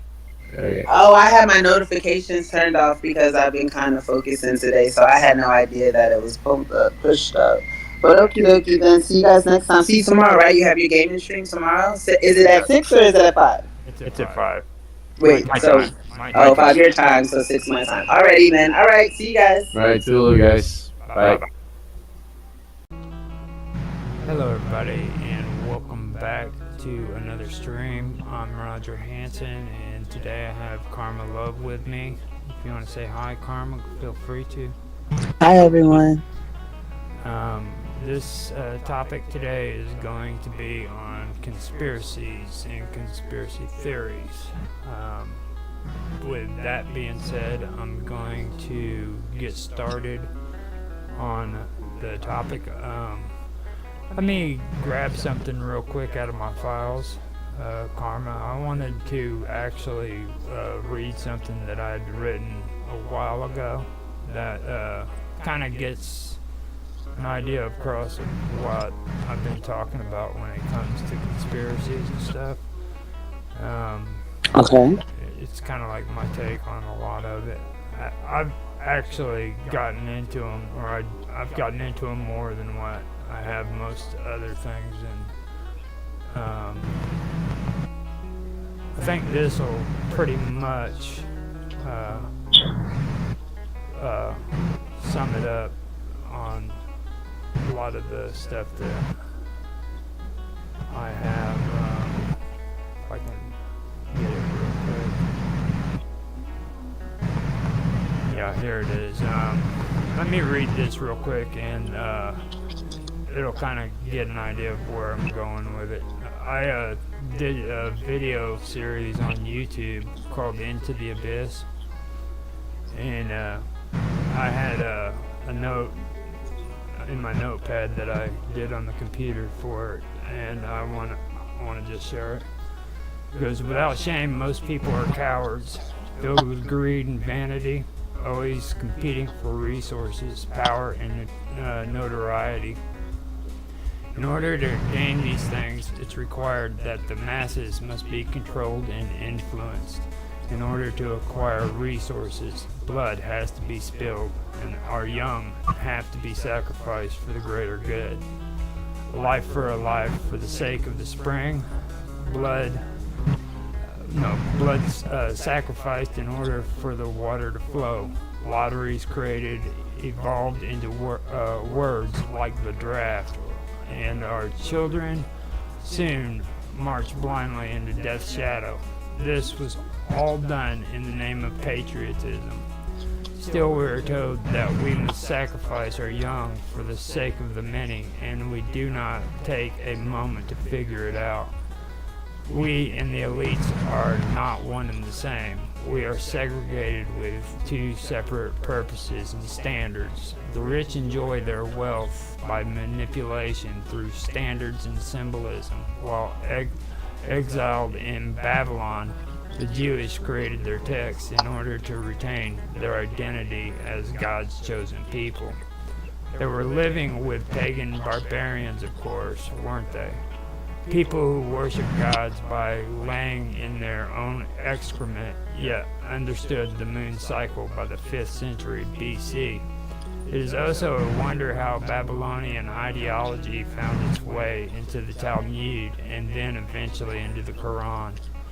We are placed in positions accordingly. If we are smart enough, though, we can climb our way out of the cesspool through the use of fame, intellect, money, and beauty. Even then, though, we are still called upon to sacrifice ourselves or loved ones for the greater good. The greater good, of course, is a small percentage of people who enjoy living in penthouses or in the south of France. It's all about wants and needs, and the object of the game is the rich manipulating the poor in order to gain what they want, usually by monopolizing resources, then extorting us with laws that we then submit to without disagreement. It is only with laws it's only when laws affect the elites negatively that those laws change. Poor people and their families are nothing more than pawns on a chessboard. Still, the ruling class was gracious while they changed from kings and queens into elites, changing their personas and status while meeting their growing needs, building towers that climb above their surroundings, overwhelming us in hypnotic spells of grandeur. We worship the Eiffel Tower, Golden Gate Bridge, and even the Twin Towers that fell in recent years. The blood of children is smeared upon the foundations of those structures, but do we care? We place our vanity at the doorstep of two buildings while victims still perish today. We send our children off into the darkness and some don't return. The world is actually overpopulated, and some believe that sacrifices have to be made for the greater good. This seems to be a common theme in every issue too, but what is the greater good though? WHO, the World Health Organization, actually has statistics on how many people are estimated to die within the next 50 years. John found out too, in order for the environmentalists to achieve what they want, carbon levels in the atmosphere need to go down to 165. In 1985, carbon levels were at 225. By the year 2000, levels were down to 185. In order for carbon levels to make it down to 165, the human population has to decrease. With a population of over 7 billion, we can't achieve a carbon level of 165. In other words, population control is top priority in geopolitics. To achieve these goals, people must die and sterilization laws enforced. How proud we were when those towers were built with foundations strong and sure. Under these towers, a spring was buried, filled with chaos and fury so pure. This is a poem. A battle raging so strong and silent, and the people without a clue, hidden away within isolated bubbles so far away from the world and all of its troubles. The earth began to rumble and the ground began to shake, while foundations began to crumble and those towers fell to the floor. Under the foundations we found two enemies battling one another, each burning with hatred, neither more furious than the other, battling over the spring, neither wishing the bloodshed to end, though if the bloodshed ends, the earth will no longer rumble, the ground will no longer shake, and the towers will no longer fall. Brainwashing was with propaganda, listening to stories that are told. Boys and girls wish to adventure, glossy-eyed, young, and wanting to shoot a gun while playing with black powder. Searching for adventure, fortune, fame, they travel to far-off lands. Mystery and adventure is all they see. Yet, the more that is seen, the more they want, and the more will be revealed. So sail across to that faraway land, map the skies as they go.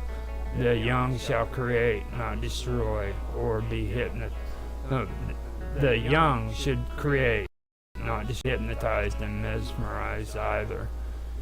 Kids, though, will see what they only wish to see. When they go just over that hill, they will see what was once golden orchards, pastures once filled with rose petals, now nothing but scorched land. Looking towards the horizon, they will speak of way back when, remembering how it used to be, when grass grew green and we were truly free, while in the back of their minds lay all the shame, what they truly became the day they decided that they had to be, the day they decided what they had to become, the lies they fell for and the leaders they followed, who selected only the best of the stock, those who decided who shall live and who shall die. and that's the end of it. But that was one of the last things that I ended up writing about the subject. Or that was the You last. wrote that? Yeah, I wrote that. Nice. That's the. I believe that was the last thing that I did for that series on YouTube. But I mean, whenever I talk about conspiracy theory, that's kind of what I'm getting at. Um, I think there's a lot of people out there who honestly believe that these things that are going on in our day-to-day lives aren't a part of a conspiracy when it's not the truth. It's like right there in front of our faces. We just don't see it because it's been happening for so long. You know what I mean? Yeah, have you ever heard of the Dredger Guidestones in Eberton, Dredger? Yeah. As a matter of fact, Yeah, it's written in stone that's about the separation of the languages, then what languages should sustain, as well as the population control agenda, New World Order. if that was the one thing about um, chemtrails that I'd like to have him on here for, because like he really gets into stuff like that. You know what I mean? He really talks about it and everything with his with his record or streams, I guess, or no, uploads videos. So I Yeah. mean, I have my disagreements with some of the stuff he says, because he believes that it's connected to like aliens and things like that. But there's people who believe in aliens, who believe like there's this contract that keeps aliens away from the humans. So as long as we follow that contract, we're okay. And I told him in a comment, I'm like, I don't believe that if there's aliens that had all that technology and were so much more advanced than us, they would, abide by a contract between Earth and aliens from outer space. I don't feed into that. But if they're not, aliens are just higher form of intelligence, and also too, they're not combative. Aliens are more loving and more friendly than we are, because we're actually, like, I don't want to say trickled down versions, but again, our DNA has been altered, because initially we started out, I don't want to say we started out as aliens, it's not true, but the same genetic capabilities, our DNA, we had the same makeup, and it was stored and instilled in us.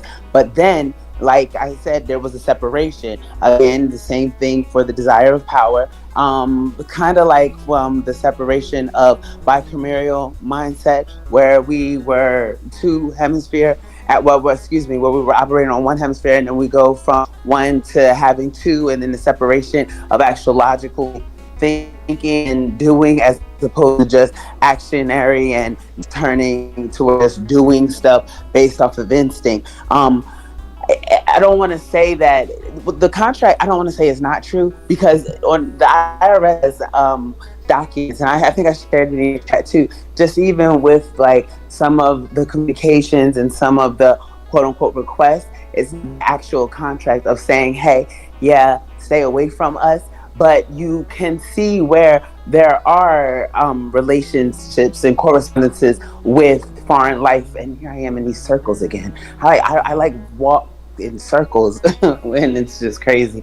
But here they are, like I said, not, I don't want to say that they are like, oh, we're telling them to stay away. It's kind of one of those things to where there's no real reason to not, and to the points where, because of the separation, because of negative influence, negative impact, the negative connotation put on their presence, it was more of, it's like one of those things, they don't do drama. And I know that as a surprise, everyone thinks that aliens would walk around and want to fight, but they're not. They're very loving beings, and they would prefer to project love, but we don't project that type of love. And so if there was a, excuse me, desire for an invasion, quote unquote, or a war, it would be as a result of excuse me, in the name of love. As crazy as it sounds, it would be to restore the natural order in which we came from, and or which we started from. I don't want to say we came from it because not everyone has come from it. Some people still operate in that standard. It's just a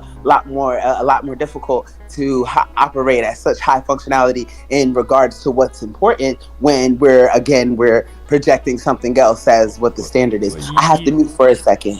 there's like actually like three or four different camps in the belief of aliens, right? Like, Yeah. you Well, know, I didn't know there was so many or how many in particular. My knowledge again comes from more experience and just actually talking to these beings and talking to these creatures and talking to other beings. And I'm not one to run to social media as soon as something amazing happens to me. I'm not going to like put my homie the Pleiadian. I'm not saying that this is true. I'm not going to put him on. Hey, look, I want you to get on my YouTube real quick so I can get up my life. no, I No. mean like people that believe in it. Like, there's like three or four different takes on it. Like, you've got the Palladians, like you said, and there's a lot of people that believe that they're about loving humans and taking care of them and stuff like that. Then you've got people who just downright believe they're evil and they want to Yeah. take over the earth. Then you've got people who believe that freaking they've already been here for thousands of years and they're not trying to take us over or destroy us or show us love. They're just trying to kind of like um, Have you seen Men in Black? they're kind of Have like you seen the trying to movie Men in yeah, Black? I've seen it, but I'm saying they're trying to guide us in the right direction and like stuff like that. But I mean, there's like at least four of them is all I'm saying. Like, not everybody that believes in No, aliens. it's not just because you said someone believes there's a group that believes they've been here. I say imagine them just being in human form. That's why I was reading it to Men in Black. How they would come and they would turn. I mean, they would just be able to turn into human, and you didn't know that you were dealing with an alien. Well, I mean, some Yeah, people knew, well, but you know they're what I mean, like that type yeah. of thing. Could you imagine something, or do you fathom something like that being what happens, or That possible? How do you feel about that type of situation? that actually goes across the spectrum. I wouldn't say all of them, but pretty much all of them believe that there are aliens that are on Earth that can actually disguise themselves to where they look like us. And David Icke, we were talking about him before, and that was one of the examples. When he first started out, David Icke was actually a football player, according to like over in England, which here in the United States it'd be a soccer player. He was an athlete, and he turned journalist, and just out of the blue, one day he's sitting there and he said that he was God.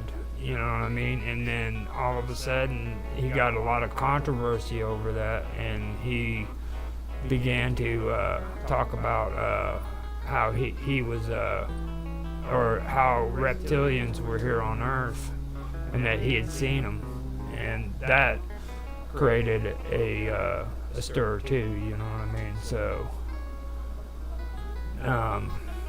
in that aspect, there are people who've been talking about that, but he wasn't nice about the whole reptilian thing. Like, he believes that the Queen of England, or the one, what's her name? She's the one that just passed away. Yeah, Queen Elizabeth. He He was believed a reptilian. he believed 100% she was a reptilian, and he There are a tried. lot of reptilians. She's not the only one, and she was not the only one, and she's still here. She's not dead. But okay. So when you're talking about people having a disconnection about like the God complex, quote unquote, but like saying that you're God, like if you watch and if you read and you do researches, like we are, and like not Well, I just mean, me, not you I'm know what I not mean? saying that I have. I'm saying that's what happened with him. Why people disconnected from him? Yeah, because he was telling the truth. Right? Absolutely. He just Hmm. out of nowhere, it just came out, and he What did just. he say he's in swear? Like, where did he experienced for him to have these type of revelations? Excuse me. Well, I mean, I heard there's video footage of when it happened.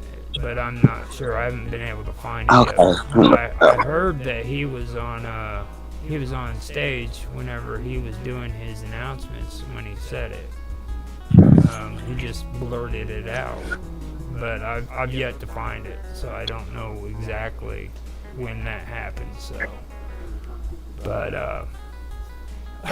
the queen. What do you think intimidates people most about? Oh, go ahead.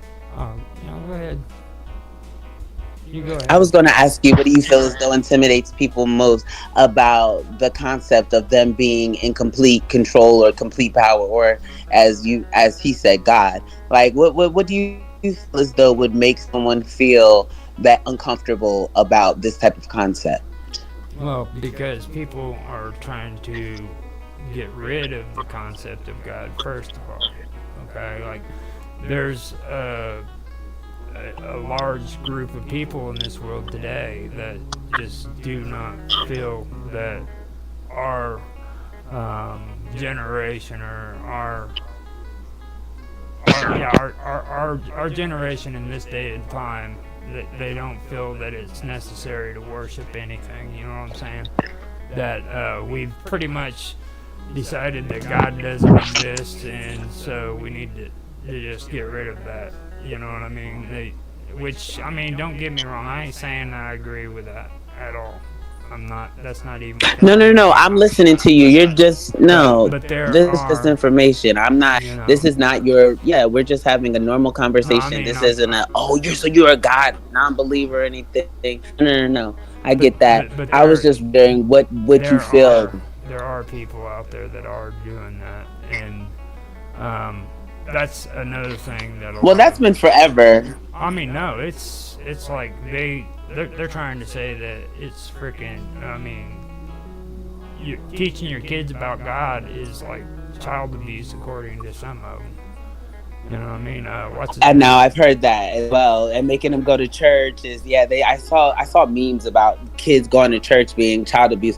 Like I'm not big on church at all because that is propaganda. That is definitely religion has been monetized. Like I said before, you learn a lot about it with that Ring of Power movie when you're talking about the Vatican being in control of religion, and then the England being in control of the money, and then us in control of the military. So well, the United States. But what I'm saying is, I understand that the propaganda is there definitely, but to have disbelief in a power outside of yourself, I always ask people to supply their own oxygen, but they're not able to use anything. They're not able to use anything. Like no, do not use any supplies or anything that has come from God or a source or universe or the sustainability that was before them. Only from within self. So they have to supply their own supply of oxygen, their own type of food. And if they can grow this out of their butt crack, I say that, but I know that's just extreme. See If that they can, then by all means, I'll believe there's no higher power. that kind of But gets until kind of someone gets starts what growing a cherry tree from,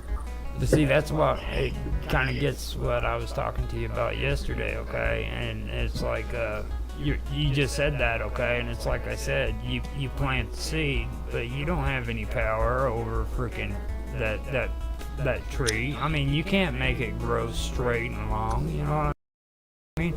You can't stop a tree from freaking slanting to the side. You can't make sure that it freaking grows 100% perfect. There's just no way. You don't have that kind of control. Okay? As a matter of fact, humans think that they have so much control that it's ridiculous because in reality, we don't have that much control. I was having an argument with, what's his name? I keep calling him the Mexican, but he was on chat and he kept arguing with me about this fact, you know, and all I was trying to say is on a physical level, our bodies are not the most superior freaking bodies out of all the animals on the planet. You know what I'm saying? They're like animals have freaking amazing bodies, just the structures of their body, you know, and he took it from that level all the way up to God's creation. We're the chosen ones. You know what I mean? That still doesn't come up with the fact but see, that's why we that eat you, meat. but on a physical level with no tools, no intellect, nothing, okay? Our bodies are not set up as perfect as what a lot of these other creatures are. You know, there's animals that can run faster than us. There's animals that can freaking hunt better than us. There's animals that you just don't want to meet out in the woods by yourself. You know what I mean? Like the Well, that was before we dimmed our mind, before you we know. became our third eye became so calcified. Like nowadays, I can agree with you for how it is, but it's not something that we're unable to achieve again. It's not completely out of reach anymore. No, So it's I can not. also understand on the spectrum Well, of look at still it. believing it. Look at it this way, okay? All you got to do is watch maybe a month of Naked and Afraid, and I've seen that show is so okay, funny. Those people are so. I mean, I don't want to say because they're going out there. Like I feel like when you mess with source for the wrong purpose, first of all, you're just basically doing it just for money. go out in the woods and get butt naked and try to survive. Mhm. That's all you got to do, That man. just sounds like a Saturday night to me, but I feel you. I mean, out in the wild and survive. I don't know for sure how long they stay Oh my out there. A goodness. lot. I've never actually seen any of them finish the competitions, to be honest with you. No, I don't know anyone that has, but I don't watch that. I've watched like a few episodes. I don't watch TV. My sister I watch likes it. to I watch watch that TV show, strategically. Like I have to look for stuff. but and for And we're me, talking about this, and then I received an email from the Illuminati saying they want to pay me $1 million a week. That's amazing. The first benefit amount is $1 million. It's so funny. I'm talking to you, and the Illuminati is attempting to recruit me. Anyway, oh, you've already been it's recruited. just spam. You You know said you that, thought I've right? been recruited? You already know that, right? Like, you know what that. Have you graduated from high school? There we go. Right? Yeah, I did You actually. know that For ritual sure. they made you go through when you got up there on or when you had to go and sit down. I don't know if you got up on the stand to take your diploma or not, but I don't even like. What did we do for our graduation? It was just so where I graduated from. Like I was in New did Jersey, they like make you Glassville like High. Like walk down the aisle and everything in a certain way and wear that funny little hat? yeah, the hat thingy. Yeah. You got recruited. The moment you were involved in all that stuff, you became a part of the old boys club right there. That's where all that stuff started, man. It started from the Rosicrucians. So, I mean, well, there's no really evidence that the Illuminati was like as big as You are what they welcome to the said, Illuminati Brotherhood family. This is funny. but I'm just reading this. It's just like, yeah, okay. And I mean, well, I have the Nuevo Tech book. I am not. This is not the first attempt of recruiting, but to be fair, when the book was sent, it was sent to my now ex-husband, but he was incarcerated, and the dates on it was the time that he would remain incarcerated. So it was pretty much, hey, this is your responsibility. Are you going to respond? Hey, I'll bite. What are you talking about? Because I didn't know what you two were talking about. So he sent this entry pantry, this orientation pamphlet. Now the orientation pamphlet is full of crap. And I'm like, man, this is nonsense. By now he's out and we're reading it together. And I'm like, this is nonsense. We're not going to deal with this. We're going to light this stuff on fire. So we lit the entire orientation pamphlet on fire, all down to ashes. Tell me why, like the next day or 2 days later, parts of the orientation pamphlet, what it looked like it had been singed or burned, was on our patio. And I'm like, wow, this is so crazy. Like I believe in Illuminati. I know who they are. I'm very aware of their presence and their power and what they are capable of and what they do and what they do not do. That's why when people are anti-Illuminati, it's like, yeah, you can be anti against the evil stuff, but I'm kind of their type of person that's going to say, hey, the stuff you're doing is some bullcrap. Like, how dare you disturb our slumber? And it's like, yeah, I disturb it. What are you going to do? Like yelling in my face. You know what I mean? Like yelling in my face, like, no, disturb you're our not going to eat my kid. What slumber. do you mean?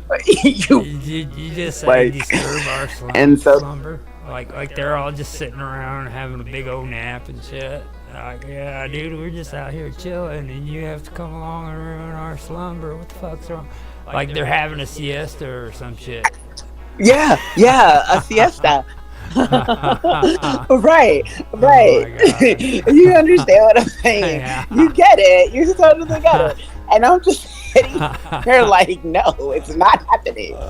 I It's couldn't not believe happening. you said that. And it is, you know what I mean? And they can't do anything to me because you can't, you have, it's like being a made man or a made woman. You cannot, you have to have just cause, and just cause cannot be her stand on righteousness. So that's what kind of, I don't want to say untouchable, but it's kind of one of those things like, if you touch her, that's going to be bad karma. And it always is. It always is, because people attack and they think that they can get away with it, and then they find out I See, am, and then they're like, oh, wait a minute, you know what I mean, type of thing. So it's, see, I mean, for me, but they still get pissed I off. think that can get to you. It's just like people don't look at it at the more more significant. If the Illuminati in today's time and age wants to get to you, they're not going to like actually go out and hurt you. First of all, they're going to see how important you No. are. No, no, I mean like say weird shit starts happening to you, like all of a sudden, money ends up disappearing out of your bank account, or freaking the next thing you You're know, losing your job. You you're don't have losing your opportunities. job, Yes. okay, and stuff like that, and people are, All your endorsements go out of the way. Yeah. No, trust me. I I mean, know what they I think if an organization like that is going on, then those are the kind of things that are that are happening, um, on a different scale. Now, if it was somebody that was important, then that'd be something different. But and don't get me wrong, I don't believe that freaking the Illuminati were fairy tales. I think that what I've found is No, these people are not. I mean, they just they just they did, it was created, but there's no evidence showing that they went as far as what everybody makes them out to be. But then again, secret societies yeah, no, always change absolutely. names. You know what I mean? They've always changed names. So Different sectors. I mean, there's so many different branches, and different branches are able to incorporate their own rules, which is why it's just kind of like how Washington D.C. is not a part of the United States but is in charge of the United States. It's kind of one of those things, you know what I mean? You got you have your Shriners, you have your Skull and Bones, I mean, you have your Prince Hall Mace, like you have so many different branches, and like and from the Masons themselves, from Illuminati, Masons, and honestly, it's Masons then Illuminati. People tend to get that mixed up because they feel like the Illuminati came first, and then the Masons kind of fall under that one. But it's really, again, just a branch of people having a form or knowledge of power, and understanding that what they can do with this form of knowledge of power. Same with even this Crowley guy. The stuff that he says, the stuff that he does, so true. Like, people think 666 is such an evil number, but 666 is not an evil number. 666 is 18. Yes, it can be channeled for evil. We understand that. We understand who Baphomet is, but we also understand that we are Baphomet within the inside. It's just our lower level of light. The only evil that exists is the evil that we are able to create. If we do not create evil, evil does not exist, and that's just the truth. So it's a choice to manifest and to be able to actually associate with and understand, and to kind of internalize and then project evil. And so it's not a matter of this devil with horns or some crazy looking goat. Like, I remember for a long time, I got a lot of backlash because you're talking about Beelzebub. Huh?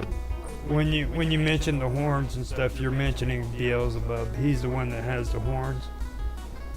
Yes, but people feel like it's some guy with a pitchfork. That's the thing; they get mixed up. So this is what I'm saying, though, because I got a long time, I got backlash because I had a picture of Baphomet. Because I mean, not to say submit, but to understand who Baphomet is within me, because I have an evil side. I have a side of me that's lower light. We all do. And we can deny it all we'd like to, but it's not the truth. I stand in truth. The only true religion is truth. And that's another thing. I agree with this guy, Crowley. Like, yeah, he says some psycho stuff, but truth be told, the only truth is truth. Now, how they acquire their knowledge, this is my problem. No offense to anyone, but a lot of the knowledge and ancient teachings come from Africa, come from melanin people, and it is then taken, stripped, and kind of condensed, or even I don't want to say it's concentrated. It's not concentrated at all. It's kind of diluted, and it's kind of, we use it as a way to make, and it looks like when you hear the truth that what you're saying isn't mean, because we heard this guy do it and he was worshiping the devil. But who is the devil? He was praising the fact that he recognizes his lower light self. He's showing you that this is the side of him, that who he chooses to be, and portraying it in a godlike concept. or a godlike image. But the thing about it is, that's where your discernment comes in. You know who you are. You know that you're not an evil person, even if you've done evil things, or maybe you associate with being an evil person. Like I said, there's no such thing as evil. It is only the lower light, the opposite self. When something quote unquote bad happens, that's you projecting this bad situation. And I do it a lot, especially with relationships. I'm really bad. Go too far off into the deep end, but like I'm really bad with, okay, you can show me one sign from something that I've already witnessed, and I'm not watching this rerun. I'm going to change the whole channel completely. So now I'm not even who you expected me to be anymore, because you showed me something I've already seen before, and I didn't like that show. So I'm going to show you something you don't want to watch anymore in order for you to turn away your attention, and then I can go back to my regularly scheduled That's what it's program. all about, though. Like even in today's world, I was telling you about sheeple. You know what I mean? And what do you think I mean by the term sheeple? You know what I mean? How do you train freaking Sleeping people, sheep, how do you sleeping people. train a freaking herd of sheep? You know, I mentioned that before too, and it's very simple. Yeah, you know what I mean. Nothing has to be complicated when it comes to this stuff. If you just open your eyes and you see things for what they really are. Okay, and I think that's a hard thing for people to comprehend because it has to be romantic. It has to be exciting. You have to have some kind of adventure in the things that you look for. And the truth of the matter is if you want to find a real conspiracy, you look at the boring stuff. You know, these people aren't running around freaking trying to put things in front of your face so that you can see it. They want to go back into the backgrounds and they want to set things up in the background to make it to where you don't know what's going on. Okay, so what they do is they go into these governments and they write up these boring freaking laws that freaking nobody wants to go through and read. You know what I mean? So, Yeah, tell me about it. We civil all today and for history, and like we all were bored, so we took a shortcut. but no, yeah, right. You see what I mean? Take a shortcut. Nobody wants to read Yeah, that shit. we took a shortcut because I wasn't gonna sit there with a 7 and 8 year old But reading that's where civil it law. is. But that's was where it wrong. is, and they can't relate that that is actually a part of the conspiracy. You know what I mean? Like consent laws. All right. People today can finally agree that consent laws exist, but there was a time where they're like, "You're so full of shit." And no, it's the truth. You consent to certain things when you freaking do things. Like when you go into a courtroom, if you don't have the money to freaking afford an attorney for yourself, they'll give you one. They'll give you this public defender, and they'll have him speak for you. Who Well, you have to do the job for. but see, I've won more cases for public defenders than public defenders have won for public defenders, and that's not by choice. here's the clincher about that. Okay, what a lot of people aren't aware of. It's like when you get an attorney, you give up your right to speak to the court. Okay, the attorney has to Yep. speak for you on your behalf, and you have to sit next to him and shut your mouth. Yep, and swear on the Bible. But if you affirm and you represent yourself, which you're able to, because we are sovereigns, but we don't realize that we're sovereigns. Like this is a But corporation. here's another thing it goes even further. If you listen to these people run their mouth, they'll also tell you that freaking anybody who tries to defend themselves in court is defending an idiot. You know, little comments like that because they don't freaking want you to go into court and speak for yourself. And be smart. You see what I mean? They don't want you to educate yourself to what's being said in court. They want you to get a paid trainer to come in and say the shit for you. You know what I mean? Because no matter what side you're on, they all work together. See, what happens is your lawyer is going to go to your public defender is going to go to lunch with his judge buddies and his other lawyer buddies on the other side. It doesn't matter, plaintiff or defendant. In most cases, they're going to eat together. You're going to be the outcast. I learned this from having a ex-husband who lived in the judicial system. I mean, literally lived there. And so the stuff that, I mean, we won more cases on our own just doing stuff in the law library and me helping him, and then him, like I said, doing the law library, me doing my research, than any lawyer has ever assisted us with. It was me always doing his lawyer's job. It was me finding the information, me telling him what laws need to be changed, be redirected. I was lowering sentences, but because you have a lawyer, you have to present them all the information and have them present it to the court. That's Right. why it's better to not have a lawyer. And it's the same as standing right there in Like front I'll of the never judge. swear on a Bible. It's the same thing as sitting there right next to When the yeah, judge. Okay, if you're sitting in the courtroom, you can't say a word unless the judge asks you to say something, or if your public defender asks for you to have the right to speak. Other than that, you just keep your mouth yep, shut.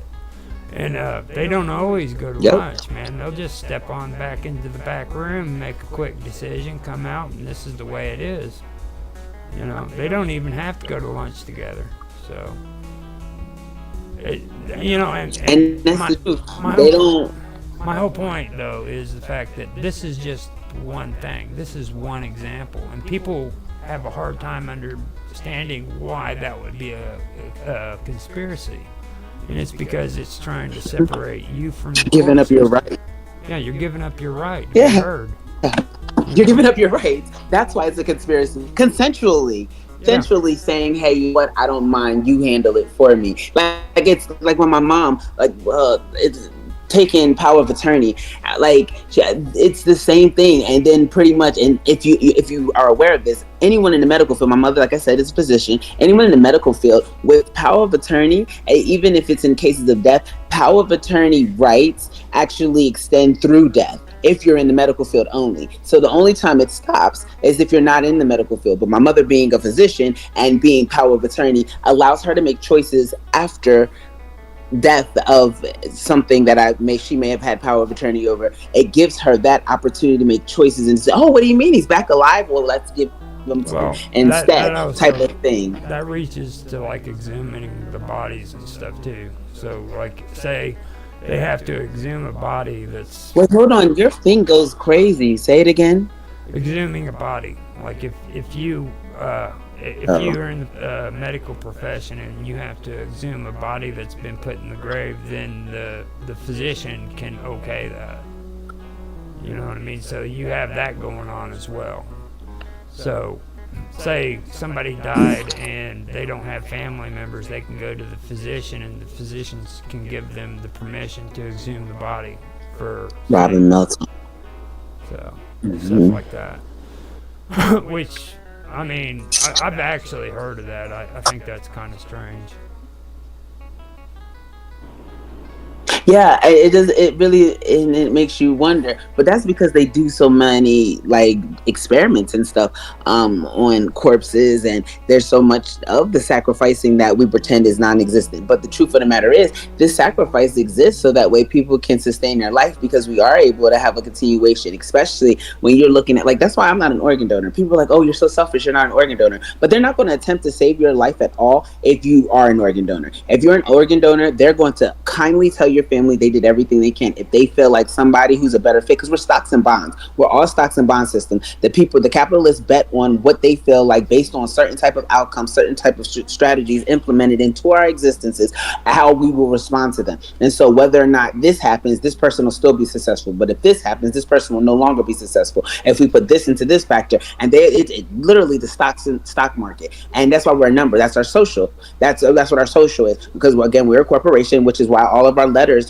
on our IDs are capitalized because you are a corporation. You if it's a proper noun, it's just going to have the first letter capitalized. Like, Well, see, that's why I was talking about Maxwell last week, because you know how I was talking about birthing, ship number birthing, your a ship birthing in the port. That's kind of what he was always. mm-hmm. That's what that's about, and like he believes that freaking we're actually being bought and sold on the stock market, and then our birth certificate is Yeah, we really, are. it's actually a receipt. You know what I mean, for goods to be bought Mm-hmm. and sold. And like It is. he was We're the employees of the this. one that got me started on the whole consent thing, because it was like he was one that, or he's big on words, okay, and like they manipulate words, like the words that you hear in law aren't the regular language that you hear on the street, you know what I mean, or because they want to change the terminology for each word so that they can come up with a certain way of talking with one another that ordinary people don't understand. You know, like Being consent. through them. Mm-hmm. I'll trust me. I understand. They use the word consent for so many different things. A police officer can get consent from you because you're driving down the road with a freaking air freshener up on your rear view mirror that looks like a marijuana plant. You know what I mean? And once you sign something, that's why I always sign X. Like I sign X on everything because because I sign X or scribble. But my school stems from an X. And then it kind of turns into a star. You like now I could there, but excuse me. I apologize. I'm really attempting to stay here for you, but it's just a lot of us have a lot to say in regards to this. And so I've there's something called The History of the Illuminati. It's a documentary, and Adam Wistop, he says it. He says they will be obtained chiefly by means of the schools and by open hearty behavior, condescension, popularity, and toleration of their prejudice, which we shall at leisure root out and dispel. So basically, we're gonna play you off your weaknesses. If you like to twerk, we're going to make that the most popular thing in the world. But really, we're gonna facilitate our 7 billion down based off of all the people that's just spending their time twerking and showing their asses. Because we don't really need that in real life. We don't need that. You know what I mean? We don't. Yeah. But we're gonna make you feel like that's all we're into. Because we know for a fact that you're gonna fall into this category, and we can just wipe you on out with this hit. We can wipe you out with this hit. And so we start grouping people, and we group you into your weaknesses, and we group you together and feel like you're strong with your weakness, but you're just lower levels of weaknesses for us. We just got weakness 1, weakness 2, weakness 3. We have what we're looking at, and I say we, and that makes me sound so bad, but I don't know how to say it any differently because it's Yeah. the truth. That's But it's like fine. we look. It's just I gotta tell the truth, and so we look at it from the standpoint of who's willing to do this, who's willing to do that. This is how we're going to determine the population because it's going to be broken down. I know people think we're going to save the world. We're not. We're going to get rid of the waste, and if people don't like to hear that because then they think that the quote unquote rich people are the ones who are in good, but it's not. It's a mental thing. It has nothing to do with finances. People think it has to do with finances, but the rich guarantee people you- are not I as guarantee smart. you that there's finance involved in it. Now, Well, there is a lot. There's a significant amount, but that's not the reason because they know for a fact their money is not enough to sustain. Understand they have to have the mental capacity, these teachings, these powers, the stuff that they use to Yeah, control people is what's that's important. very important. But okay, well, first of all, let me kind of say something too about like the Illuminati and what you just stated there. Like everybody gets it confused. Like the Illuminati and the Freemasons was the same. Okay? But the truth of the matter is, like when that statement that you just read there came out, it alarmed like every Freemason organization all across Europe, and it spread over to the United States. And it got to the point where George Washington even made a warning to people here in the United States about the Illuminati in one of his freaking speeches, okay? They were terrified of the Illuminati, but they just Or they present it so. yeah. That way you can disassociate them with They connection. Absolutely. And the weird part is they just vanished without a trace. The Germans were actually closing in on him because they wanted to freaking take him into custody because of the stuff he was talking, and he just vanished. I mean, and about Aleister Crowley too. He actually ran the Golden Dawn in the Freemasons. Okay, but before anybody gets carried away with that, you have to understand that there was actually two separate Golden Dawns. Like the one that he ran was pretty much completely different than the original Golden Dawn. So, like when he finally took over, there was a lot of changes that were done there. So I think a lot of people need to understand that too when it comes to that. Now, They're not disappearing without a trace. They're transforming. Just for the well, record, that's what I'm people, saying. just even with Jeffrey Epstein and took Charles. They took the stance of changing their names. They have no problems with changing names. Names are just you know, and identities. yeah, They, that's it. they they could take on a completely new form. Like I think they're like I said, I heard like they were talking about like Elon Musk says this like the being able to download a new body. This has been going on long before Elon Musk has been putting it in publicized, making it publicized. Like truth be told, and we don't need all this technology and research that like he's putting way more work into it and effort into it than what is necessary because it's a natural process that you're able to commence. But and I mean like to make it I guess more extravagant, we add a whole bunch of shiny things to it. But truth be told, literally anyone can change their form, and like we do it naturally and we do it daily, but we don't recognize us doing it. So that's what this connects us, and that's what disassociate. That's why we disassociate from it. But the truth to be told, like these people, if they get what happens is, hey, we have to have you we have to have you do something different. Okay, so they there it's a consensus. People are not really scared of their brothers and sisters, but they have to present some type of fear in order for people to kind of like, come on, I got you, come over here. We're all scared. Come here, come here, come here. But they're not really scared. It's more so like, look, okay, so now you can get away free. I got their attention over here. Now go ahead, transform and present the same knowledge, but do it differently. And that's what happens on a consistent basis to where we think that we're getting rid of these people, but we're not. Again, like I said, Uh, they're just quote unquote well, downloading see, new bodies. that goes back to what I was mentioning that stuff before, but the thing that I was going to get at was the thing about the money. Okay, and the reason why I have to bring that up is because you got to also take another look at things like they at this point they had understood that there is no amount of manpower, there's no amount of military that's going to be able to take over the world.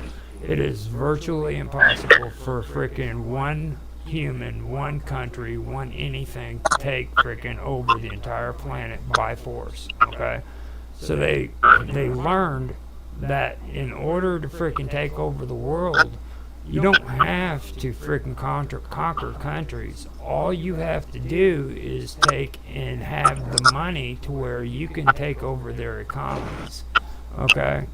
And that is where it comes into play. They want to use that money and they want to use that intellect that they know together so that they can take over the economies, change things the way they want it, and manipulate it. Okay? They don't have any desire whatsoever to frickin' become king or queen or anything. That they know that if they frickin' have the money, they can frickin' tell any president, any king, anybody what to do. Okay, the man who owns the money owns the world. I disagree, but I mean, like, respectfully disagree that we're gonna have a different. I know better. Like, Name one because thing in name I one mean, that's thing what they think. That's what they in know. this They like to physical prove that world. point. In this physical world, name one thing that is not dictated by money. Me, Well, I me. mean, no, I mean You said one. other than yourself. Okay, just name. I mean, can you go down and freaking My get it? children. You know, well, I mean, come up with. I mean, you know what I'm talking about. Just think about it. I mean, those are simple things. Yes, but I'm telling you, Did that's enough. I mean, that's enough. you know? I mean, there isn't one thing that isn't dictated by money. You know, every what do you think people go to school? They go to school so Most people go to school because they would like to get a certain type of job in order for them to acquire a certain type of money. Yeah, that's the mentality being broken down. They're weak. So this is presented. So I get where how you feel or why you feel you like know. the person with money is the one is in control because that's what we see. That's the standard that's been set. Okay, but what happens when your money no longer Well, means nothing? let's If I take a blow you up and this whole entire world up, who are you gonna pay? let's take a look at the word standard. What is a standard? Okay. See, nobody ever wants to An implemented norm, or an implemented normality. look it up. Look it up and see what you can find for just the word standard. Okay. People live off of standards, and they live off of symbols. Okay. Yeah, I just said an idea or thing used as a measure. norm or model in compare. I just said that. And implemented normality. I just told you the definition, and I looked it up, and it is the definition. Now, is there anything else there that defines it? Is there A more than level of quality or attainment. an attainment, right? Now, Used or accepted as normal or average. Normal or average. Far from it. So I would not be able to relate. now they'll tell you that, right? They'll tell you that in that dictionary. But you know what a standard is? A standard is what was used during freaking battle that each leader of that freaking army had, and certain officers within the army also had that standard, and they would wave it above the freaking battle to where freaking the leaders could tell where they were situated, okay, and then they could dictate where their troops would go to because they could see where the standards for each freaking group was, okay. And that's how they did combat. They used standards and symbols. You see in England where they have frickin' the red dragon and the black dragon, and they have the frickin' I want to go to England so bad. the checkers. There's so many answers there. All those are symbols, and frickin' all of those are frickin' standards. That was the standard that they carried with them. Do you see any definition for that? Established by authority, custom, or general consent as a model, example, or point of reference. No, I mean what I just said. Do you see that as anywhere in that definition? That's what a standard is. I mean, yeah, I can. But Yeah. it's not in the dictionary. See, it's not in there because there's people who don't want you to understand that that's what a standard is. When you That's crazy. Represents the sovereign and the United Kingdom, but sovereign means separate from like your own self individually, and that is the royal standard in England. Like it's just wild because okay, the sovereignty is supposed to be the people as a whole. Is what that's supposed to be like. Which it all sounds good on paper, but it's what they tout right there has never been achieved. Like no government's ever been ran by the sovereignty of its people. I mean, it just doesn't happen. You know, and symbols, things like that. You know. You're living in a world where everybody says you have to have standards and you have to symbolize something and stand for something and stuff, and they don't understand the words that they're talking about, what's coming out of their mouth, okay? What is a standard, okay? So that's what I'm getting at. Like a lot of this is wording, you know what I mean? And they want to change things to where the words don't match with what they actually mean. that's why etymology is necessary. That's why when people, like I said, people love calling me black, but black does not make sense based off of etymology of the word. It only makes sense off of the quote unquote standard for what people say it is, but it's not the truth of what it is because black really means to be bleached, pale. So, I mean, if you really look, even like to be blessed means to be covered in blood. We don't know that, but we say, bless you, cover me in blood. I mean, like they say that as a symbolism of being covered with the Passover and making sure that there's blood over you so you're okay. You're not, no harm should come to you. And that's what blessed is supposed to mean. But again, like I said, you look up the etymology of blessed, it means to be covered in blood, just like black means to be bleached or pale. But we'll use this as the standard to define something and then only to find out that it's incorrect. And, you know, the thing that I really, like I told you before, I'm not really big on the, Maxwell, but that's the one thing that I did take from him, like the manipulation of words and trying to make things to where it freaking basically they can use words to freaking change people's outlook on things and how it's supposed to be. Like what means something today isn't going to mean the same thing 50 years from now because they're constantly changing the words to fit. And you take a look in history, all right? You look at the word realist, all right? Today, we we call them socialists. And if you don't believe me, all you got to do is trace it back through history. When you hear people talking about being progressive, you know what I mean. When they say they're progressive, they're saying that they're socialist. That's all that means. And then the realist is where it started. Everybody says they're realists. Well, realist is another word that frickin' changed from realist into into another word, and then that word changed to another word, and then eventually we come up with the socialist. You know what I mean? Being socialist. So that's basically how that It's just works. because of comfort. You know, but that's what Whatever makes people feel comfortable. it's to hide the fact of who they are too. You know what I'm saying? It's like they don't want you to know that freaking socialism is the same thing as what realism was back in the freaking 1800s. Because then you be uncomfortable. Right. I want you to be comfortable. That's it. Eso solito. Eso más shake me. Yes, I'm forgot my little shit. Because, because There. see, Yes, come on. You see back what I'm saying? Like, let me throw that shit, ma.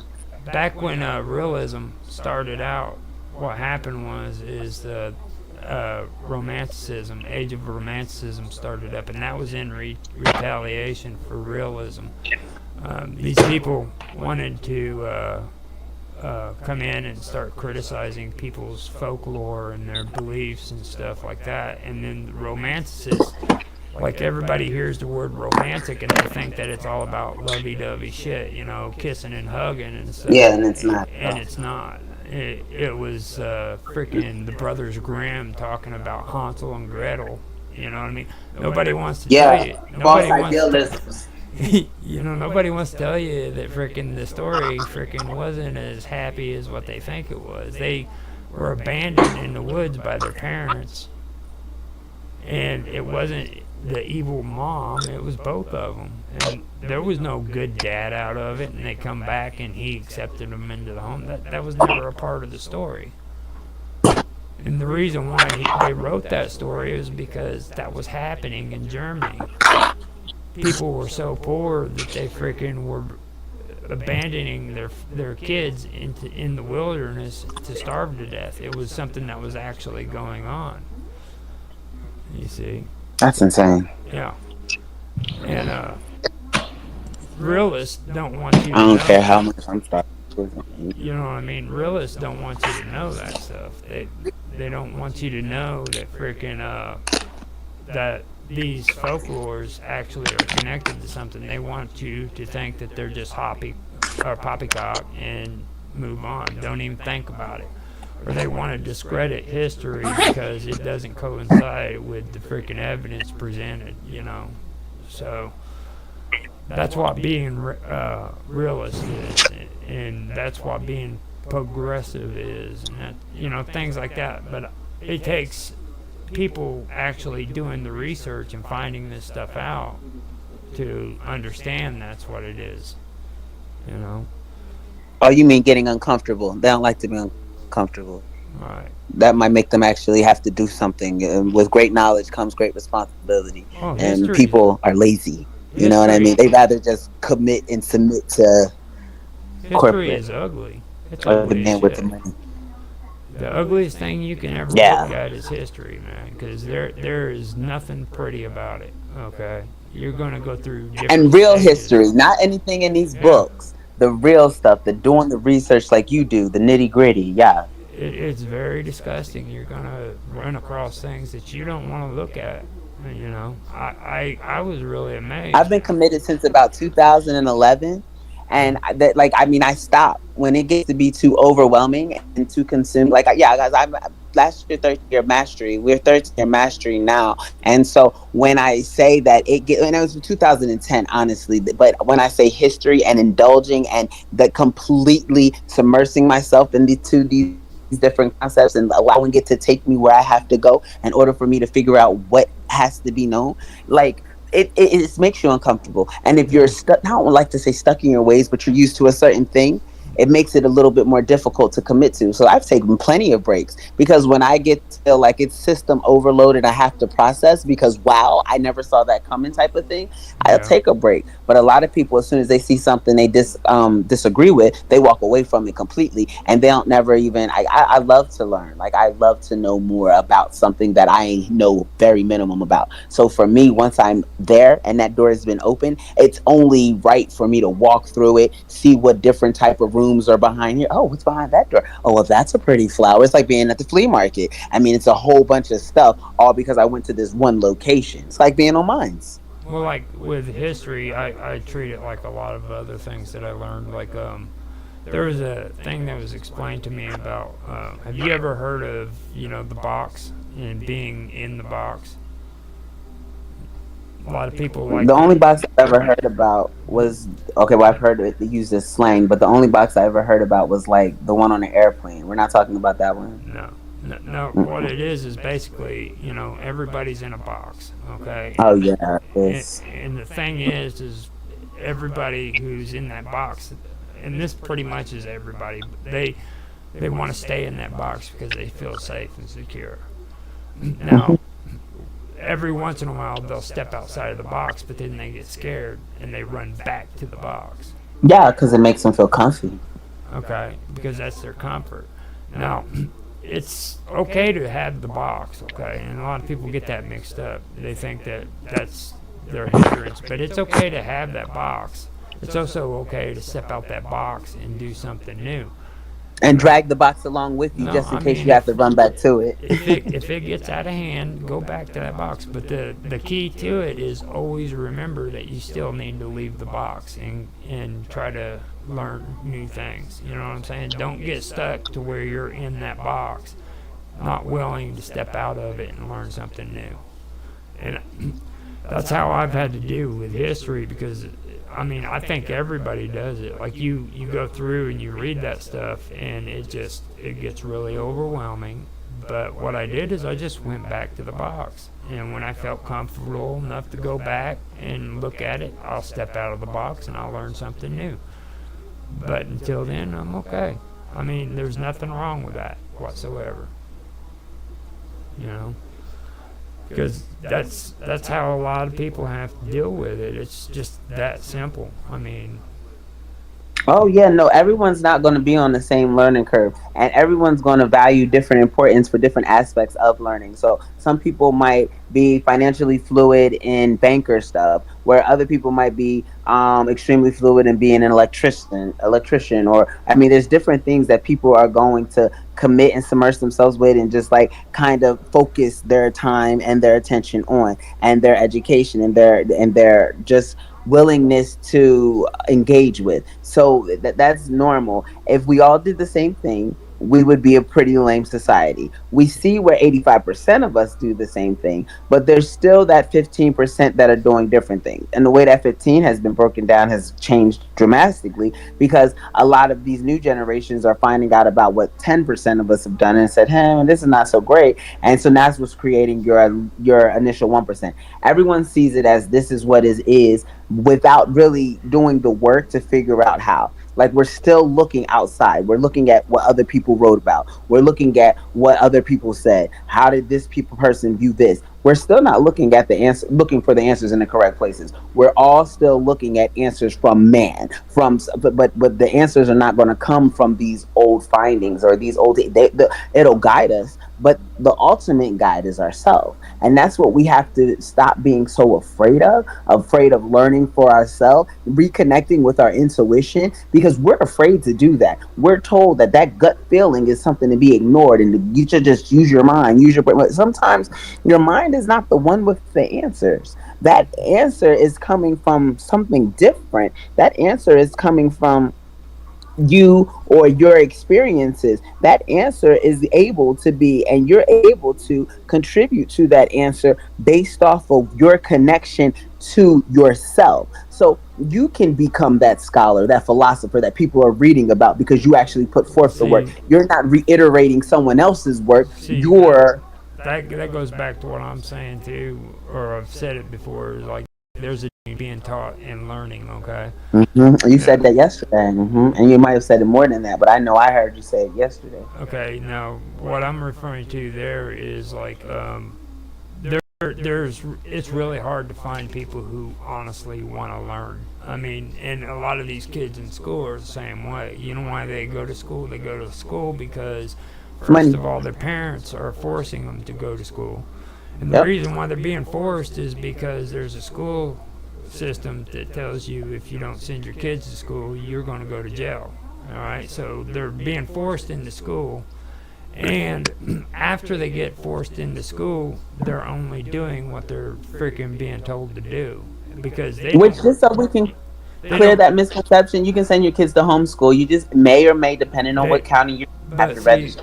but see what it comes down to is they don't actually genuinely want to learn like for the sake of learning. All right, No. my whole point is this, okay?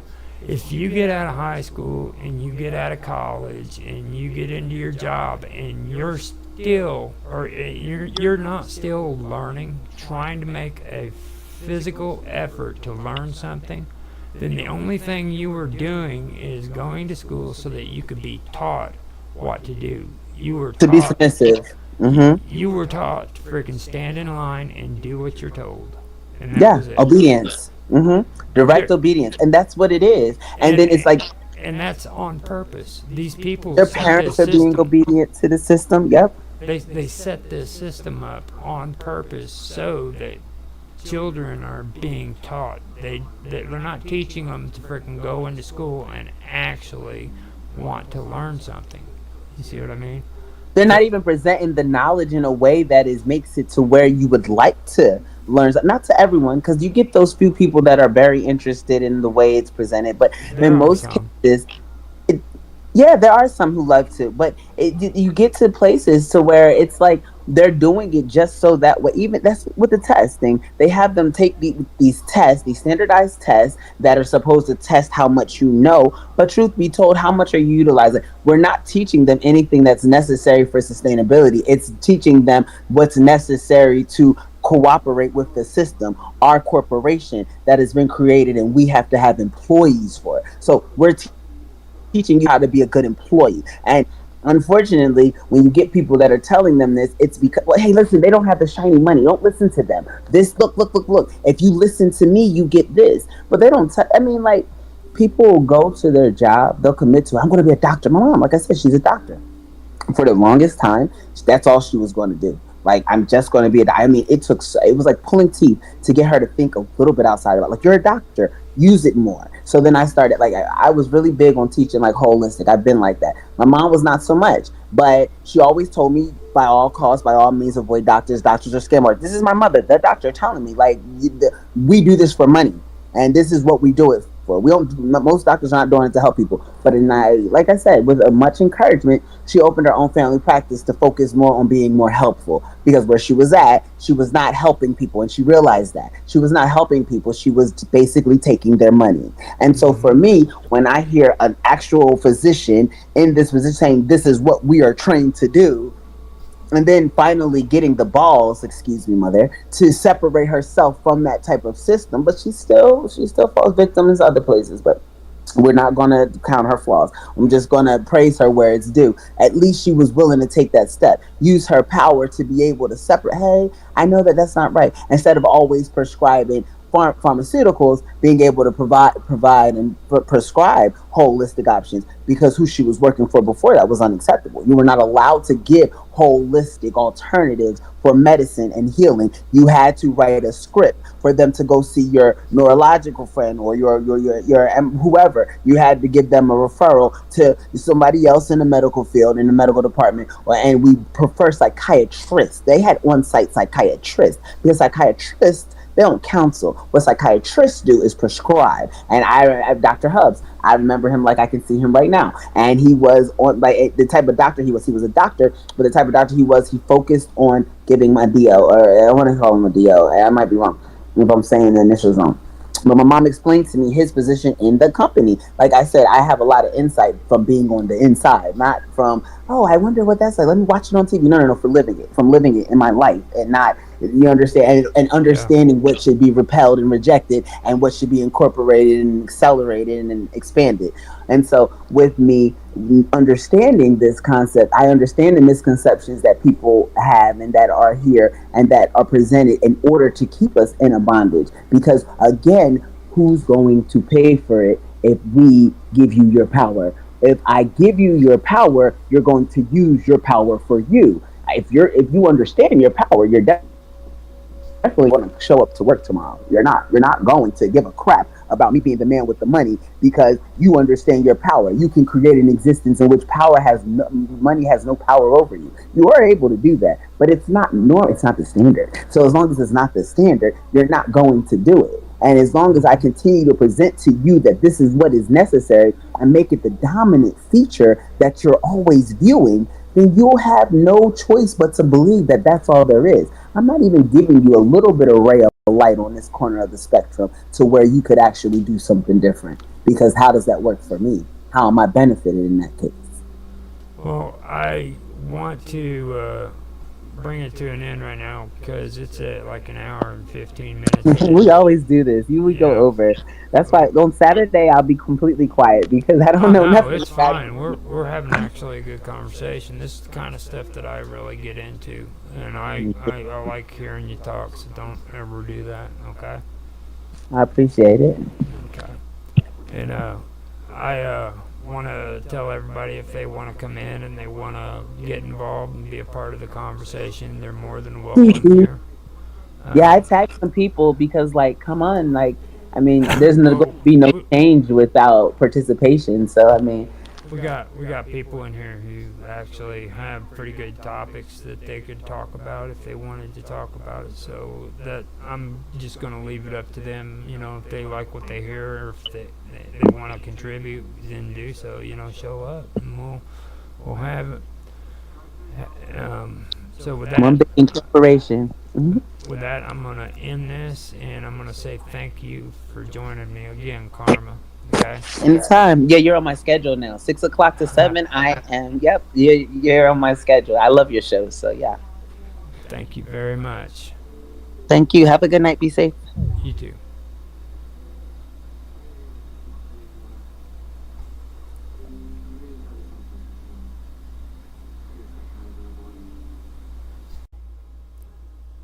Hello, everybody, and welcome to another one of my streams. I am Roger Hanson, and I'd like to welcome everybody here. Um, this is my topic on strangeness. And before I get started, I'd like to welcome anybody who would wish to come in and join my stream. Um, if you would like to do that, I have my Jitsi link posted uh,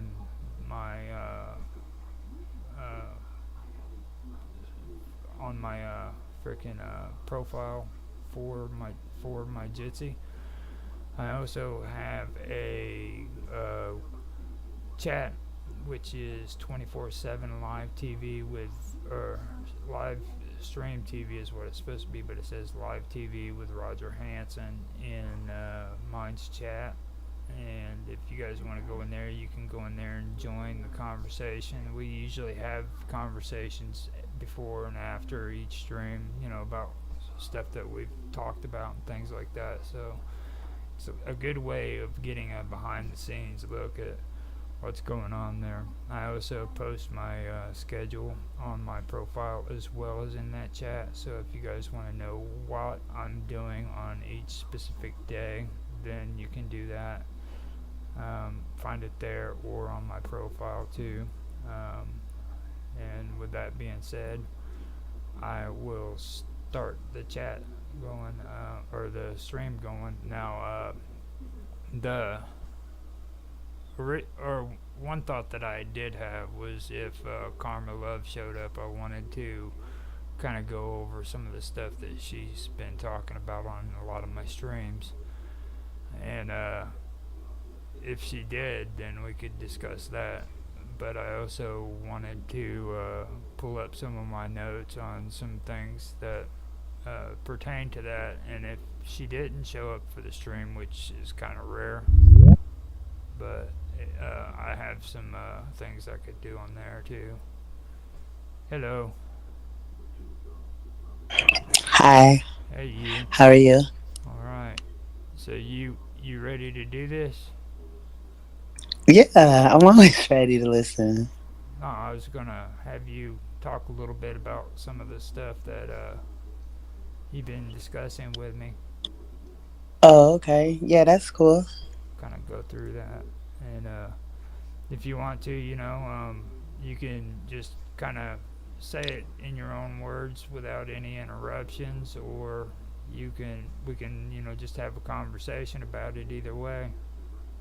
Whatever makes you feel more comfortable. Like if I say something that strikes a peak of interest, it to me would be fine and just like better for me too. If you like kind of ping pong off of that, I guess you know what I mean. Like if it's Yeah. something that you feel like you have something to say about, I'd rather know more than less. Because sometimes if we wait to the end, we might forget something. Okay, so we can do that. What what kind of or what topic would be the best for you to start out with? What you'd like to talk about? Well, I remember you were saying something about the pineal gland. I even made sure I had a little bit of like just actual data, quote unquote, just in case. But for me, in regards to the third eye, I today was the first time I read something that said that it's something that no longer is present inside of our bodies. I had no clue that this was what was being pushed, just given the fact that it's very much still present, and it is actually how most people get their information. And people who are aware of its usage and aware of its power, they often use it to channel. Like for me, I a little bit of a little bit of telepath. I would like to say I'm a little bit of a telepath, but I mean I can hear people who are not talking directly to me. I can kind of answer questions. Very connected into the spiritual realm, but that's through actual decalcifying of the pineal gland, because the pineal gland is basically our projection onto the world. So we see our eyes. What are our two eyes that we have are what is watching the movie that we create, and our pineal gland is what's creating the movie. So from birth, we are actually, just because of how powerful it is, the process of calcification actually happens. So where like our intestines are inflamed, fluoride, certain types of food, just the lack of certain type of information, even our exchanges on social media, all of these things start to hinder our pineal gland, start to calcify it. And with it being calcified, is basically it's clouded. Your judgment is clouded. Excuse me. Your mentality is clouded. You're very easy to be manipulated, easily to be controlled. So we calcify, and I say we by basically powers that be, because yeah, but we calcify your pineal gland in order for you to become more submissive. If I'm able to control it's in the center of your brain, and it's the part of your brain that does, I'd like to say everything, but it's responsible for everything. It's responsible for how you feel. It's responsible for your reception of your feelings, your interpretation of your feelings, how you project those feelings, what you're able to manifest. We hear manifest a lot.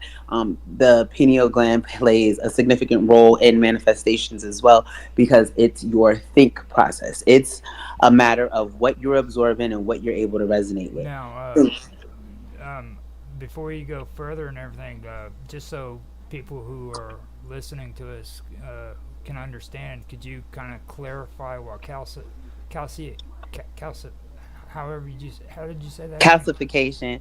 Calci, Okay, yeah. so calcifying, like I said, is kind of like clouding it. I'm going to tell you the exact definition, but Like it's clouding. just in your own Calcification is words, the like the it's the process. accumulation of salt And so with that, but it's the accumulation of salt in body tissues and in other places besides just the tissues, but your brain is one of your biggest. And so with calcification, it also it just causes you to cloud it clouds your judgment, it clouds the way you think, it makes you less powerful. You have the power to move your mind. Like, you guys, it's funny because when we were talking about them building the pyramids, and you're like, yeah, there's something they cannot even fathom. But before, and then they were like, there has to be some type of technology, but the technology is us. We are the technology. We're the technology that, quote unquote, new age technology is attempting to mimic, attempting to replicate.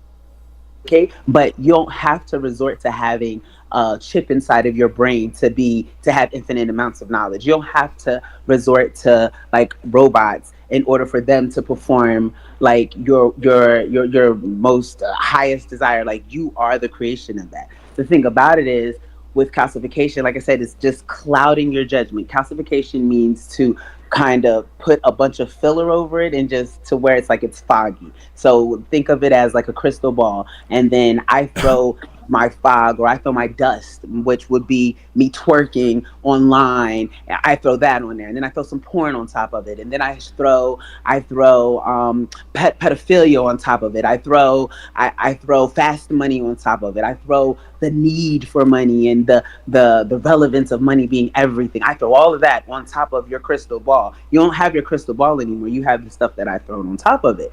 Well, if I can make the stuff that I've thrown on top of your crystal ball present self as more appealing and more susceptible or acceptable, then it becomes to where the crystal ball becomes irrelevant. Why use the crystal ball if I feel like this is better? And the only reason you feel like this is better is because I first clouded your crystal ball before I told you it was better.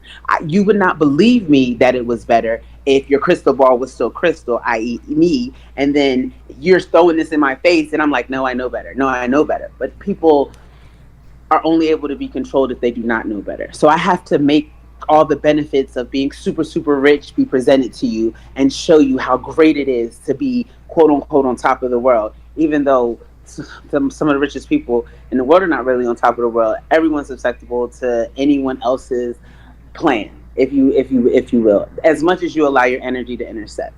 Because we're energy beings, because we're exchanges of currency, like, your energy is your highest form of currency.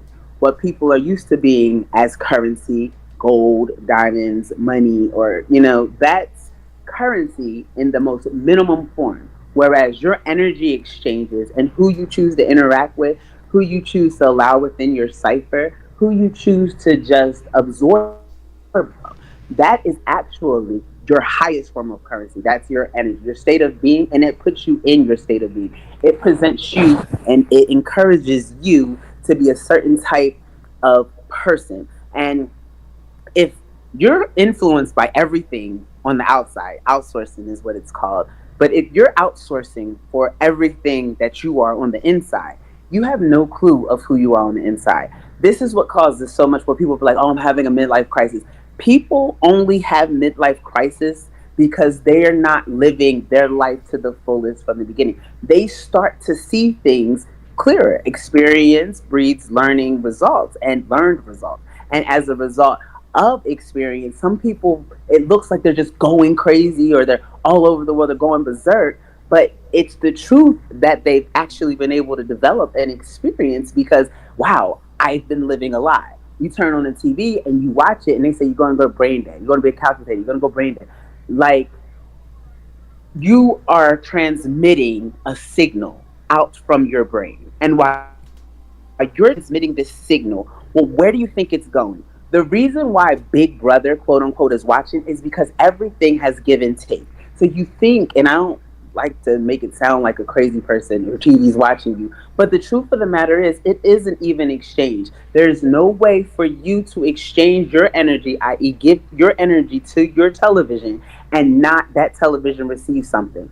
That, like, it's receiving your energy. So, well, what do you mean the TV is receiving my energy? The man behind the mask or the puppet behind the strings, the one is, that's when you're sitting there, how you feel about that television at that time, whatever you feel about that show, all of your emotions, that's what is creating who you are. Okay, so this is how they feel at this moment. We know what to do and able to harvest it. That's what adrenochrome. If have you ever heard of? Well, I saw someone share something about adrenochrome. Adrenochrome is extracted from the brain at the pineal gland, usually, preferably by the elites. Not all of the elites, but lots of elites. They prefer it to be of a child, and they have to be in a fearful state because that's when it's at its highest, and that's what keeps you sharp. It keeps you thinking, and it keeps you youthful.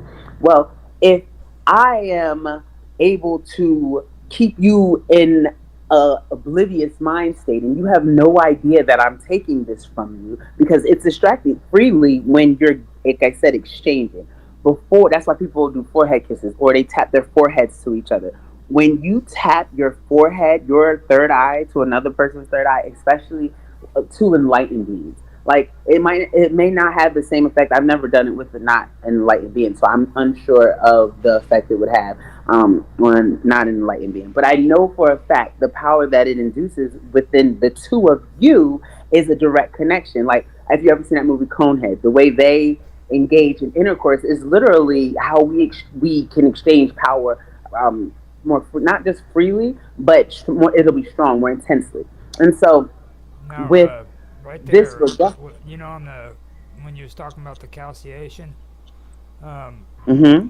and like right there where you're getting at there, a lot of what you were saying was spiritual, okay? But like, do you feel that that also uh, coincides on a physical level, like the things you eat, the things you take into your body? Oh, absolutely. Fluoride calcifies you, anything with an immense amount of salt. And then this is something else that you have to realize as well. Okay, so the pineal gland, it was most commonly called, like I said, the third eye, but it's located in the center of the brain. It is connected to light. With your think about people that are like, I like the lights off, and they don't really like the light, a lot of lights, or they go out in the sun and it hurts them, and that's where you get the most power from. The sun is like the most powerful resource in the universe, and some people cannot stand to be in it 5 minutes, 10 minutes, and then you have, but and this is strategic because there's some people who can live in it and bask in it, and I kind of sort of in the middle. I can tolerate it as long as possible, as necessary as well. But if too much of it, it's extreme, and because it is so powerful, it is a power. But yes, you, if you could, alkaline, no diseases or any illness or any sickness can exist in anything in an alkaline state. So when you're thinking about like your diets and your foods, and the less alkaline, or well, excuse me, the more alkaline, the better. So if you're like, for me personally, there's this water. It's called Eternal water. There's a bunch of alkaline waters. Like Walmart has a 88 water. Alkaline water neutralizes your body. Binaural beads. I don't know if you ever heard of these, but these isotones, they can reconstruct your cells, reconstruct. And I think me and you had this exchange before about the whole body regenerated in about 2 years worth of time, and then you added more information that on a cellular level it takes about seven. But this I've seen different things in regards, but when you are consuming anything. Like, that's why we have a digestive process. It's a matter of how well your body can consume and then release anything that you that enters your body. But we're taught that we have to have meat. That's a big thing. And we don't have to have meat at all. Like, there's ways to get protein without meat. We can actually survive without food for 40 whole days. And in some cases longer, give or take, but we would not try that. I mean, because we're told we eat processed food. The processed food has chemicals in it that they to sustain the food, to for it to last longer. Well, those chemicals are unnatural. Anything unnatural is going to, if and you're a natural being, it's obviously going to cause genetic mutation within you, and then we call it adaptation or evolution, but we're not really evolving, we're devolving. And we're doing this because we're injecting, and we're just accepting that this is an easier way to do this. So I'll eat this out of the box because it's easy, it's quick, and it's accessible. Guilty is charged same as me, but at the same time, knowing better, knowing that this stuff has some type of chemical that may have an effect on me, the way you would be able to, even if you do ingest these things, counter that is to at least have a strong third eye. Because with your third eye, you can have any reality that you would like with your third eye in your control. And that's knowledge is the foundation of all things in existence. And Education, we say we are going to go get an education, but education, the root word of education is educa. Educa means to bring out from, which means it's already present there. We're going to dig deep into that third eye and we're going to bring it out. They If you have never seen something before, it does not exist, and that's how you should kind of stand on with anything. If you have not experienced it, if it was not a manifestation of yours, everything, even this conversation, in some way, shape, or form, you had a thought. Everything you see, the biggest buildings that you see, the biggest whatever, robots, spaceships, whatever, it all started with a thought. Someone had to think of those things. And then it was the facilitation of that thought. The thing is, now because we have so many interceptors, we're not able to facilitate our own thoughts. Instead, these interceptors come in and they look at your thoughts and they quote unquote steal your ideas. But it's because you have no idea that your idea is actually the creation of an event or a place or a thing. Like, you feel as though it's just a thought, no big deal. You're unsure that you can do this. You're unaware that you can do this. And then you, like you said, it seems spiritual, but it's not. It's biological. It is, our ability to create and manifest is not a spiritual mindset, but it has been taught to be a spiritual mindset in order for it to seem to be less renowned and less utilized. So we have people that we get upset with, that we call the powers that be, and they practice this type of energy manipulation. But the truth of the matter is, they're just using the energy that people are freely repelling and just just disregarding. They're saying, you know what, I don't even believe in that. That's no big deal. I don't believe in God, but it's not God. You are God. You know what I mean? And you're God because you're a creator. It's not, I heard in a chat before, you guys, not you guys, because it might not necessarily be you, but they were speaking of someone who used to call themselves God. And they were like, oh, that's like having a God complex, blah, blah, blah, blah, blah, blah. But the truth of the matter is, each and every one of us are a creator. And by definition, God's a creator. God, you are a God. You are God. Like, that's who you are. But I'll tell you that that type of thought process, if I'm a power that be, is unacceptable, because I believe I'm God, but I'm going to tell you, no, we're not allowed to believe that. We're not allowed to stand on that, so that I can control you. Now I've divided and I've conquered you from your power. So I've separated you from it, and now I'm using it. And now you're wondering how I just thought about that, and it's right there. Because, oh, I've been watching you for a while now. I've been draining your energy and recepting every single thing you could possibly consider for about 5, 6, 7, 8, 10,000 years. Yeah, no, like right there We're afraid of when this. oh, like, was there somebody else there? I'm unsure. I see two up here. Okay, well, it could have been just bleed back, but when you were saying receptors and some of the stuff you were discussing, the thing that really stuck out to me is like you were talking about what you were talking about, and receptors in the brain started clicking. You know what I mean? Like, it's Hmm. like the word receptor just popped out in my mind, and I'm like, your brain has these receptors that receives information And sends it. and sends it right. Yeah. So and also, you know, the whole thing. I just wanted to hear about the physical thing because of what you were talking about, but I wasn't saying anything referring to spiritual. You know what I mean? No So, idea what I did. I literally pressed the button. The next thing I knew, you were gone. And I was just like, oh, okay. okay. I just Yeah, I wanted had to no jump idea. to. I thought there was somebody else in here. So, Maybe there is. You know how the our computer oh, it's systems fine. work. I think you should have tagged Robot. He said yesterday, he said that he didn't have internet or something. I don't know. But yeah, no. With we're message signals. We're message centers, and that's the thing, that like we're computers. That's why they're able to design computers, because we are the computer system in which these mimic. Our brain looks. If you look at the universe in regards to like the Milky Way and how the galaxies are formed, our fingerprints parallel it. And even within your pupils, it's like, that's why your eye, and you have your oh gosh, I'm gonna say the wrong thing, but Sirius, have you heard of Sirius Planet B or whatever, like the Sirius B? Like, all of this is within your genetic makeup. But if you get too powerful, you'll realize that you're living in a simulation, being completely submissive to people that have not at all your well-being at hand. Like I said, I'm now finishing the Ring of Power, and they talk about how the United States liberation and how the United States isn't even able to control the United States. That London, actually, England, actually controls the United States, and it's crazy because we fought for our independence. Allegedly, we have it. Blah blah blah blah blah blah blah. But then there's a 13th Amendment that actually gets omitted and just disappears, and that says that English settlers have the right to come into our country and not only come into our country, like basically make money off of us. Like they have that right, and it's continuously, indefinitely.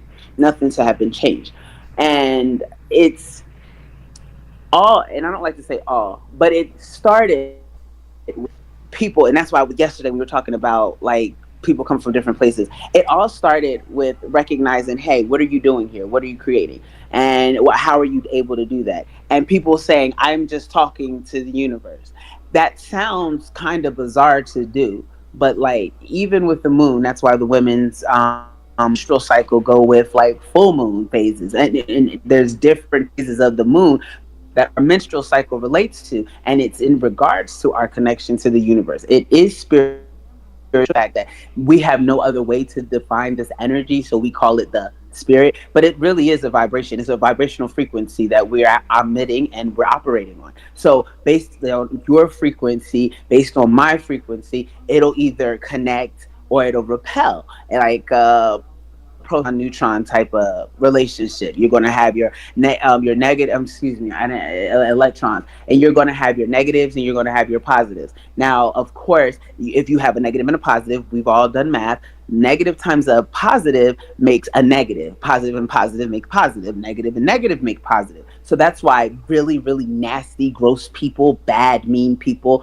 they can all get in a group huddle and all be happy. But if you because they're all negative, it's no big deal. We're all disgusting, so it's no big deal. But if you throw something positive into it, and this is from experience, especially my marriage, like my last marriage, my ex-husband's family, and I don't like to, like, when I say you just watch some things and you learn some things, and this is how I learned. But you throw that positive into it, it causes a disruption to the system. What do you mean we should not say this? What do you mean we should not do this? What do you mean? Like and it now there's a disruption. But if I'm in a group of positive people who see things from a positive point of perspective, and it's a bunch of positive energy, it's not going to be really negative until someone negative comes in and says, what y'all talk about stupid. Well, hold on, you might not agree with it. You don't have to agree with it. We're not forcing anyone to agree with our way of thinking. We know the power of our way of thinking. We recognize it, and all we're doing is giving you the opportunity to be free in your thoughts, so that way you as well can understand the power in free thinking. But people think that you're attempting to impose some type of like standard or some type of belief.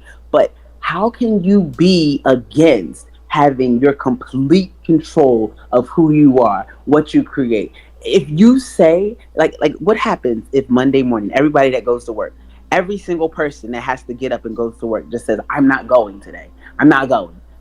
Every single one though in this country. What happens? Do you feel like your boss is calling every single one of you guys and saying, you're all fired? Like, no, that's not a good business move at all. Like they're tweaking. Like, what's happening? My money, what's going on? And the reason being is because you work for them, but we tell you that this is for you. But you're in a world that nothing you do is able to be for you because your mind is not being excelled. You're not exalting your highest power. You're not even attempting to exercise it because it sounds so bizarre the way to achieve it. The way to achieve it is literally connecting with nature. That sounds so lame. That sounds like, you're right. That's not going to make me powerful and walk through walls because you've tried it, right? No, but you, before you went to work, I told you you can be a millionaire and move up in this building and move up in this company if you do this and you try that. And it's like, yeah, because I can see. You can see what? The money? You can't see the money.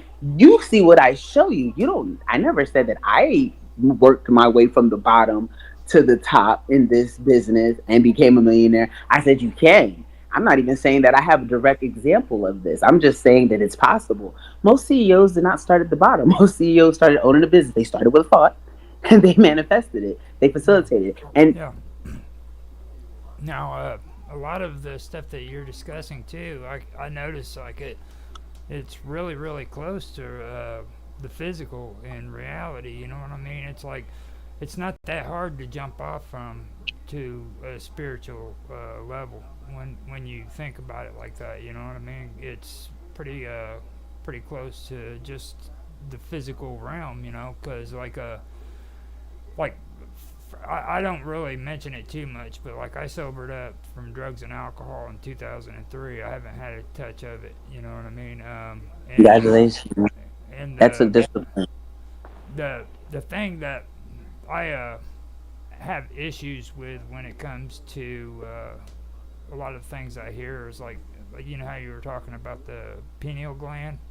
Yes. There's a group of followers that are out there, and I've had the conversation with Robot. He falls into this category too, where they think that you know using this drug, which is a mind altering drug, okay, is going to like enhance your being and make you a better person. And for me, I first of all, I had to suffer with drugs and alcohol for the earlier part of my life, all the way up from about 13 until I was 30. You know, so I understand what the pain and suffering is of actually going through that is. You know, first of all, and second of all, it's kind of like what we were talking about here. You know, you're introducing a poison into your body that your body just it rejects. It doesn't matter if you are an alcoholic or just a alcohol abuser. What you're doing is you're taking this foreign drink and you're introducing it into your body, which is a poison to your body naturally. And over time, it becomes natural. It becomes acceptable. You know what I mean? Yeah, because you reconstruct your DNA, you reconstruct who you are. So Well, you're you adapt to it. even in society, you know what I'm saying? Like you don't have a party if there isn't drinks. You see what I mean? If there, I mean, who wants to go to a party where there's no drinking? You know what I'm saying? Who wants to go to a bar if they can't drink? You know what I mean? Who If goes there to were a bars bar? for different stuff, though, imagine, like, you know what I mean? Because I'm sure that if we could promote something, because I'm not a big drinker, like I'll have me a pina colada, but alcohol makes my stomach hurt. Like alcohol really makes my stomach hurt. I can't drink, and I used to drink. You know, when I went to college, turned up, and like I said, I will have a pina colada. I like pina coladas. Pina colada is good, but I'm not a drinker. You know what I mean? And I used to smoke weed, like the best of them. Like you couldn't pay me to not have at least like an eighth a day. But I don't even smoke weed anymore. Like this is just real, and this is still the thought process. So when we experience like certain type of trans mind states, I like different trans, like when in you're, I say call them transes, like you're in a trance, but you're not really in a trance. But when you're in a different form of mindsets, a lot of the times we see stuff differently. Alcohol is one of the only quote unquote drugs that does not, and that's because it was created in order for you to oppress these feelings even more so. Like people feel like, well, I got super emotional, but the emotions will fluctuate. They could go angry, it can be really sad. But when you are high on weed, especially, I know that there's usually a more mental to where you're in your mind and you're actually considering all possibilities. This is why they made weed illegal. And back when they did make it and they labeled it, they did this whole like conspiracy thing with Gorilla Glue, and it was like this whole like they had a guy. Like that's how they found out what we could do. And when they found out what we could do, they used Gorilla Glue when they did it. And when they found out what we could do, they were like, "No, we got to keep this under wraps." And that way we can monetize off of it. They don't tell us that part, but that was the reason for keeping it under wraps because everything makes us money. And then we tell you that the money is important, you chase the money, but you get so wrapped up in that. And when we are high, we're told that, oh, they're just high. Don't listen to them.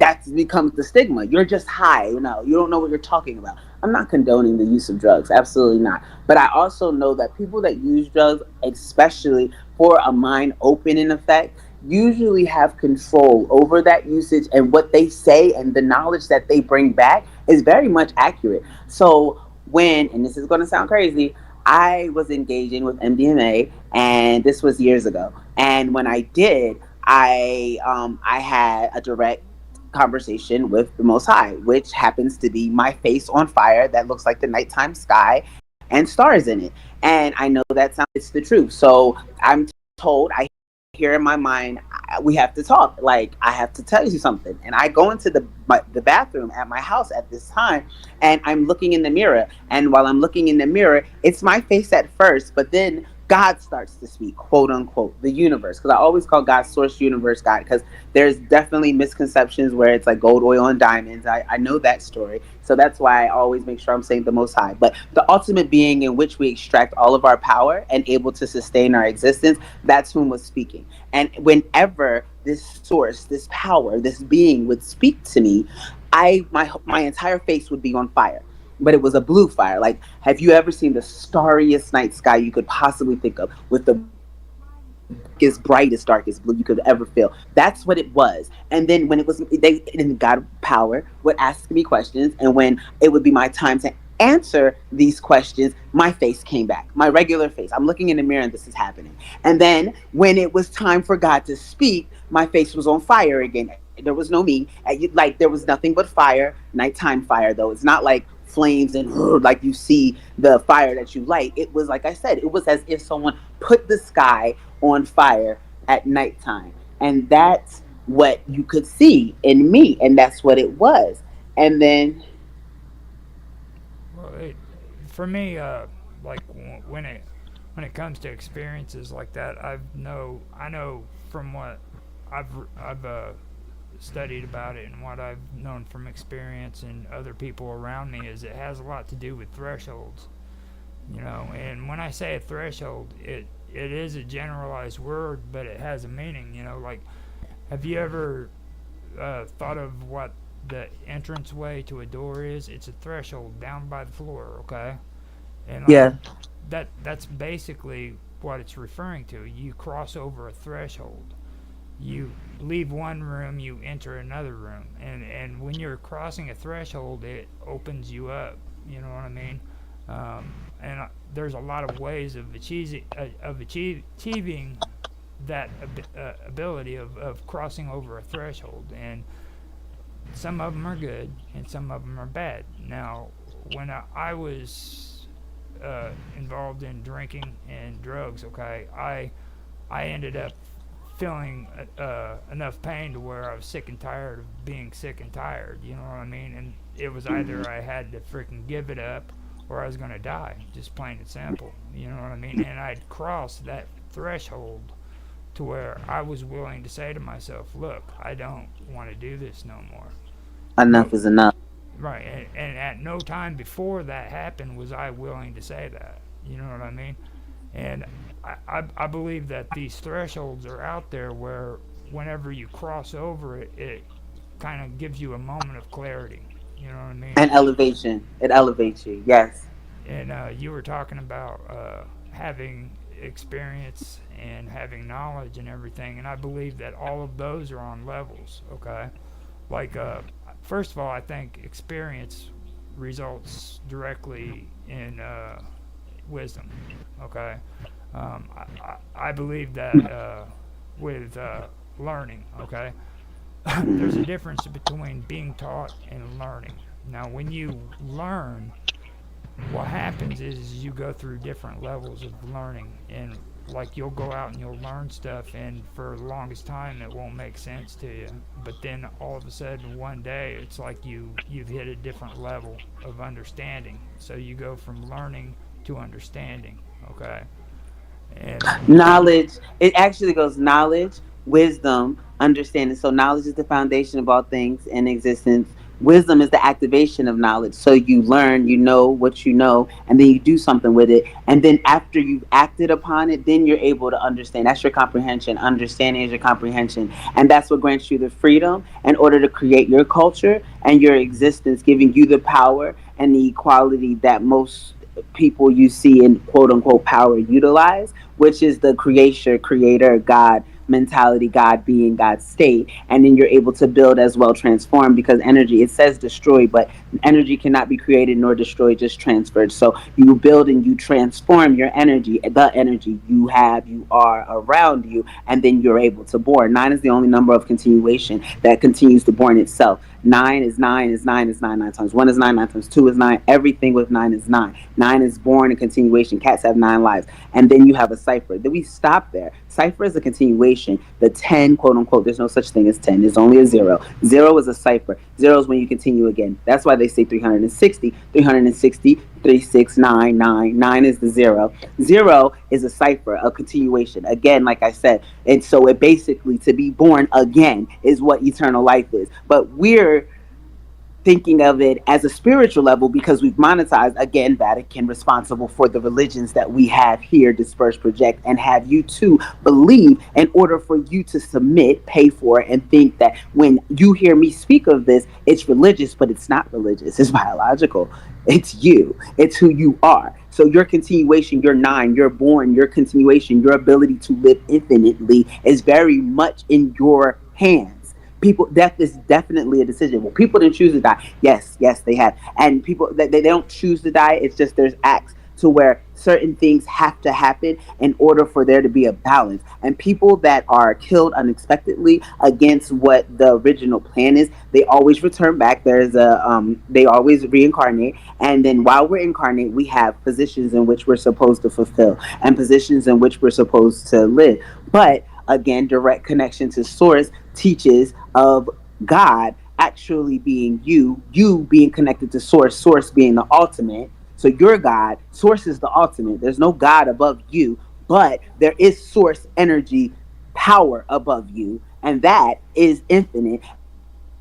And No, that being infinite and you plugged into its infiniteness, you as well become infinite. But I'll tell you, you're going to die of a disease. If I tell you on paper, black and white, because if you think it and then you write it down, it becomes more real. The more you say it, the more you do it, it just becomes real, no matter what, regardless of how much you're against it. That's why the universe does not recognize negative. That's why you say, I can't be late. I can't be late. I can't be late. And what's going to happen is you're going to be late because the universe only hears, I can be late. Oh, if you can be late, let's take our time. You can be late. Let me throw some traffic out here for you. The universe is unable to recognize negative. We put negatives here and we talk about it like it's the norm. You'll hear me correct myself all the time because I'm learning as I go. So if I slip a donut in, I'm like, oh, wait a minute. Wait a minute. I mean, I must refrain from. And it sounds like, oh, what are you talking like that for? Because what I say matters. Like, I'm not being a bitch, as I've been called. Excuse me if I'm not supposed to say that in here.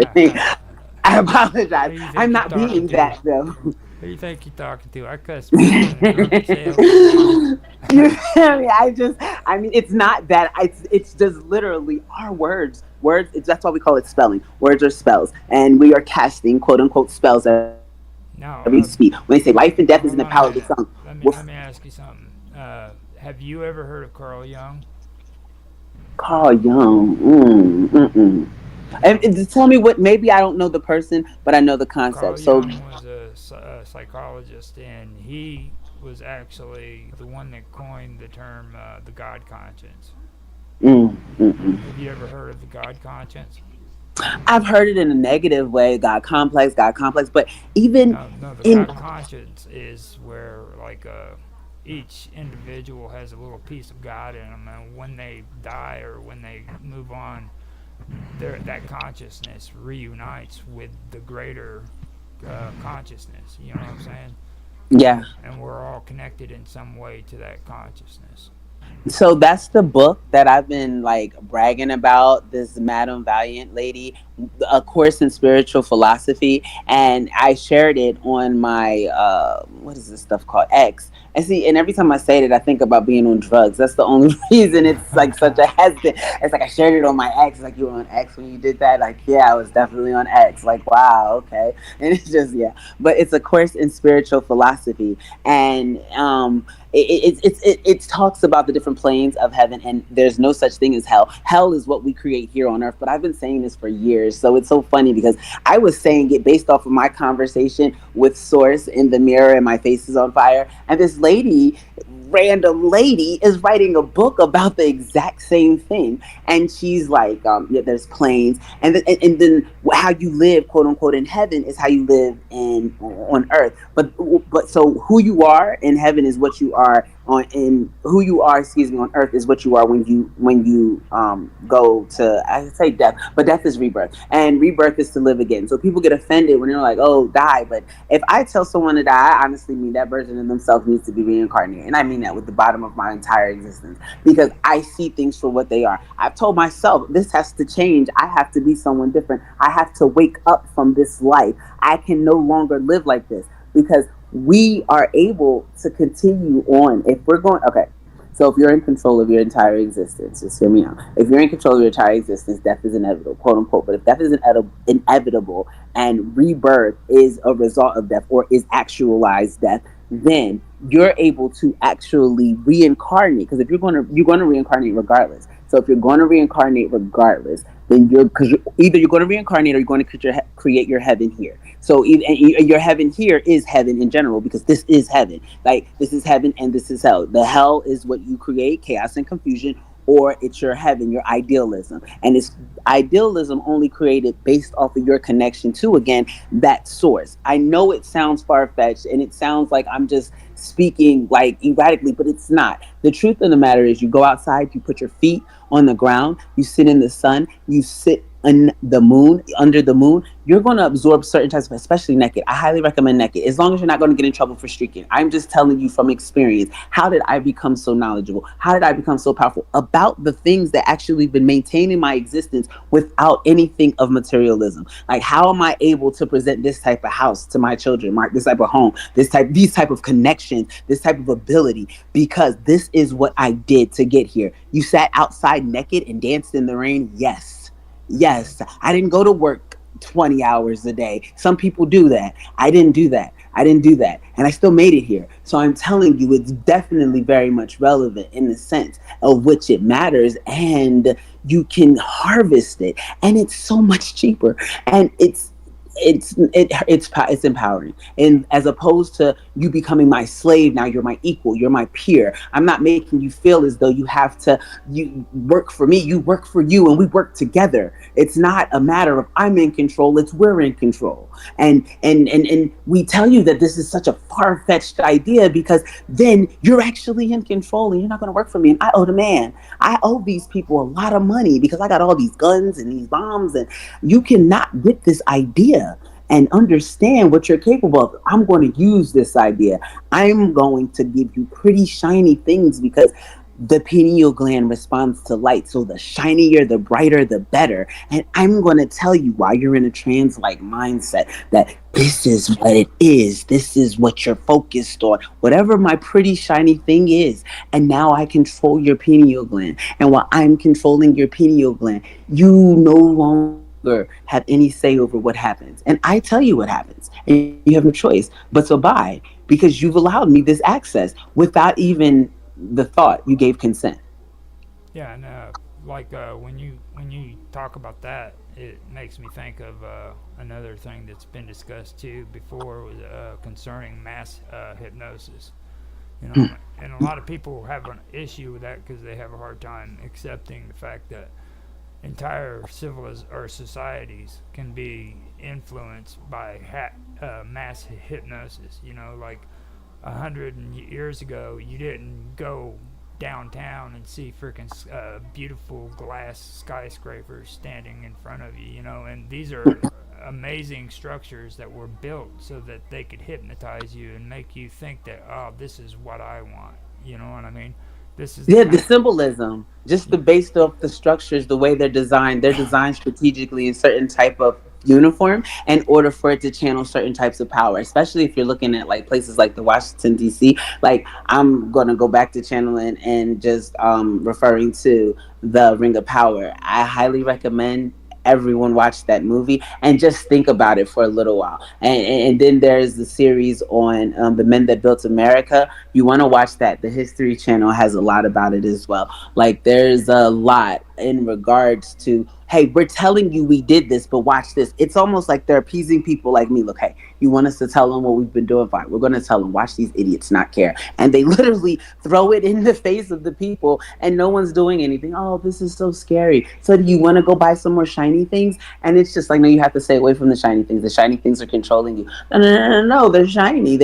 I have to have them. And it's like, I don't want to be controlled anymore, but I want to be empowered. But you cannot submit to the power that is minimizing you and that is draining you, and think that that's going to empower you, no matter how you like to portray it. It has to be a complete separation and a rebuild of something that can stand, that's sustainable. That's like natural resources, like natural energy, like the gas and like the gold, like the stuff that's going to be here no matter how many times we blow up the earth, no matter how many times and no matter how many buildings we build, like no matter what, it's going to be here. And those are the only things that we can count on. Those are the things we can count on, because with or without us, they stay. And that's the stuff we should be looking at, not the stuff that depends on our existence, our thoughts, in order for it to be here. Because those things, that's how we know those are wayward, and they can change. Because my thoughts change constantly. I mean, I might love you today, and I don't even know you tomorrow. I mean, you never know. It's Yep. certain stuff. A lot of people are like that. I'm not saying that's for me true. I'm just saying it's a possibility, and it's something that I felt as though I could be able to say. And so it's Yeah. that. You know, and you understand what I mean? You Yeah. you It's get a the good example. changes. Very good It's example, really because good. that's how people treat people. That's the life we live in. These kids nowadays, it's like no love, YOLO, and then they want to rob you. And I mean, like, it makes you not want to talk to anyone. It's like, you know what? Just stay in your corner. But if you stay in your corner, guess what? That's me harvesting your power again. If I stay in my corner and I stay away and I'm not doing my job, guess what? I'm punishing myself. And the universe is punishing me, because have I not told you that you have to do this? Have I not told you that this is what has to be done? And I'm in the house having a spiritual quote unquote battle with myself. Really, is it myself though? No, because we're connected to everything. I could sit here, shut up, and listen to you louder with you talking and me not saying anything than I can by any word that you say. Most people that know me know this. They know that I can do this. I've done it on several occasions. And that's one of the things to where people get intimidated. But I'm like, hey, I don't want to do this so you.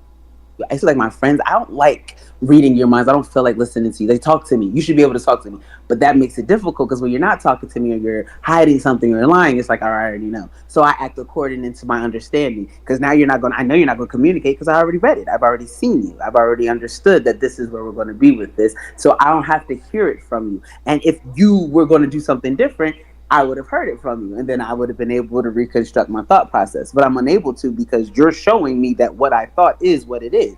And so this is just how we move, because everything again starts with a thought. It Yep. literally, if we could just change the way we think, we can change this whole entire world. But we're afraid to change the way we think, Well, see, because then we have to actually think. for me, one thing that I had to learn was this whole thing about control and manageability. Okay, like, and every single person seems to have this idea that they control shit. You know what I mean? And the truth of the matter is like there's very little that humans can actually control. Like me as a single person, I have literally no control over things. Like I can put a seed in the ground, but I can't make that seed grow. You know what I mean? I can give it water, but I can't make that seed grow. Now that seed is Have gonna you have. ever seen a Dr. Emoto's experiment? Mm, but you You know, ever heard of him, Dr. Emoto? He did it no. with water crystals. What you're saying improved the exact opposite. Okay, well, Well, it's an that's experiment, and he did it, like I said, with water crystals. You that's can just grow. one. That's just one example. Okay, and it's like um, when you're dealing with other people, for example. Okay, and like with your kids or with your family. Okay, and you have all these disagreements and arguments and everything. What I basically learned is like you can prevent all of those arguments from being a part of what you are by just saying, look, I have no control over those people. Now, what usually happens, though, being the people that we are, is we want to get involved in it and we want to try to be movers and shakers and try to change people, you know. And the truth of the matter is I can't change you and I can't change my sister or my brother or anybody else. What I can do is I can accept them for who they are, and I'd live a better life by doing that. You know what I mean? You And have to accept everyone where they're at. right, Everyone. You can never expect to change anyone. If you go into anything thinking you're going to change someone, then you've already gone into it with the wrong mentality, and you're the only one who has to have the change, requires the change. The no, truth of the matter is, you're supposed to vibrate on a frequency that encourages people now to would like to. I can change myself. You see what I mean? Right, I have the right. ability to change myself. But this and kind how of you deal with people. Because when this you're on certain frequency levels, you're not going to be able to even balance with other this kind of people. goes back to what you were talking about before too. Like it's about internalizing and not externalizing. You know what I mean? Like you don't get your power from outside of yourself. Okay, and No, it's a complete cipher. it's an inside job is basically what it is. Okay, like when I'm having frustrations and I'm having painful experiences and everything, there's a good chance I'm the one that caused it because I allowed myself to think a certain way. And when I thought that way, things didn't work out my way.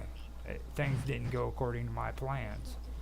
Expectations is another thing. We have a lot of these expectations, and that's where the manageability comes into play. You know what I mean? We're going to manage shit.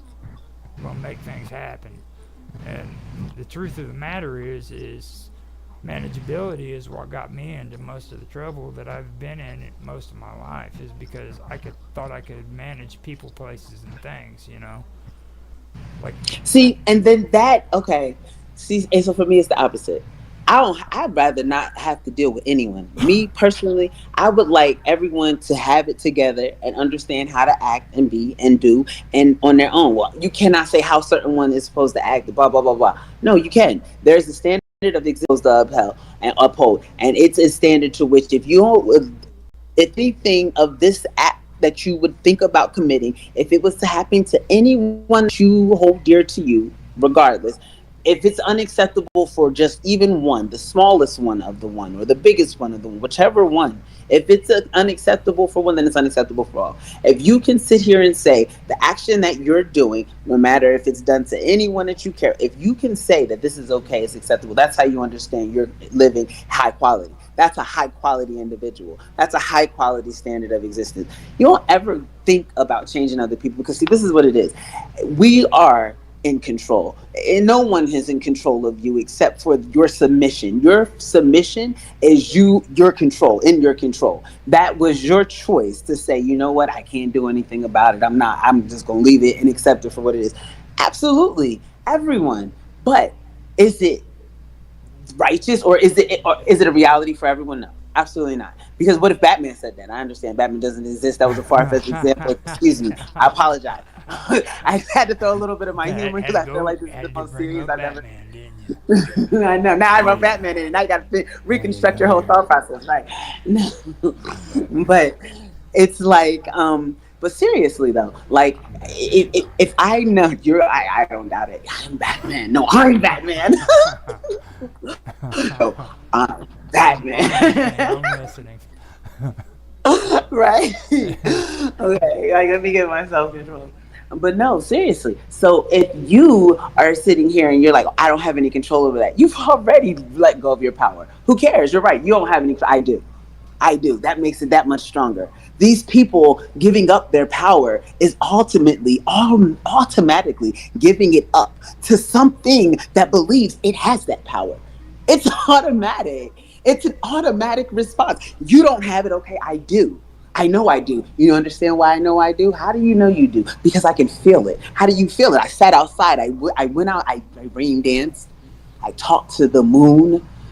No, you didn't do that. Yes, I did. That's how I did that. There was no amount of money. My mom's a doctor. I grew up, like I said, we have a movie theater in the house at home. Well, in Jersey, it's not home anymore because no, we're not in that type of level. But she, when I say like I grew up with money, I know what it's like to have money and have experience that way. Like when the expedition came out, we were the only people to have an expedition. She pays cash for it. She just goes to the dealer and pays cash for an expedition. Gets into an argument with the Lincoln expedition people. Like I grew up in the lifestyle that everyone elevates and, oh, you're whack if you don't want to live like this. I get it. I know I'm whack then. Because honestly, truth be told, I see what it does to people. I lived it, and then I got told and moved to do something different. I got told, hey, that's important for what it's important for, but everything has a role, and our ultimate power lies within our connection to the ultimate source. That's how we're able to continue empires. That's how we're able to able to reconstruct entire thought processes, because releasing those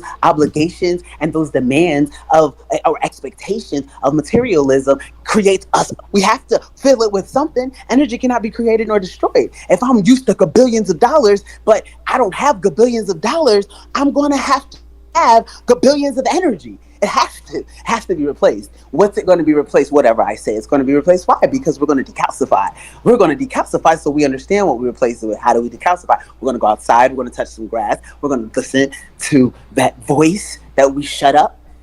Because Mm-hmm. honestly, that's your God. That's you. That's your guide. We have spiritual guides. That's why that book I said, highly recommend. We all are given spiritual guides. We're taught to ignore those voices. We create diseases that can make us money because we have monetized your power. You understand? We sell melanin for up to $550 a gram.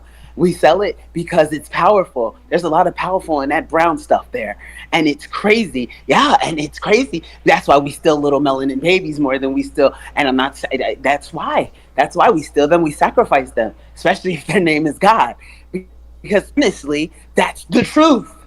And obviously we prove it. So it's just to the point to where you say that you don't have control, but you're the only thing that has control. If you release your control, you're definitely giving anything that's knowledgeable of how much control you actually have Well, power you, and say to use it.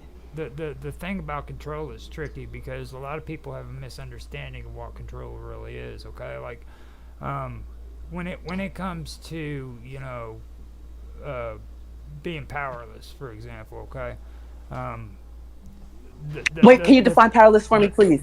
Please, powerless first, because you got to start slow for me. Yeah. powerless means that you literally don't have control over anything but what you do. Okay, and your What? actions.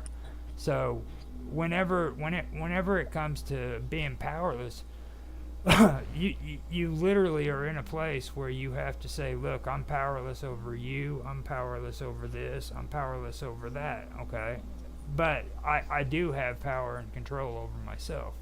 I dictate See, how. I don't understand how that's powerless. How is it not more powerful to have ultimate control over yourself? Because if you have ultimate control over yourself, then that means no one else does. And most likely, if you harvest yourself and your energy correctly, a lot of people wish they had that power, putting you in power. Because now people are coming to you for your powerless self because they lack that power. What you mean you're not going to let me control you? You're not going to let me boss you around? How do you do that? How do you feel as though you're important enough to say you don't have to listen to me? Where does this thought process come from? What, does that not create the power that you're saying it's absent of the person without the power? Like, that doesn't make. I made you interested in me not having any power, but still standing here. That's power within itself. You Getting see, you to even notice. you see when I'm talking about on an individual level. Okay, you're powerless. I'm powerless to making a tree Never grow. accept Making a reality for tree. yourself. You see what? No, I mean seriously. Can you make a tree grow, or does Yes. now hold Not on? like okay, Now okay, hold on. okay, okay. Hold on, hold Let's on. Let me break be this. fair.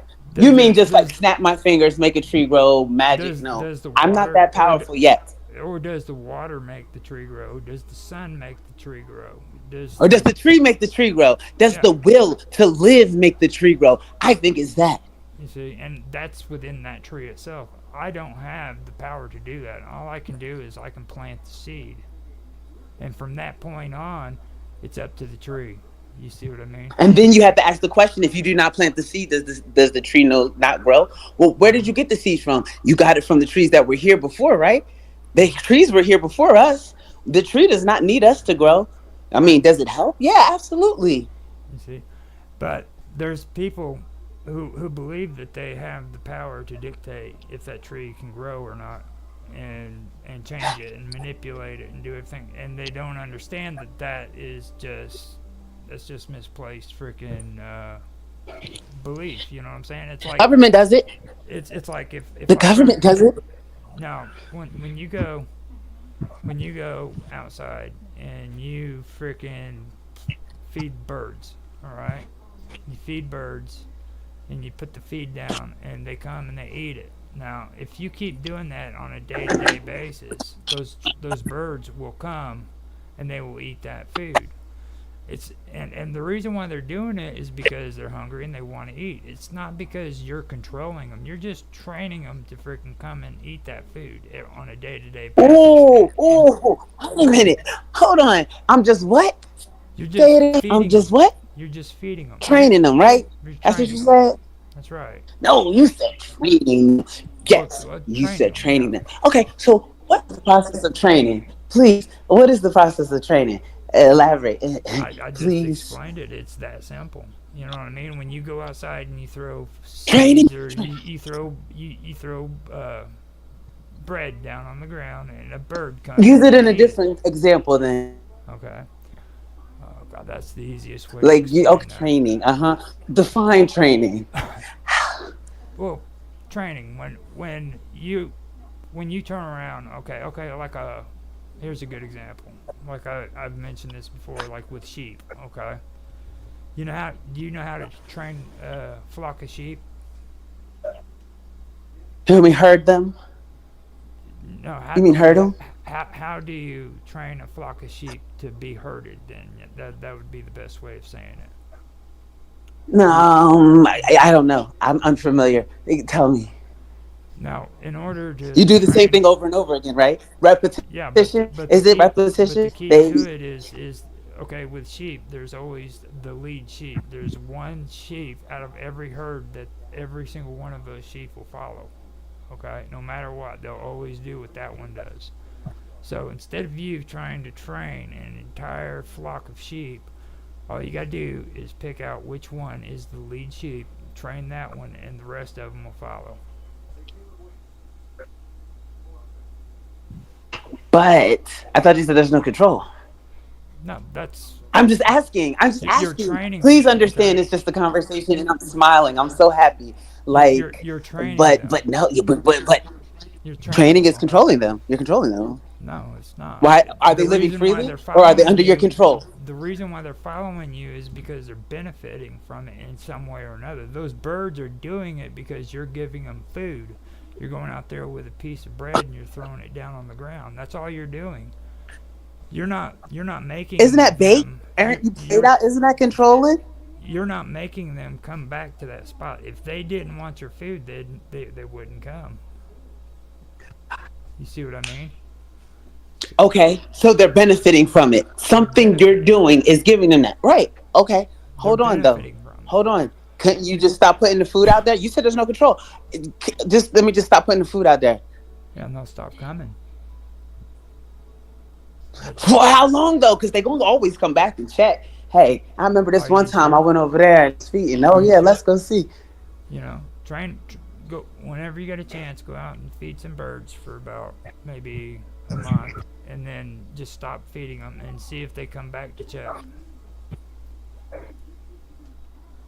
I think that's a great experiment. I'm just going to tell you, like honestly, just if you let yourself experience as much as like we let ourselves indulge with what we're told and what the norm quote unquote is as much as we engage with that stuff, like the social media and keeping up with the Joneses, as much as we do that, if we even just considered not Yeah. seriously, if it was just, you know what I mean, for just a few minutes and see how powerful you are. Like you were saying, I can't make that tree grow.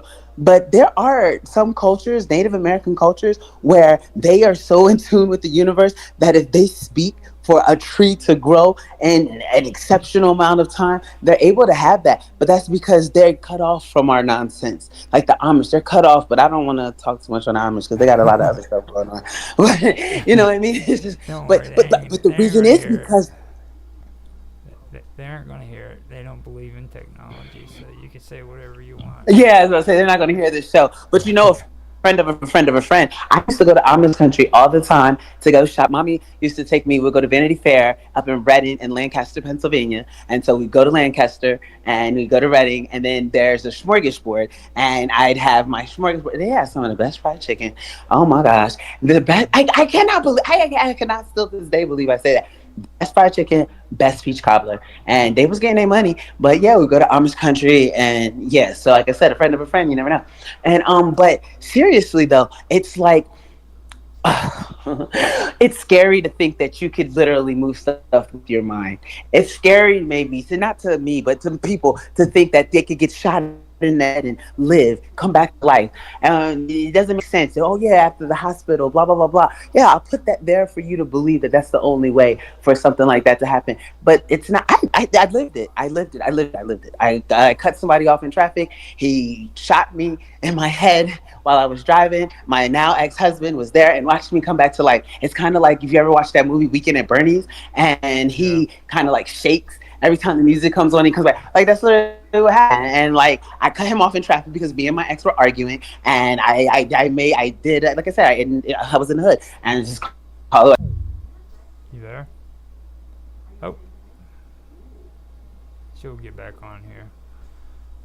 And it's like I said, this is going to be an episode dedicated to talking to Karma and kind of getting into some of the stuff that she's discussing. When she gets back, I'm going to have her speak a little bit more about the pineal gland because I think I kind of stirred her in the left field a little bit. So let me make sure she's okay on that. Let me make sure my stream's okay too, so that I know. Yeah, everything's still running fine. She should be back on here. Just give her a second. She's probably still talking. Don't even realize she got cut off. Hold on a minute.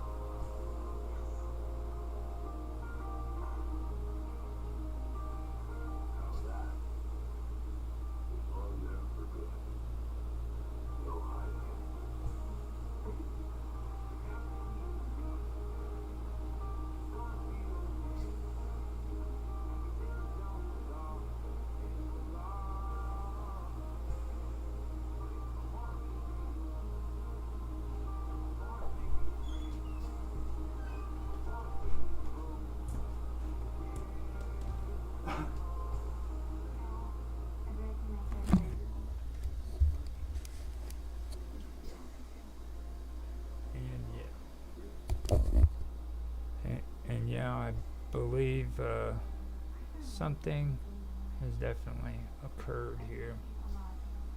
Let me see real quick. I will exit full screen. I will go in the chat and see what's going on. Karma lost her internet connection, most likely.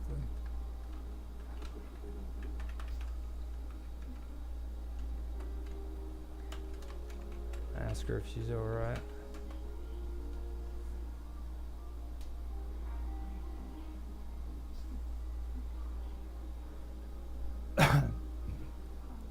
Now, the one thing that really sticks to me is like the premonitions and stuff, throughout history and even today.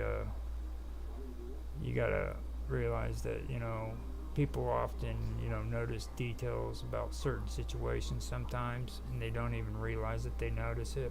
This is one thing that does occur, and because we don't really notice the details, sometimes it's conscious and sometimes it's subconscious. So that's one aspect of it. You back? Wait, I don't know. I didn't know I was gone. So, Yeah, I know. I figured you were still oof. talking. We're gonna have to get you back on Yeah, I topic. was studies working. We're gonna have to get you back on topic because you got excited and just kept on talking and talking and talking. And didn't even realize you left the thing, did you? No, I heard the thing go doot, and I was just like, oh, because the thing went when I guess you texted in the chat, and I heard it. I was like, yeah, because I could do this for like hours, days, years, for infinity, and it's just, I mean, it's fun I to me. It feels good. yeah, it really is, and that's why I was saying, get some time to where you can come in and kind of speak about some of the stuff you were talking about. You know, now, um, the thing too is like I was like having premonitions and stuff. That's what I was just kind of like going through. Like there's a lot of things that people have uh, experienced. Don't get me wrong, but you also gotta take into consideration that like, and it's happened all throughout history where people have had premonitions, but at the same time, there's also these people who like notice certain details about certain situations. They don't even realize that they notice it. It's just like uh, they don't notice it consciously. You know what I mean? And there is situations where that does happen, and you notice this stuff unconsciously, and the information is then relayed from your subconscious mind into your conscious mind. So this could be through your feelings and emotions too. So there's a lot of things that are going on there. Receptors. Yeah, and like We're machines. we were talking about like pineal glands and how I was talking to you about the DMT stuff. You know what I mean? Like a lot of people think that they're actually having a conscious contact with a higher being, but the truth of the matter is there's chemicals that are being created in your brain, and you're actually creating stimuli that's making you think you're having this conscious contact with it. You know what I mean? Like, and it goes back to what I was saying about What internalizing. about sober people?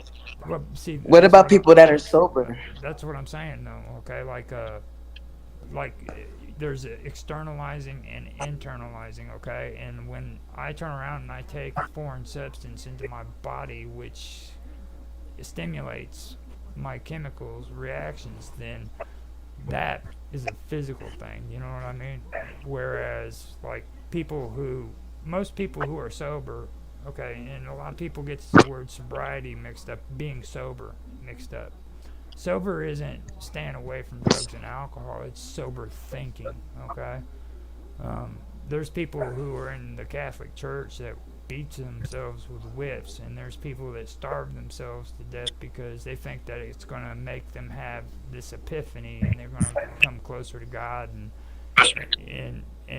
have a consciousness with them. You know what I mean? But the truth of the matter is, all they have to do is live a sober thinking life. You know what I mean? It's good to have your head up in the My clouds. son, It's good to have your head my up in the son was a clouds, but newborn talking to me you know, but through his mind though. Like, and he was a newborn. He never had any drugs. He never had any alcohol. no, And you were he looked talking me in about my eyes and told me, sober thinking though. "N- Okay, no, let me just say this one thing, and I'll yeah, mute yeah, up. yeah."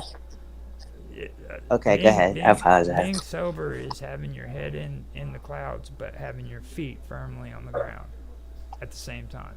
And Hmm. that's all it is.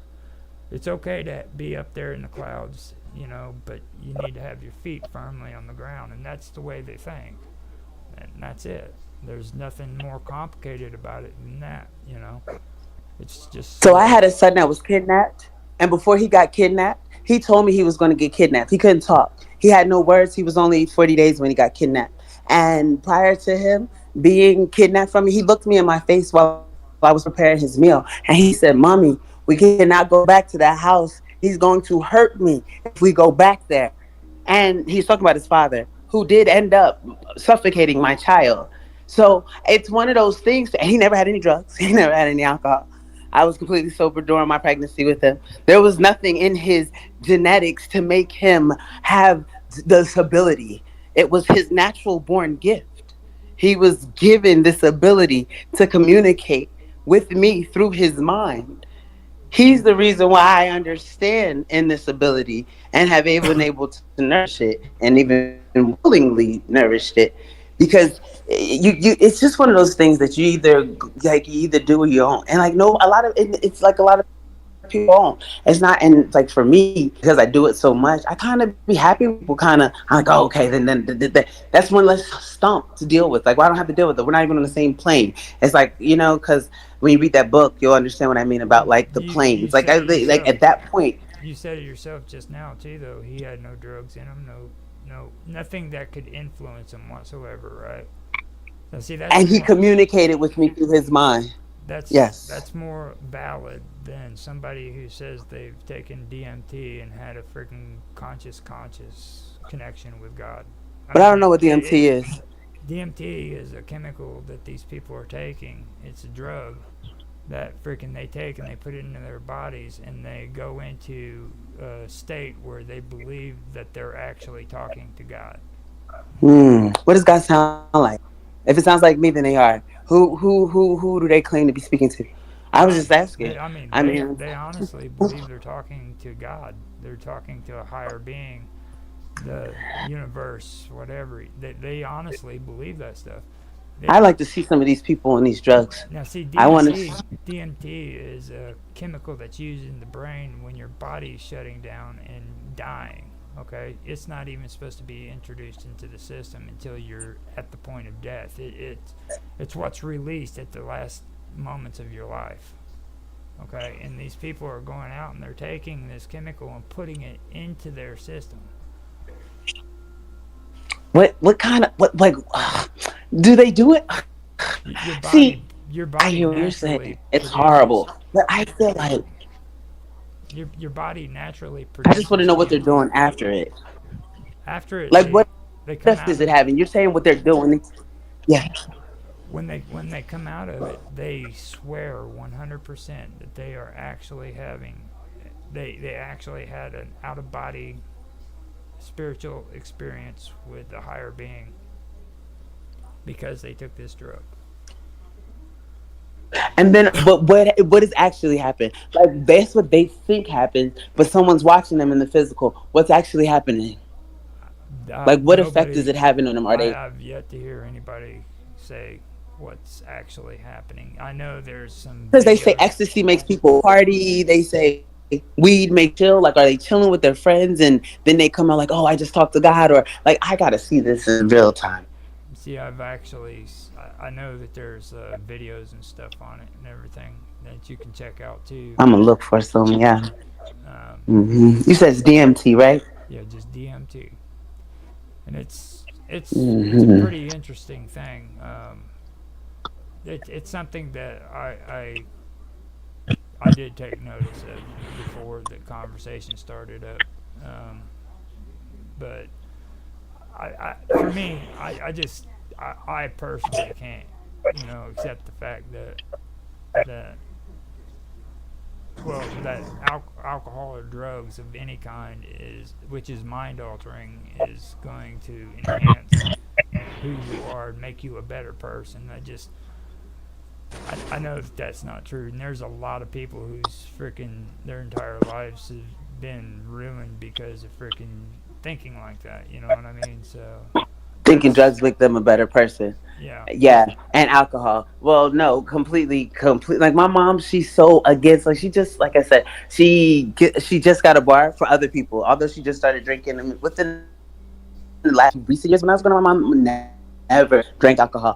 Although I feel as though just because of experience and looking back, though, pills might have been something that might have been something that was at least tampered with. Because I mean, at the very least, you need to be able to take pills to function. yeah. I'm here. Are you there? You kind of. I think you cut out. I don't know, maybe not. Maybe it was just who she was, but then that's kind of worse. I would hope it would be pills, but it's like one of those things to where it's like people fear the unknown, and that's just what it is. People fear the unknown, and we're not going to attack there. You know what I mean? Yeah. You supposedly the only people, you know what I mean? The only people that are allowed to explore the unknown are the people that can pay for it, and that's just the truth. That's the world that we're presenting. We can go travel in space if we have enough money to, but you're not allowed to think that it's even possible if your pockets don't look the same. But that's not fair, because the truth of the matter is that's how the energy is being harvested. They use us for AI. AI is existent without us. If we're not on here talking, if I'm not on my videos making my videos, they're nothing to create computers to mimic. They're not creating some new reality. They're literally altering ours and obliviating and making it useless. We'll tell you that this is what we're presenting, but the truth of the matter is we're hoping that you never ever give into your power. And I know the more I talk about it, especially hearing it from me, the least likely it is we're going to listen. But if that's the case, it makes the thing that wants the power more powerful. If I can get you to separate from this belief, this ideology, this even as a consideration, and this is just crazy talk, it becomes crazy talk. And then no one believes it. And then now I have 85% of the world believing that you're just insane. Whether you're one of the 1%, part of the 1% or not, I have everyone, but I'm in control of this sheep that we were talking about now.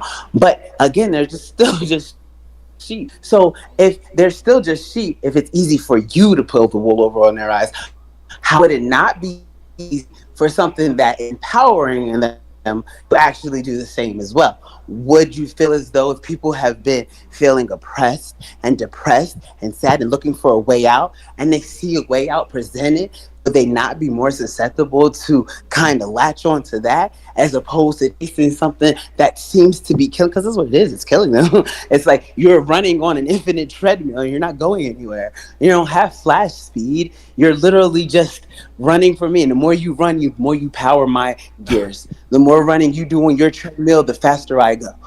You stay in one place and I keep going. I notice this with me a lot. People like to do this with me, but I'm in control of this. So in order for me to understand the system and why and what type of thought process is this and where it goes to, I get into the roots. I put myself on the cross. Jesus me if you must. But I'm just being sarcastic now. Truth be told though, I'll go as far as I have to get what I'm looking for. I don't really worry about what the norm is or what people are used to, because Yeah. if everyone was doing it, it would But not be worth doing. with all that being said, though, I mean, it goes back to what I was talking about, and like you really have to ask yourself. I mean, do you believe that that there are and there were people who noticed like details about certain situations and didn't even realize that they noticed it?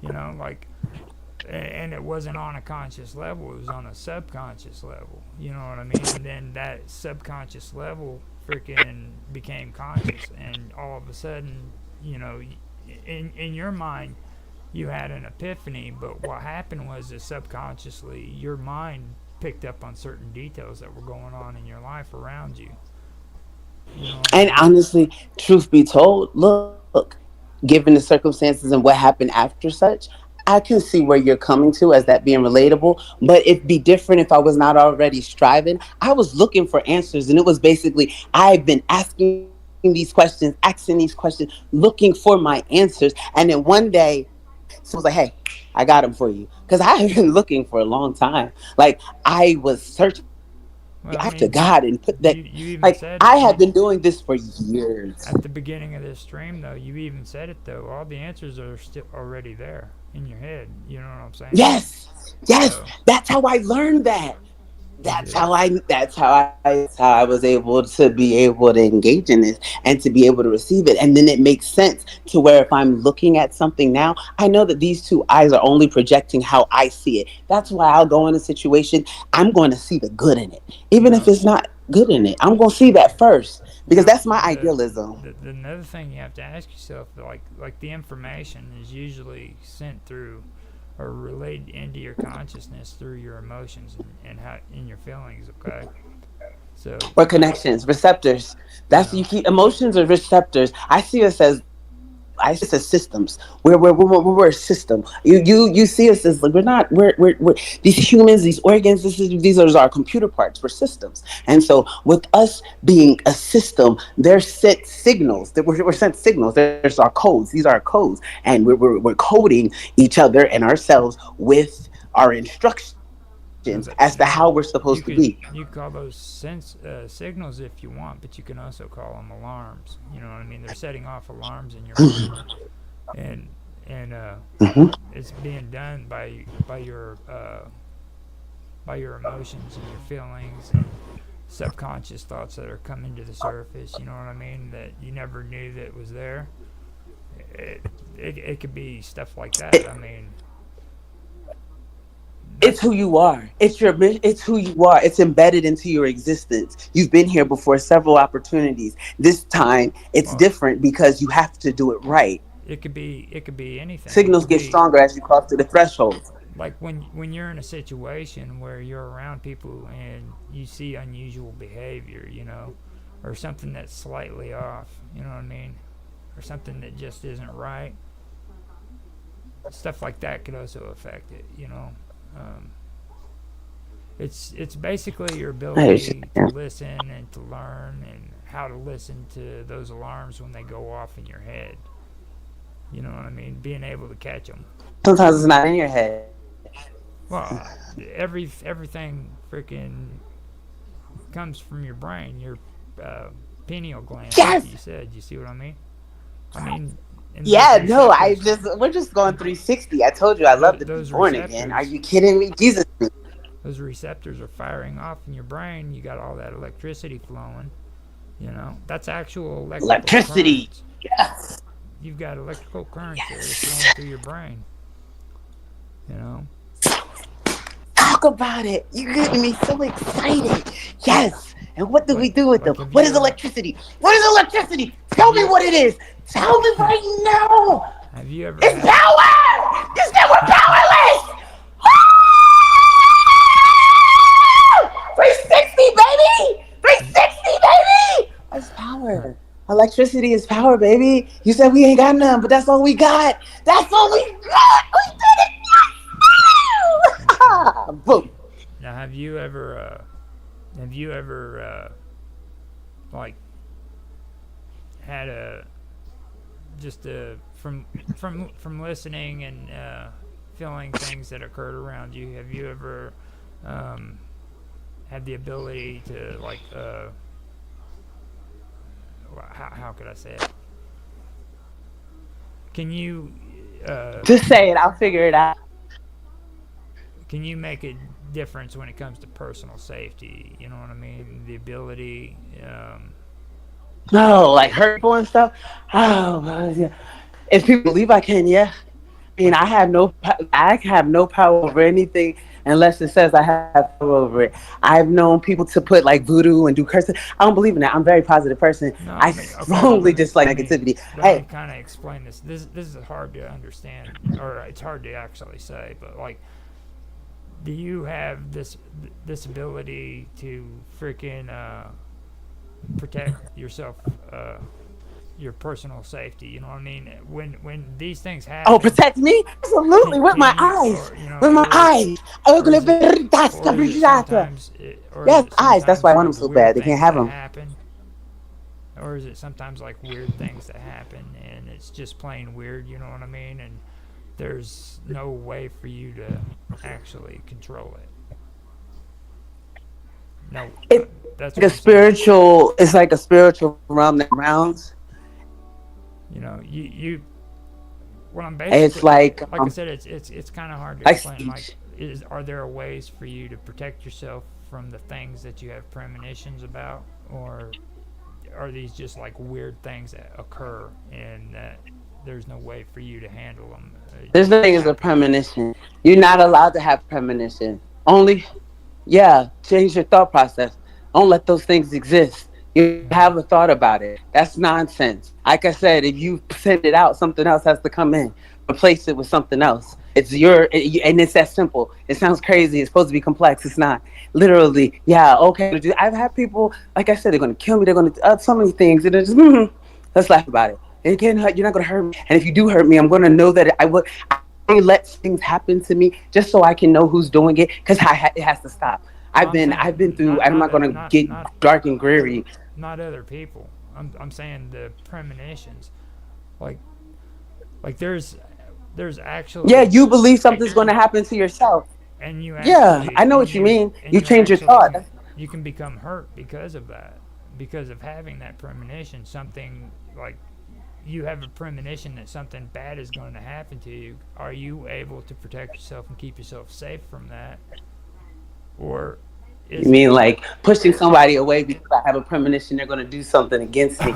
Yeah, I usually do stuff like that, but that's like a defense mechanism. That's not healthy. That's not the right way. I know I don't do it the right way when it's that. If I was but doing then it the right way, I'd but be then fully engaged, fully involved in the experience. there's other people that actually experience premonition to where it's just something weird that happens. There's no explanation for it. There's no way of protecting themselves from that kind of a situation.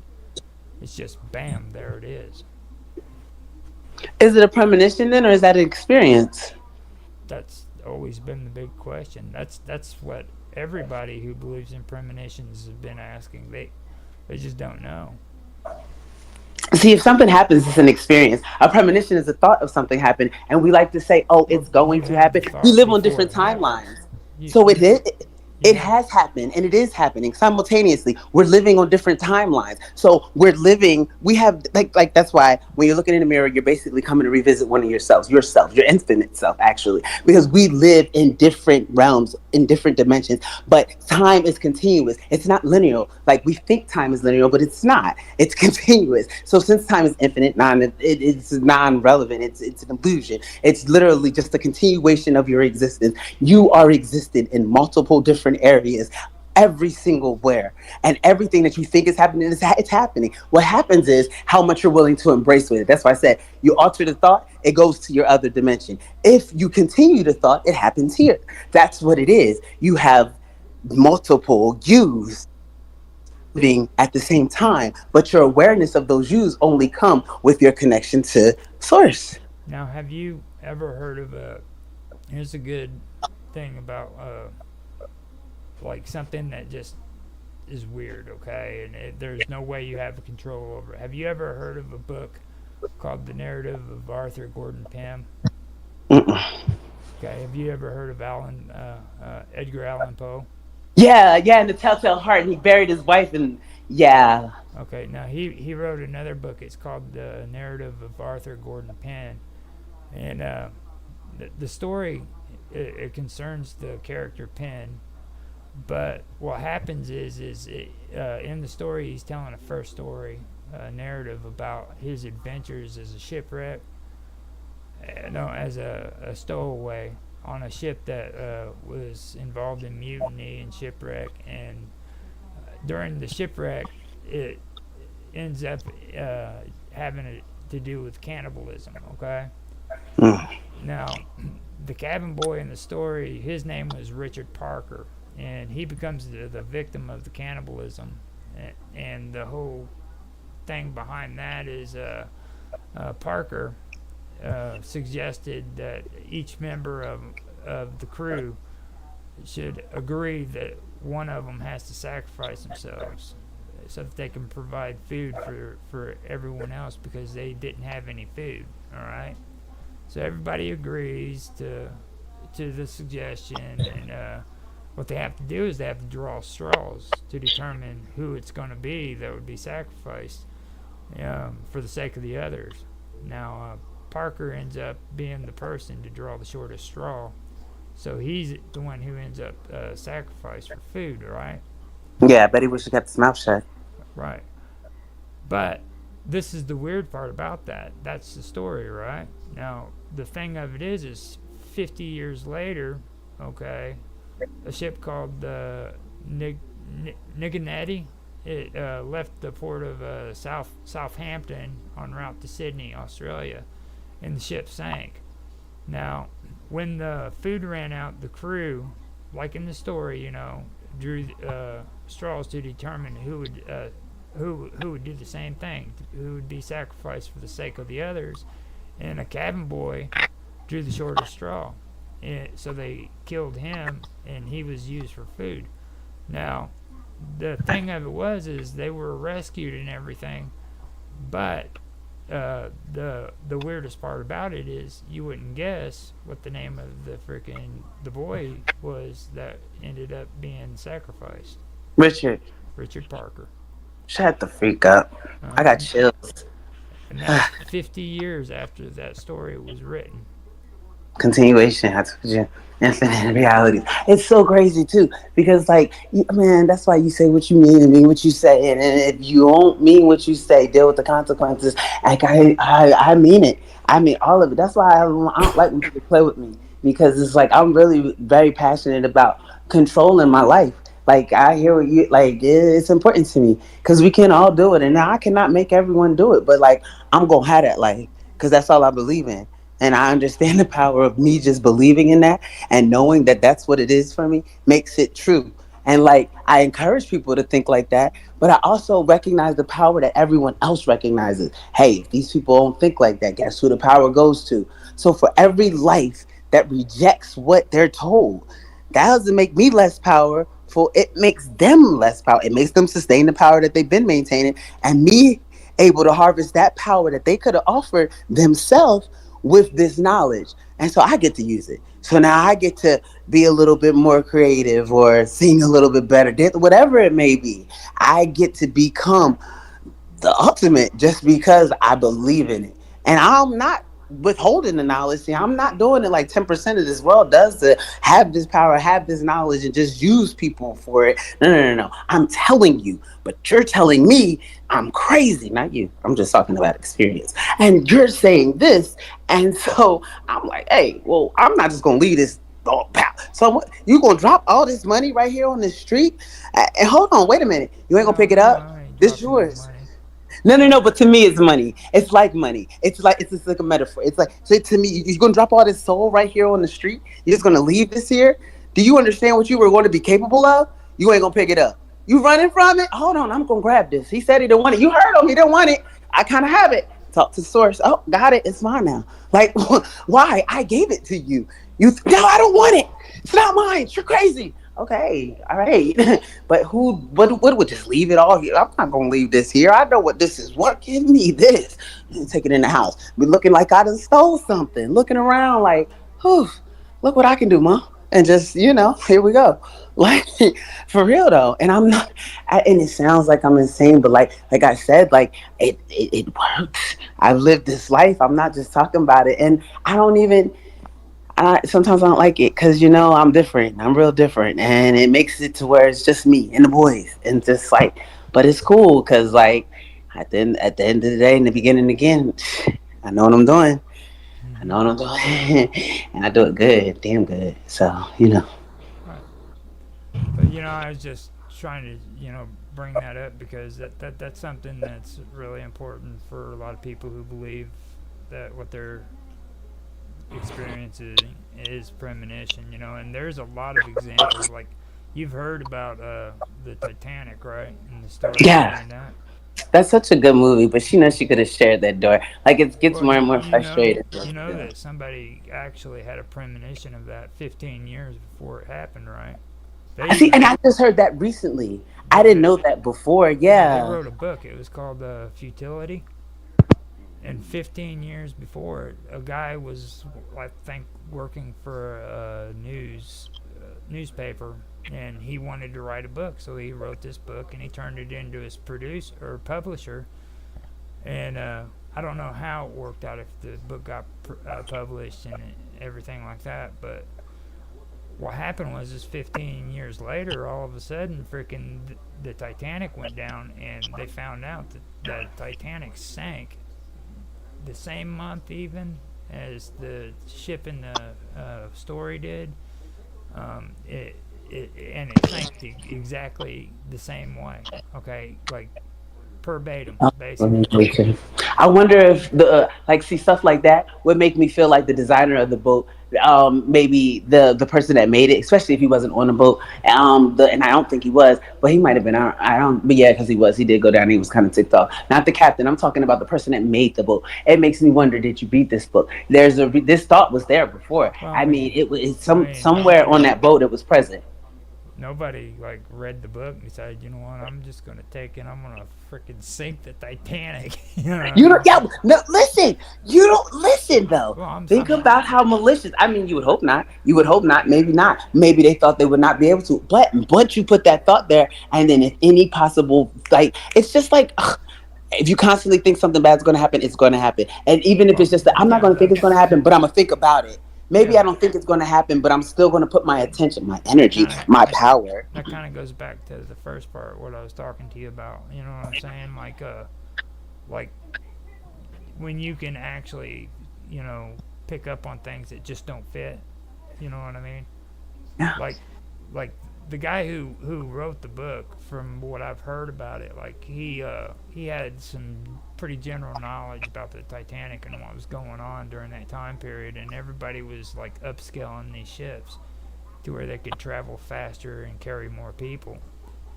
And um, he had an issue against like the lifeboats not being able to actually cover every single passenger on the ship, which was a Right. big issue. You know what I mean? So that was a big issue for him, from what I remember hearing about it. And So does that sound strategic? Why would you well, create a ship? Why would you? at the same time though, is how could, you know, that could be something that rung out in his mind, but how could you be so precise? Like, I mean, he was down, he was precise. If you ever get a chance, man, catch get or read that book. It's called Futility. I'm gonna put it on my book list. I have like, and I'm all over each one of them, so I haven't finished anything because I'm reading like five at a time. But yeah, I'm gonna add it to my list. The messed up part about it was is the Titanic was what sunk, and in his book he even named the ship Titan. Stop it. No, I mean it was that close. My third eye is itching so bad while we're talking. Not itch. It's like, and like I'm just like, oh my gosh, man, it's crazy. Cause like I don't know. When I say everything's connected, I mean it from experience and knowing this. But it's just like the way it's connected is the mystery. It's like I'd like to see and figure out the connection, the meaning of the connection. Like what would be the purpose? And see something like that, we could channel him and ask him, and we could just go talk to him, and we could say, "Hey, guy, why'd you do this? Were you aware of this book? Did you know?" And he'll tell us. He'll tell us if we ask him nicely. I mean, it depends what type of personality he is. I have to learn more about the guy to know whether or not he would even be willing to speak to us. But we can ask anyone anything about anything at any given time. And I know that again makes me sound crazy, but it's the truth. You know, I mean, when it comes to it, if you sit and think about it, like how much have you heard about Nostradamus? Every time you turn around, somebody's talking about him. Yeah, You know, somebody just said that to me about me being like that when yeah, I was like in a trading room and then someone said that because like I trade and I was like I used to go to these classes and I was saying because what he was showing me on the chart I was like, hey guy, it's a lot lower than what you're saying. I didn't say it like that. I'm very professional when I speak to the profession, and I was just like, hey, like you know, did something right, and then they're clowning me like I don't know what I'm talking about, and it ended up dropping where I said it was going to drop. But it's crazy because I had no clue. I just thought he was. I was looking at the wrong chart. That's what they told me, but I wasn't looking at the wrong chart. I was looking at a different time frame in reality, and it was actually happening. Because it's crazy because it ended up dropping, and they were like, "Oh yeah, Nostradamus moved." That's what he said. That's the last, most recent, and that was like within the last few weeks, month or so. And they said that, and like basically, you don't know what you're talking about. That's not about to happen. It happened, and it was crazy to me because it's just like it happened. But did I emphasize on the fact that it happened? But like it's just wild because I saw the reason I heard of him. And then Dave Chappelle did a skit about niggerdamas. And that's funny. So it was like, it was, I mean, like, that's how I know him. I don't really know. I hear the jokes, like he predicts the stuff that's going to happen or whatever, whatever, whatever, whatever. Yeah. So maybe, I don't know. And I like to stay away from people that I parallel with so I can see how much energy is really just me and then what I'm getting from everyone else because I like to know how much I can do and then how where necessary. It's just one of those things. And then I recognize my limitation. I mean, like if I'm disconnected from materialism, I'm going to need some help with materialism. But I can also bring as much power and energy as it possible is when it comes to the spiritual. And like that's just real. And I mean, like I know who you are is a big, very big, important step in being able to be in control or powerful. Because I mean, if I didn't know who I was, you're going to tell me who I am, or somebody's going to tell me who I am, and I might believe them. Yeah. Well, now that we have you calmed down, I'm I know, right? I'm gonna say we really do need to kind of bring this to an end. It's like over an hour and 45 minutes. Thank you so much. It was so fun. You talked about my most favorite subject in the whole entire world, and it's us. And it's just like us as people, and just like infinite possibilities. So thank you so much. And I will look forward to conspiracy theories tomorrow. Okay. Thank you. Thank you. Have a good night. Bye bye.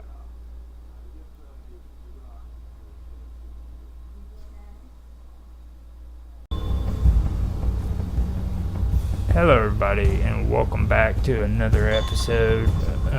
My name's Roger Hanson, and I am doing my stream today with the topic of gaming. I have some more gaming, news that you'd want to hear, or that I can share on here that I thought was pretty interesting. I also want to have a good conversation about some of the topics that I want to bring up. Before I get into all that, though, I do want to make I do want to say hi to Karma Love. She's with me. Hi, Karma. Hi. With that, also, I do want to make a couple announcements. Next week on Saturday, I'm going to have a pre-recorded video that's going to take place at 1 p.m. Central Daylight Time.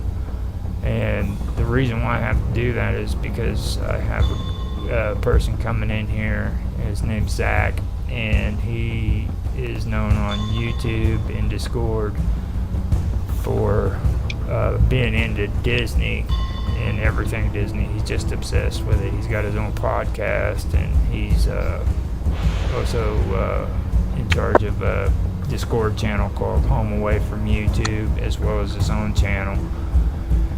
And he's going to come in, and we're going to be able to listen to him talk a little bit about the topic we had last week, me and Carmen, and about these amusement parks making video games into real life. See what his take is on it, and maybe be able to hear a little bit more about what he likes about Disney World and stuff like that, But we're going to do that early, and then I'm going to take the recording from that and stream it at 5 p.m. Central Daylight Time, because I want it to be consecutive, and I want it to be on schedule every day when I do my streams. So if you guys do want to be a part of it, you do want to listen and maybe make some comments, like I said, it's going to be 1 p.m. Central Daylight Time, and that'll be also, I believe it's 7 o'clock British savings time, or however that's made out, but British time. So if you guys want to be here for that, then you're more than welcome to. I'll post the link, and I will also post the link to Jitsi, so that if you want to come on. But it's going to be kind of like we did with Pegasus Dave, where he's going to kind of give a interview style thing, and then while he's giving the interview style, we can ask him questions and stuff and things like that, or what he thinks of the ideas that we discussed before. I do want to apologize, Karma, for messing that last gaming video up, because I have your conversation in there, but I completely didn't, or wasn't able to do my my voice at all, and it turned out pretty bad. So that's why I was gonna get on the video, but I but so behind schedule. So now I'm doing stuff that I probably should have done an hour ago. Like I said, I'll get on video. You're literally going to be looking at me do my lashes, and that's just weird, right? It's fine. Don't worry about it. I I prefer the audio part of it all anyhow, to be honest with you. I mean, everybody's too big on this, putting their face on the internet. Yeah, I'm really skeptical about that because of AI. And I know for a fact that, and I understand whatever, whatever, but like, I know for a fact that the more you show, the more they know. And it's a computer. It's completely an idiot without you program it and teaching it what it is. It's no computer that just wakes up and says, oh, I know everything you like. No, it's being programmed. And so it's just likeliness being used. Okay, I would like to be compensated for my likeliness. This is being used. If I'm not being compensated for my likeliness, you know what I mean? Someone just Yeah. intercepted or screen recording you do. No, no, no. You're gonna have That's kind of the first topic that I wanted to get into because I don't know if you're aware of it, but like the video game industry is basically gone on strike, and they yeah the video game industry looks like they're going on strike because of that issue. because of AI. Well, sorry. Yeah, it has to do with wages too, but the thing is it's also because of protections against AI. You know what I mean? They're yeah, let me see if I can pull it up. Maybe I can pull it up on here and get it set up to where we can see it. The more we do, while you're pulling that up, just to add, I know like the more we do in front of the camera, the more AI learns. Like that's what TikTok is all about. That's why they were pushing that ban for TikTok, because literally that's what it is. It's strategic movements, and they have you do these certain type of movements so that they're able to incorporate it in the usage of AI. And excuse me, the more you show your face on there, the more likely it is that in the future you'll be, charged for a crime that you've had nothing to do with, just because, you know what I mean? Just like shadow banning, but a different type of shadow banning. It's like pretty much life banning. Well, like, I know yeah. musicians have even stepped up and said, look, and artists, just people who do artwork on the internet, and said, look, we never gave them permission. It's just this computer decided to snag our stuff off the internet. Yep. And that was it, And who protects our rights from that? Like, what type of protection is there that AI is not allowed to do that? Because I've seen like AI of Elon Musk, AI of like Drake, of Kanye West, of like a lot of the female, like a lot of female likenesses, but it's mainly males that I see. But like, how do you protect from that? Like, who do you charge too? It's a computer, so who do you charge? The person manning the machine? How do you find them? Now What if they make it look like it's not anyone? The strike is through a group called SAG-AFTRA, and they announced on Friday that this post was made on September the 1st. They announced on Friday that it would seek authorization for a second strike against the major video game companies. The union said that talks on a new video game contract have reached a stalemate, and that the strike authorization vote is needed as leverage to win wage increases and protection from artificial intelligence.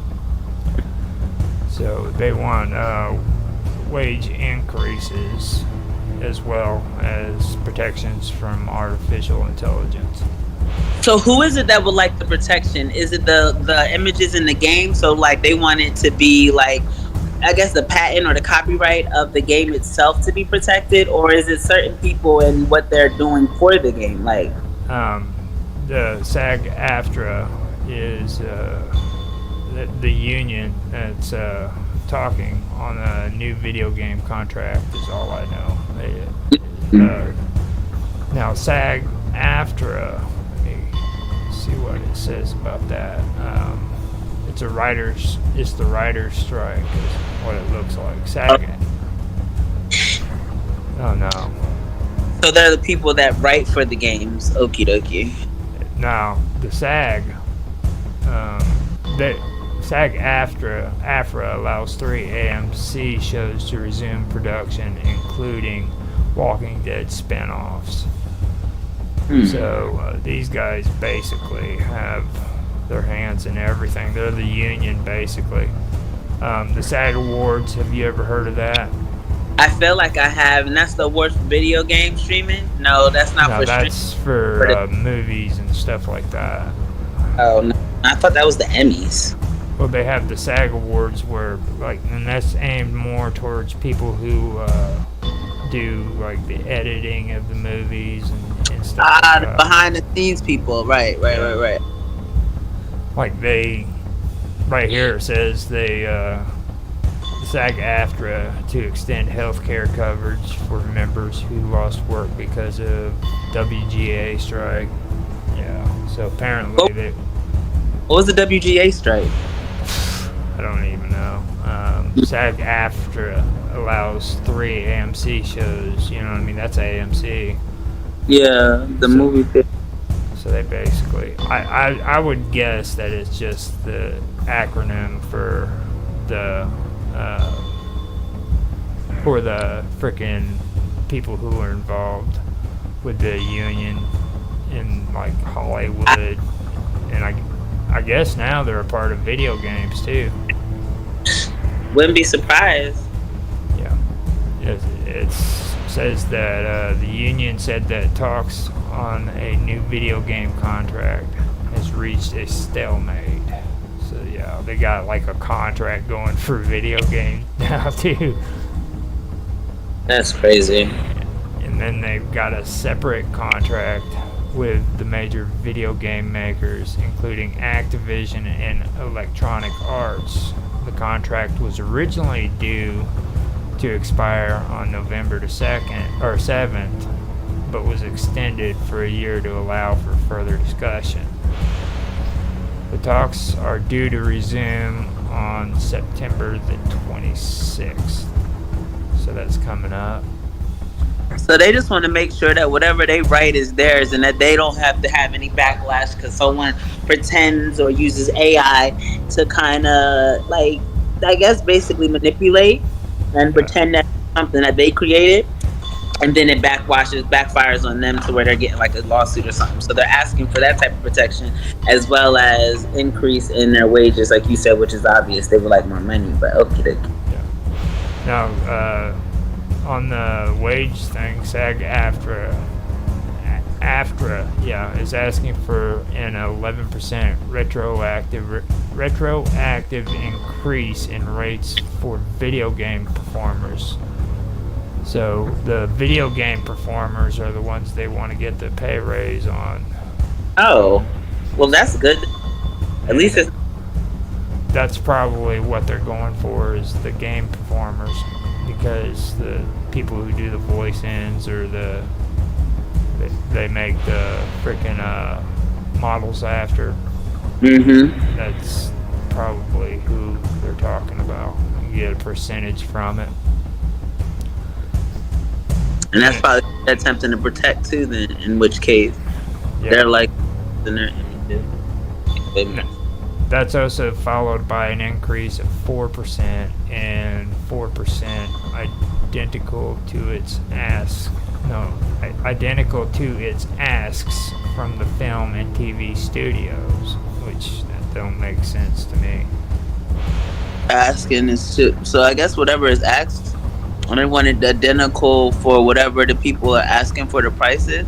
Is that what it is? Is it ASK for ask? Yeah. Yeah, it's basically how it says they're asking for the 11% retroactive increase in rates for video game performers, followed by increases of 4% and 4% identical to its asks from the film. Oh, okay, so they're asking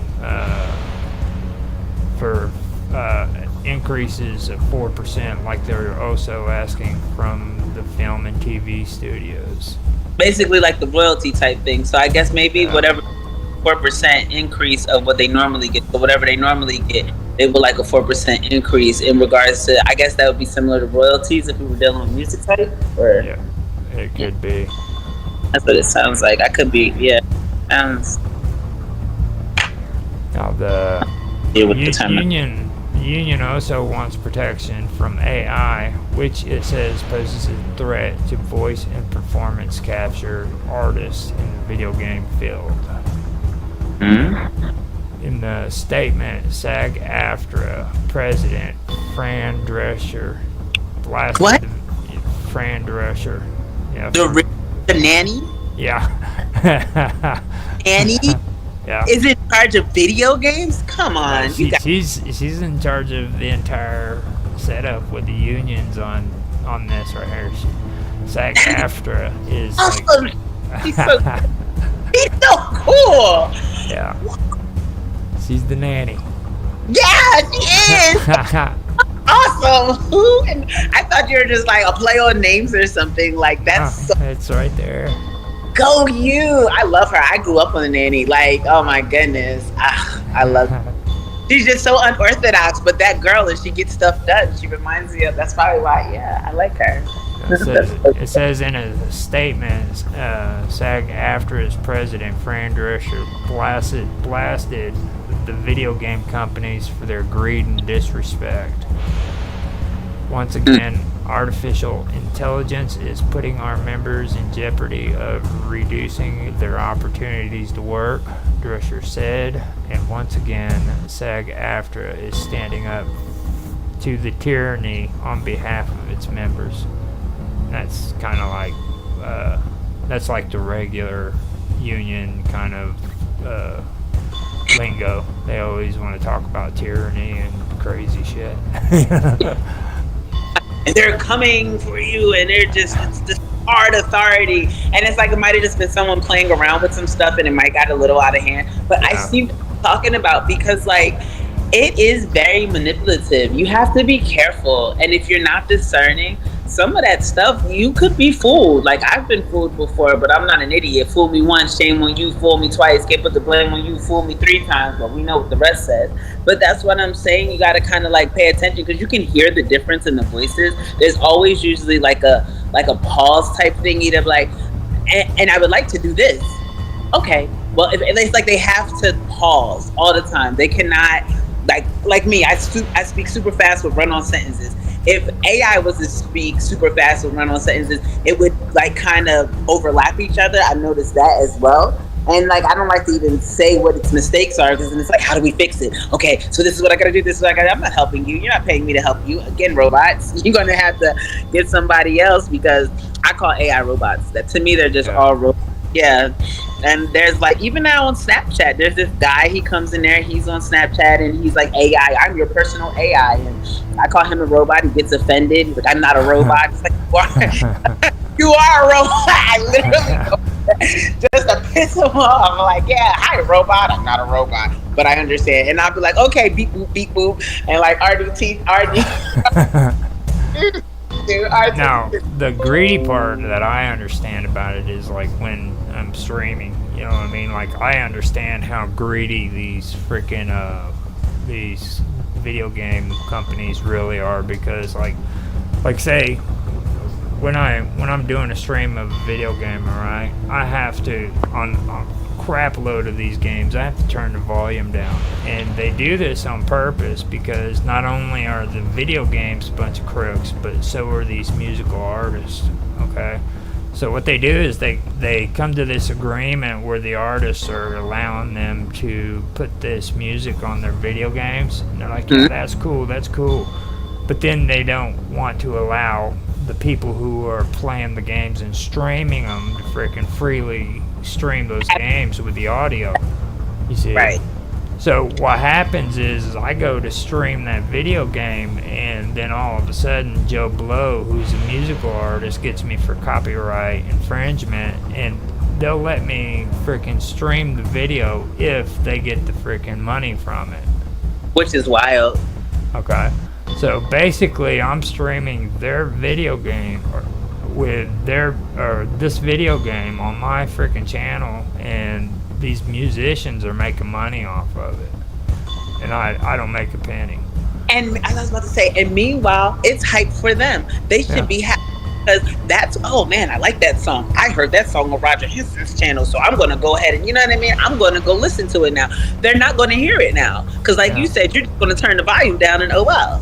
yeah. I mean, if they're gonna be greedy like that, I'm just gonna turn the volume down. They ain't gonna hear a damn thing. You know what I'm saying? I mean, That's how they get me on my YouTube videos because I always put music in the background. But it's nothing that a Shazam cannot do. If you really feel like you would like to sing a song or rap a song, Shazam it. You don't have to sit here and get me because you know what I mean? I'm not putting every single artist. I have a hour and a half long playlist. No, I'm not typing every artist in the description box. yeah.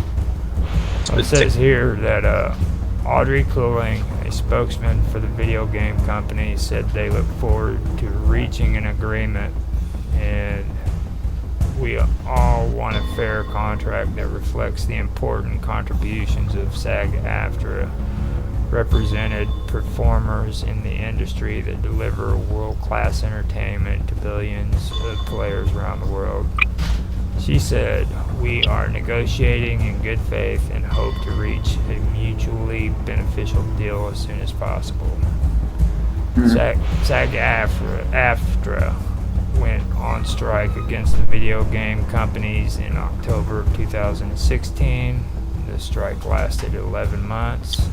This time around, the union is seeking rest periods and safety protections in addition to the wage increase and AI provisions.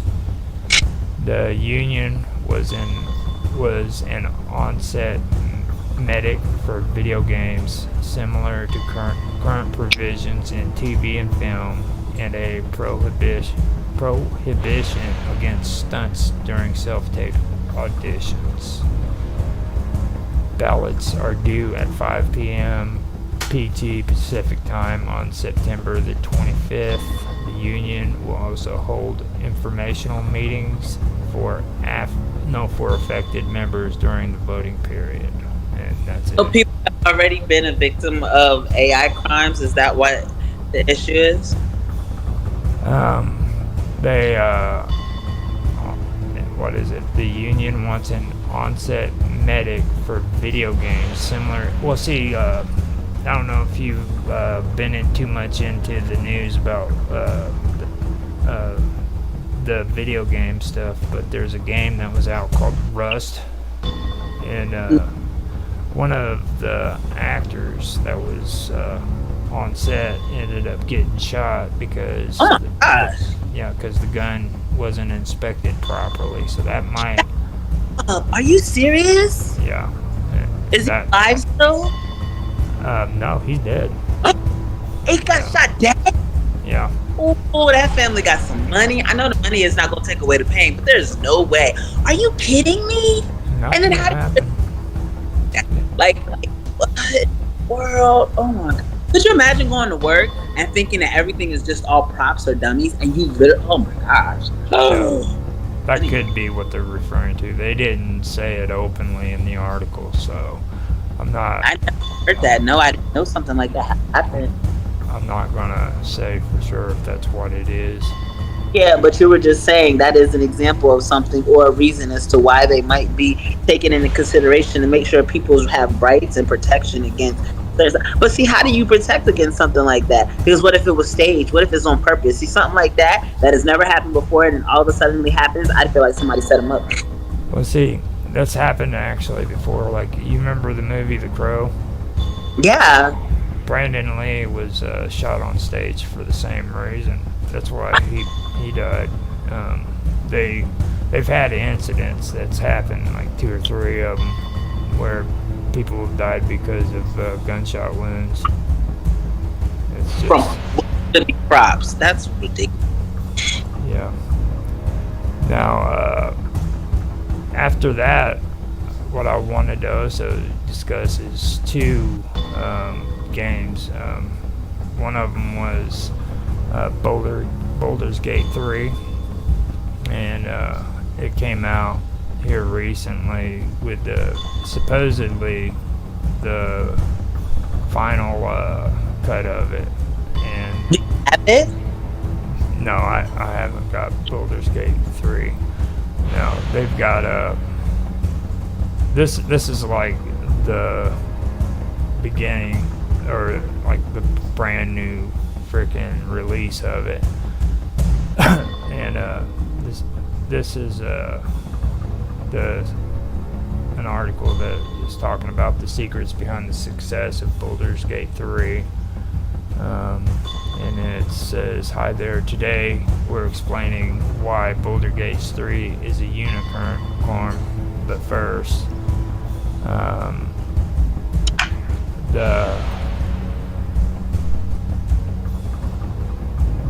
they wanted to do top news, gaming news. But then it goes to the critical hit, and it's right here. It says." The new fantasy role-playing game Baldur's Gate 3, which Baldur's Gate 3, if you don't know, is actually off of a role-playing game that is called Forgotten Realms. And Forgotten Realms is, and Dungeons and Dragons are owned by a company called Wizards of the Coast that does Magic the Gathering card games. I know Dungeons and Oblivion, my main role play. Like I used to like live on Oblivion. Like that was. I haven't played it. Yeah. Well, that's where Baldur's Gate comes from. That's why it's so popular. Because it's kind of iconic when it comes to Forgotten Realms is kind of iconic for people who play it. It's kind of like an offshoot of Dungeons and Dragons. But they came out with a game, and it has been hitting pretty good. The new fantasy role-playing game, Baldur's Gate 3, is one of the biggest hits of the year, with rave reviews and the type of audience reach that any video game company would kill to achieve. We don't have sales numbers yet, but the one public metric, concurrent players on the PC gaming platform Steam, has been eye-popping. More than 800,000 people simultaneously played the game last weekend, and this article came out in August, or on August the 18th, 2023. So that weekend before that, 800,000 people simultaneously played the game, and rendering it one of the top 10 most Steam games ever. Okay, and the success has led to no shortage of misguided internet discourse, mostly revolving around whether the achievement is replicable. With its impressive scope and array of possibilities, has Baldur's Gate 3 raised the bar for RPGs? Or are other game studios incapable of accomplishing this sort of feat? And extrapolating further, why are players expected to put up with other big game nickel and diming them when something like Baldur's Gate 3 can make a truckload of money with no microtransactions at all? And I have no idea what microtransactions are.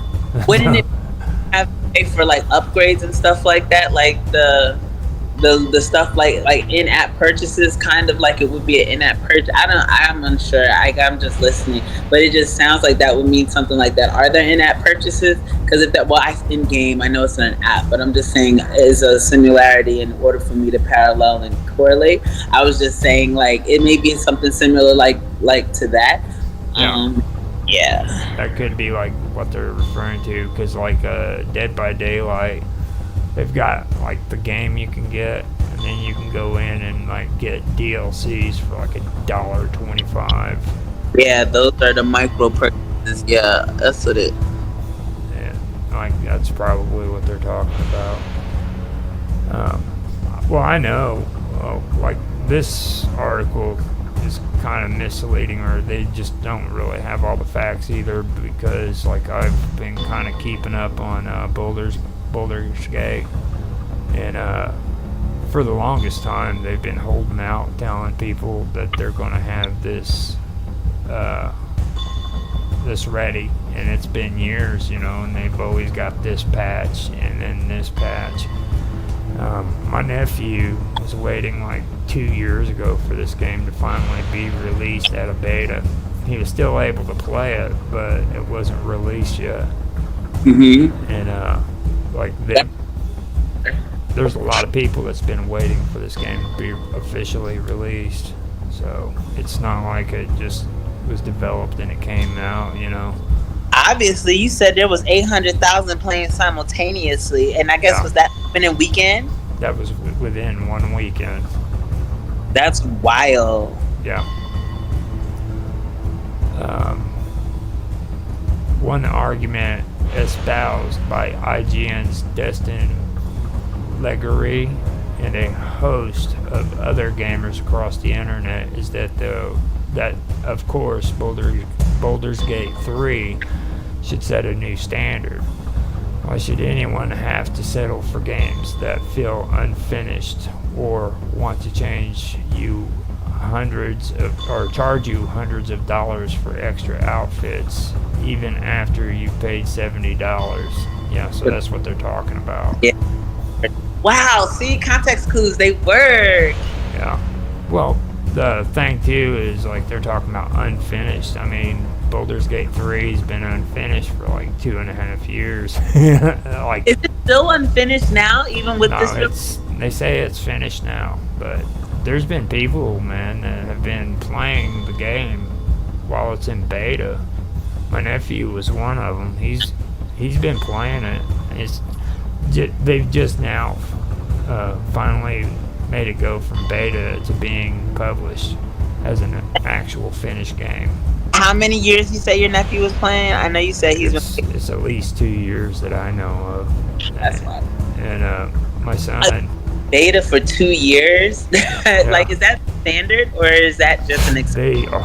It's horrible how they do that. Like, they have games out that they're doing beta on, and they just keep on doing it. My son could have played it, and he decided he wasn't going to do it because he was going to wait for the game to finish. Yeah. But every time they freaking said that they had a patch, they would freaking turn around and backlog the ending day to where freaking it would take longer for them to get it out than what it was. But he could have played it a long time ago too.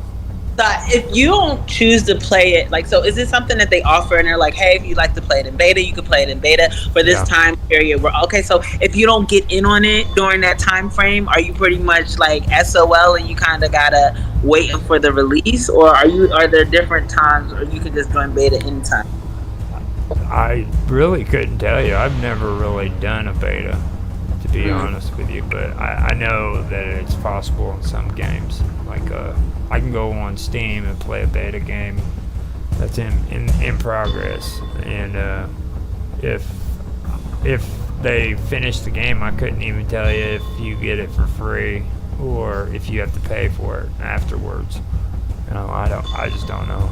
But like, if you contribute to the development, you're not supposed to have to pay. That's our thank you. Like, you've been playing it for 2, 3, however many years. Thank you so much. You know what I mean? We appreciate it. I could understand if there was some type of skins or something like that you had to use for upgrades, and then you got to pay for any upgrades correlated. But I feel like if you've been playing it with longer than a year on beta, then you should definitely get the game for free, because the whole game got developed around your play style. Like, no matter what, and that will be why they push it back, because they learned something new about a new user or a current user or a consistent user, and so it doesn't really make sense to. Well, see, I kind of have some experience in that with Elder Scrolls, and a lot of people badmouth Elder Scrolls, and they badmouth freaking Bethesda because of Elder Scrolls. But like on Elder Scrolls Online, I have an option when I go in there to freaking download not only the actual game, but I can also go in and download their version of the beta game. So if I want to go in and I want to play the games that they're experimenting with, then I can go do that. But the only thing is it doesn't save long term. After I get to a certain amount of time and I stop playing, it basically deletes my gameplay and I have to start over, you know. But at least I get to play it. Beta. They watch your usage in beta. I learned that because I Yeah. have my like that. They do beta. Yeah. But you know, I mean, I like that style.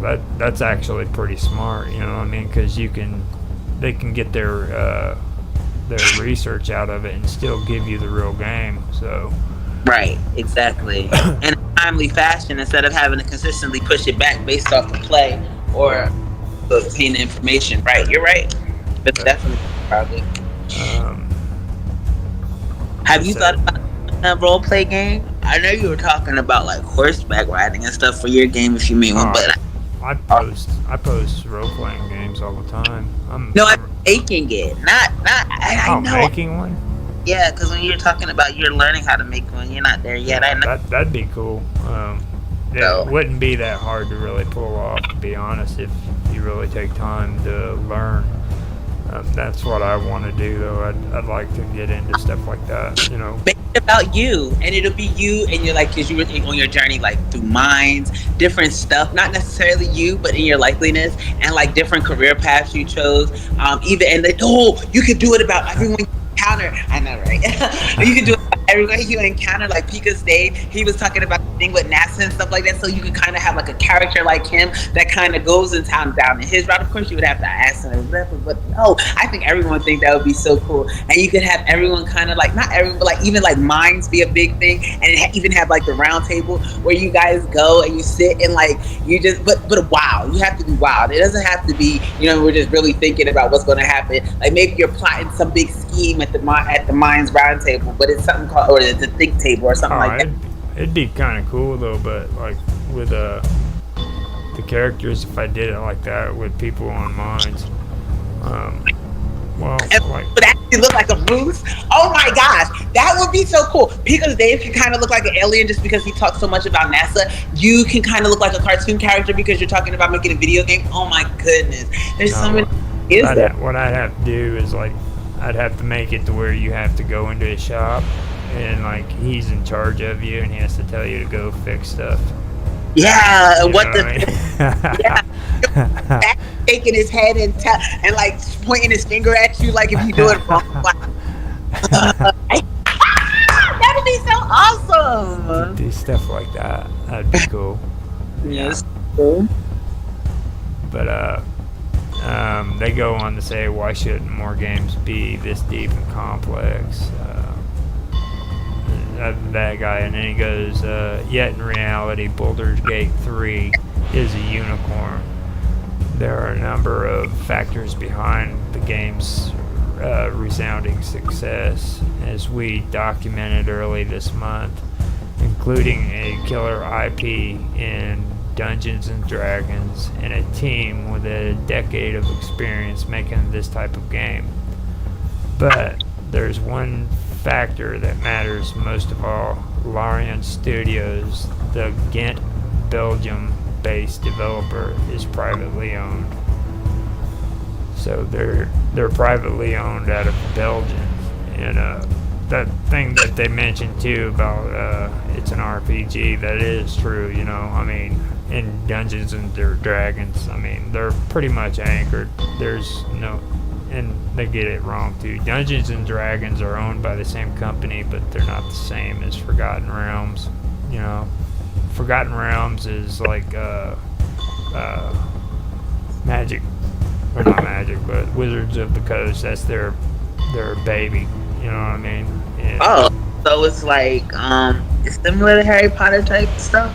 That type of magic, wizards and goblins. No, Wizards of the Coast makes freaking Harry Potter look like a freaking tic-tac-toe game. Stop it! Let me see. I love wizards. I like magic. Anything with magic. Have you ever played Magic the Gathering? No. It's a card game. Oh no! You have mana, everything. You have magical spells. You get to play across from each other and attack one another. Really? Yeah. I never heard of it till today. Can you play it online or no? Yeah, they got it online. I think Oh, they just came out with a release to it too on the I think it's on Epic Games. But you can get it on Epic. You can play Magic. It's a really popular game. Well, it used to be. Now people don't play it. They Magic. What is it called? Magic the Gathering. Magic the Gathering. But yeah, they pretty much own Dungeons and Dragons now, and they've had Forgotten Realms for a while. I don't know if it's originally theirs or not, but I know that it's theirs. And then they have their card game, but they've probably got a few other card games. Magic the Gathering is the only one I really got into. You like it? Yeah, I like it. It's all right. I don't like the company. I mean, they're crooked as hell. But they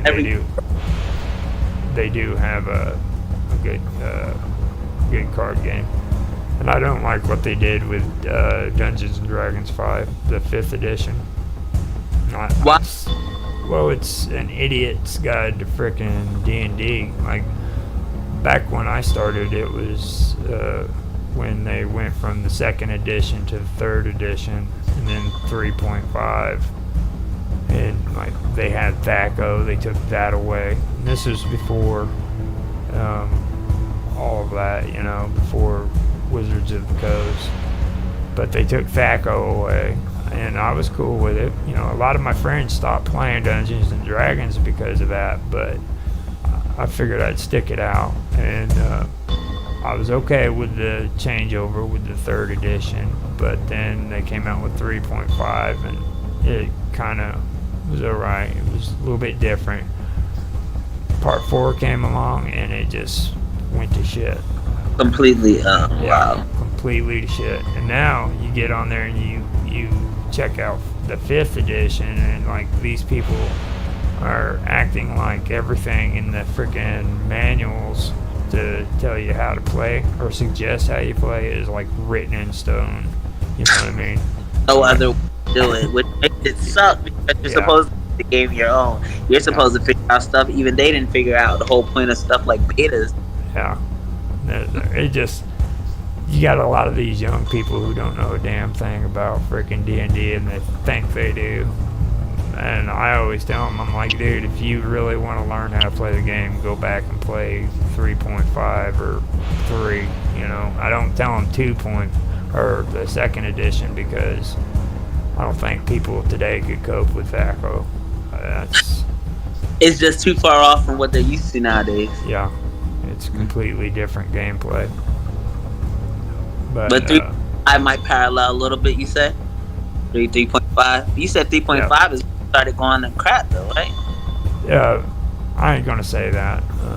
They do have some good stuff in 3.5. I do, but 3 is where all of it was basically coming together. That's like the golden age of Dungeons and Dragons, pretty much. It kind of went downhill a little bit for 3.5, but by the time they did the 4th edition, it was horrible. I mean, do you still play? I go through the old notes and stuff and make videos out of them. I haven't been able to do any DMing or running of games. I did do some Palladium games with my my niece's husband and my son, but that was about it here recently. So I think once a month on your Saturday show, if you could get people to game with you, that would be so dope to watch. Like their own. You can't get people to play play role-playing games to get on camera, dude. I mean, like, this is the cream of the crop when it comes to geek. All right, like 100%. What? The screen. What's the screen? Everyone, I can't even stand it because, like, I Have feel you like hung out with geeks? geeks. Are you kidding me? I love. I don't want to love, but it's just like, what do you mean? Like to me, it's not even a geek. You call it a geek, but it's just like, for me, it's just like I love nerds, all that stuff. It's so smart. I Oh, love there's a difference people. between a geek and a nerd. Okay, like Well, you're saying a geek because like a video game geek, but like I understand what you mean, and it's just like you probably can tell me everything about the game. That's cool. Just show the screen. You don't have to show your face if that's what the point is. But like, I I, think it'd be I could more. probably get some people on to talk about it, but I'd have to really convince them to do it. Maybe stuff like that. You know what I mean? My son actually did an interview with me on YouTube for it. You know, but Drop that link in the chat. I'll definitely support and look at it. yeah, I had him go through and explain the freaking stat sheets.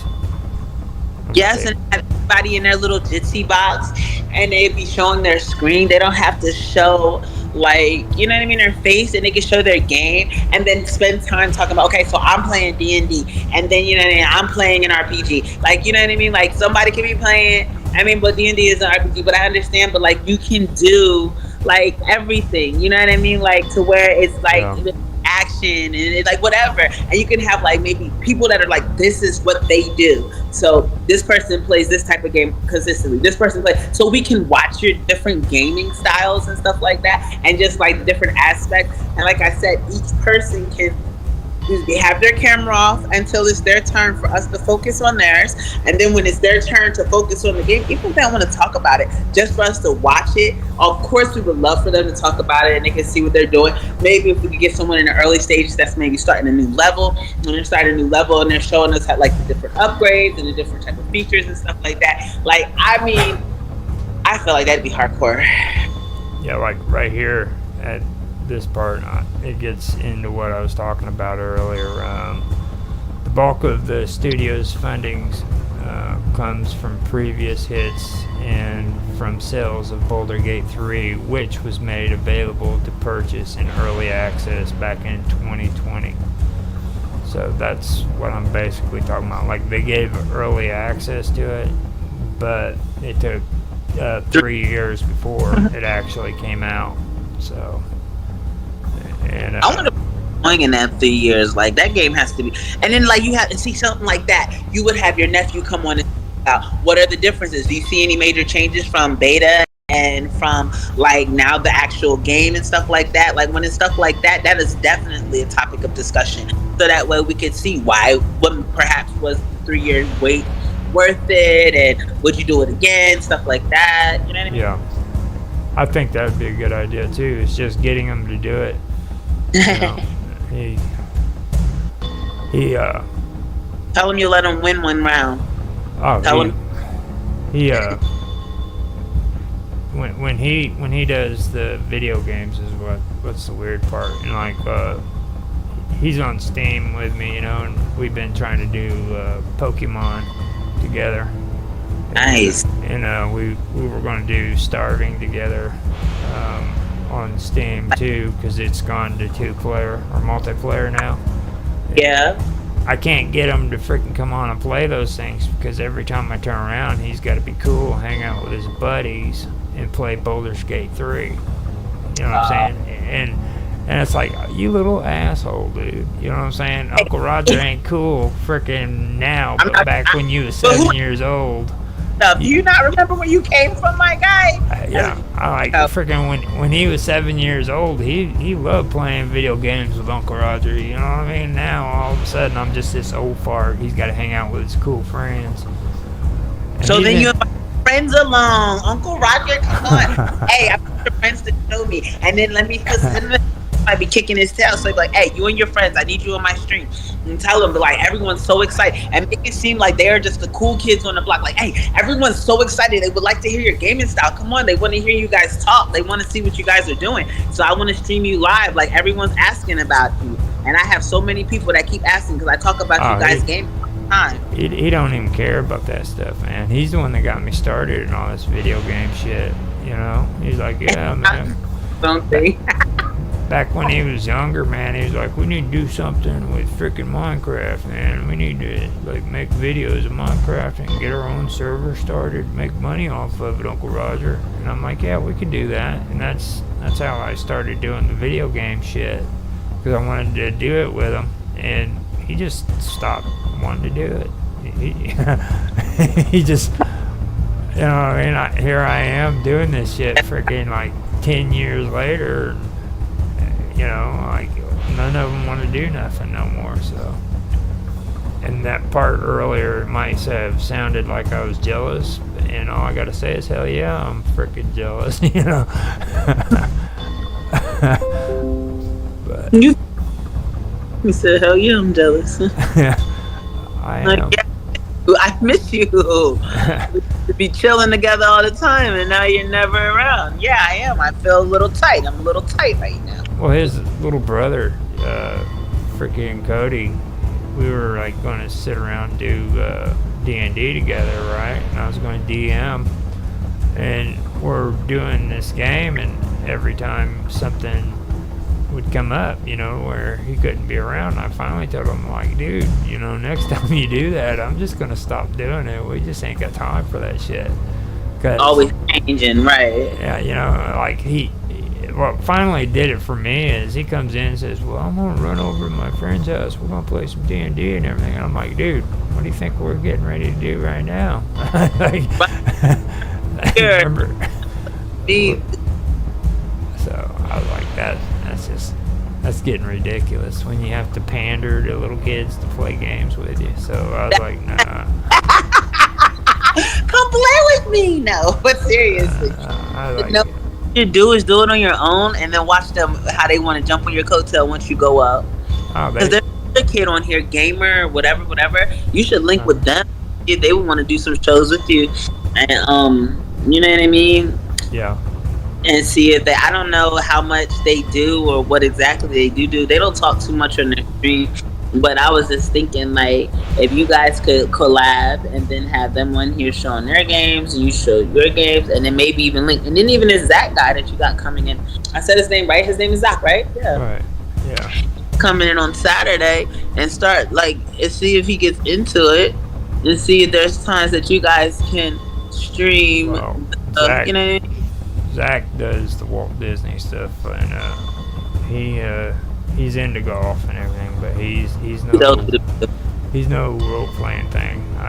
I've actually had a conversation with some people on Discord, like they like to categorize themselves as RPG players, but then they're referring to the video game RPGs, which is completely different. So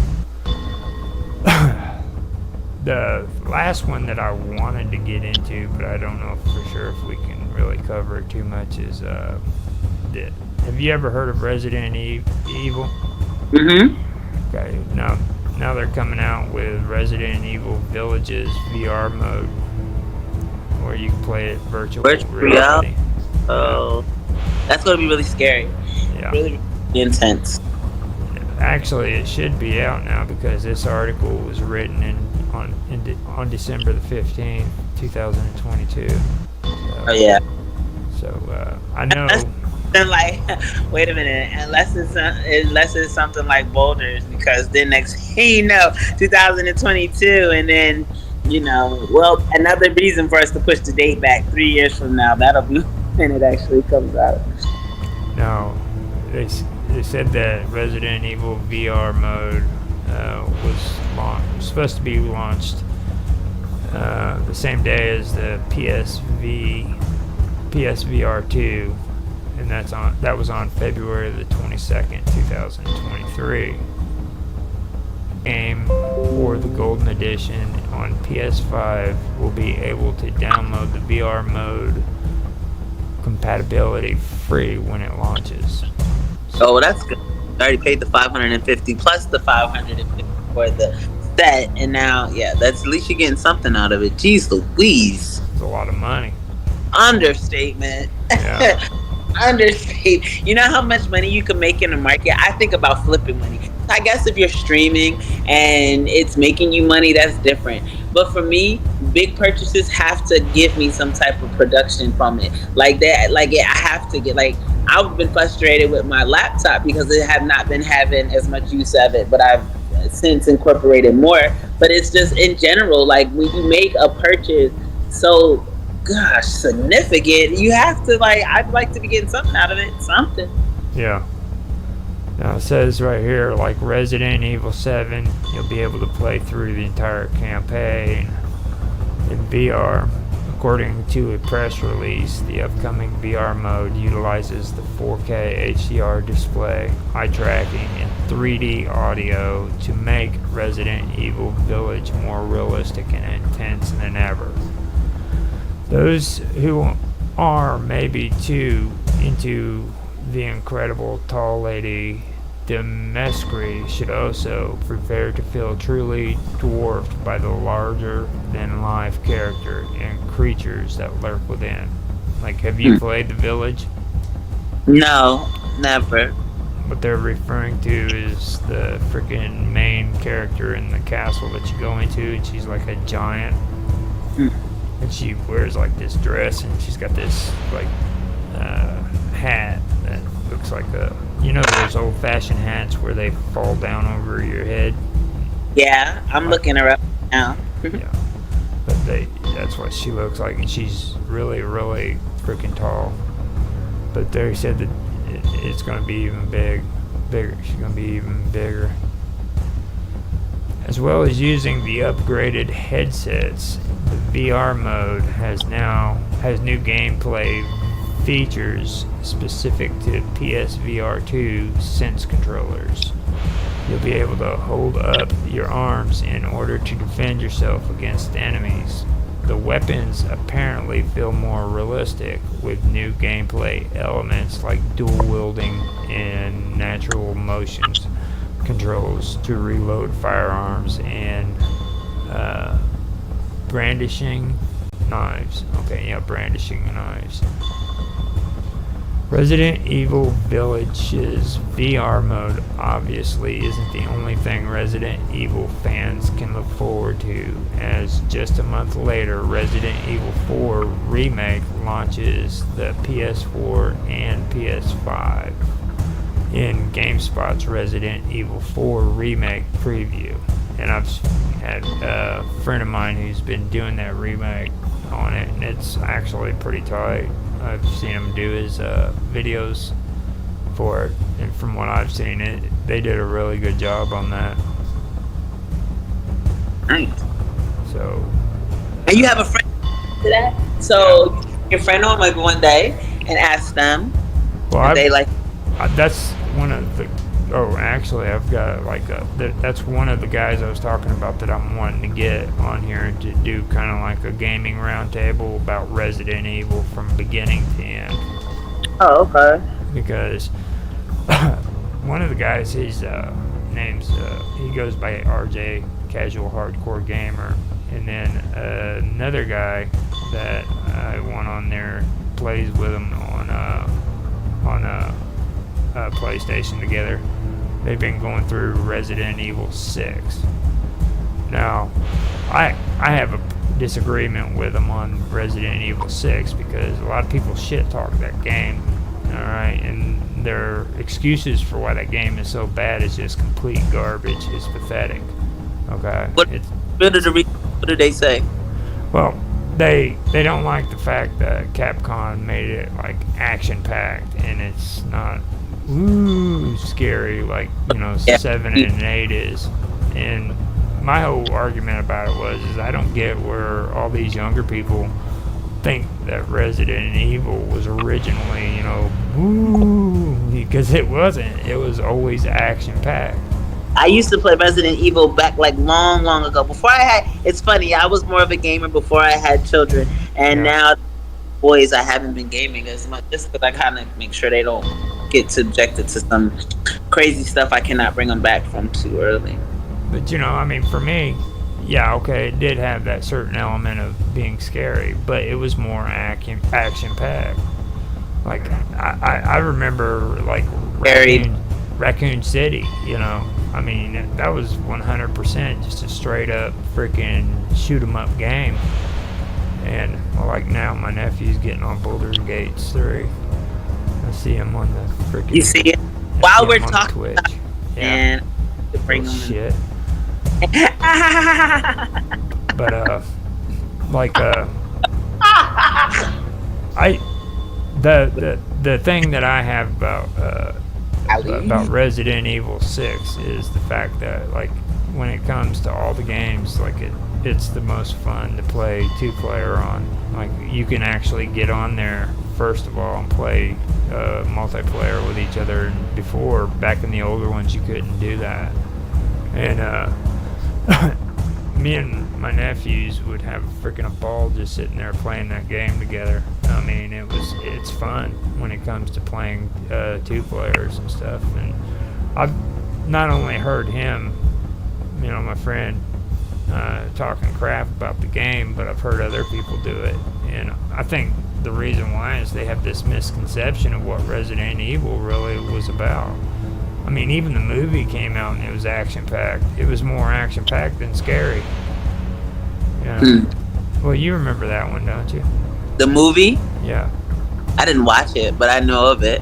I don't like scary stuff. Like, I don't go out of my way to look for scary stuff, or because, like, I'll watch it, you know what I mean? But I'm good. I see scary stuff in real life. So, like, spirits walking around the house and stuff like that is like a natural occurrence for my existence. To add to the heat, I'm pretty good on that. I'm like, yeah, I'm good on that. I think I see enough dead people now.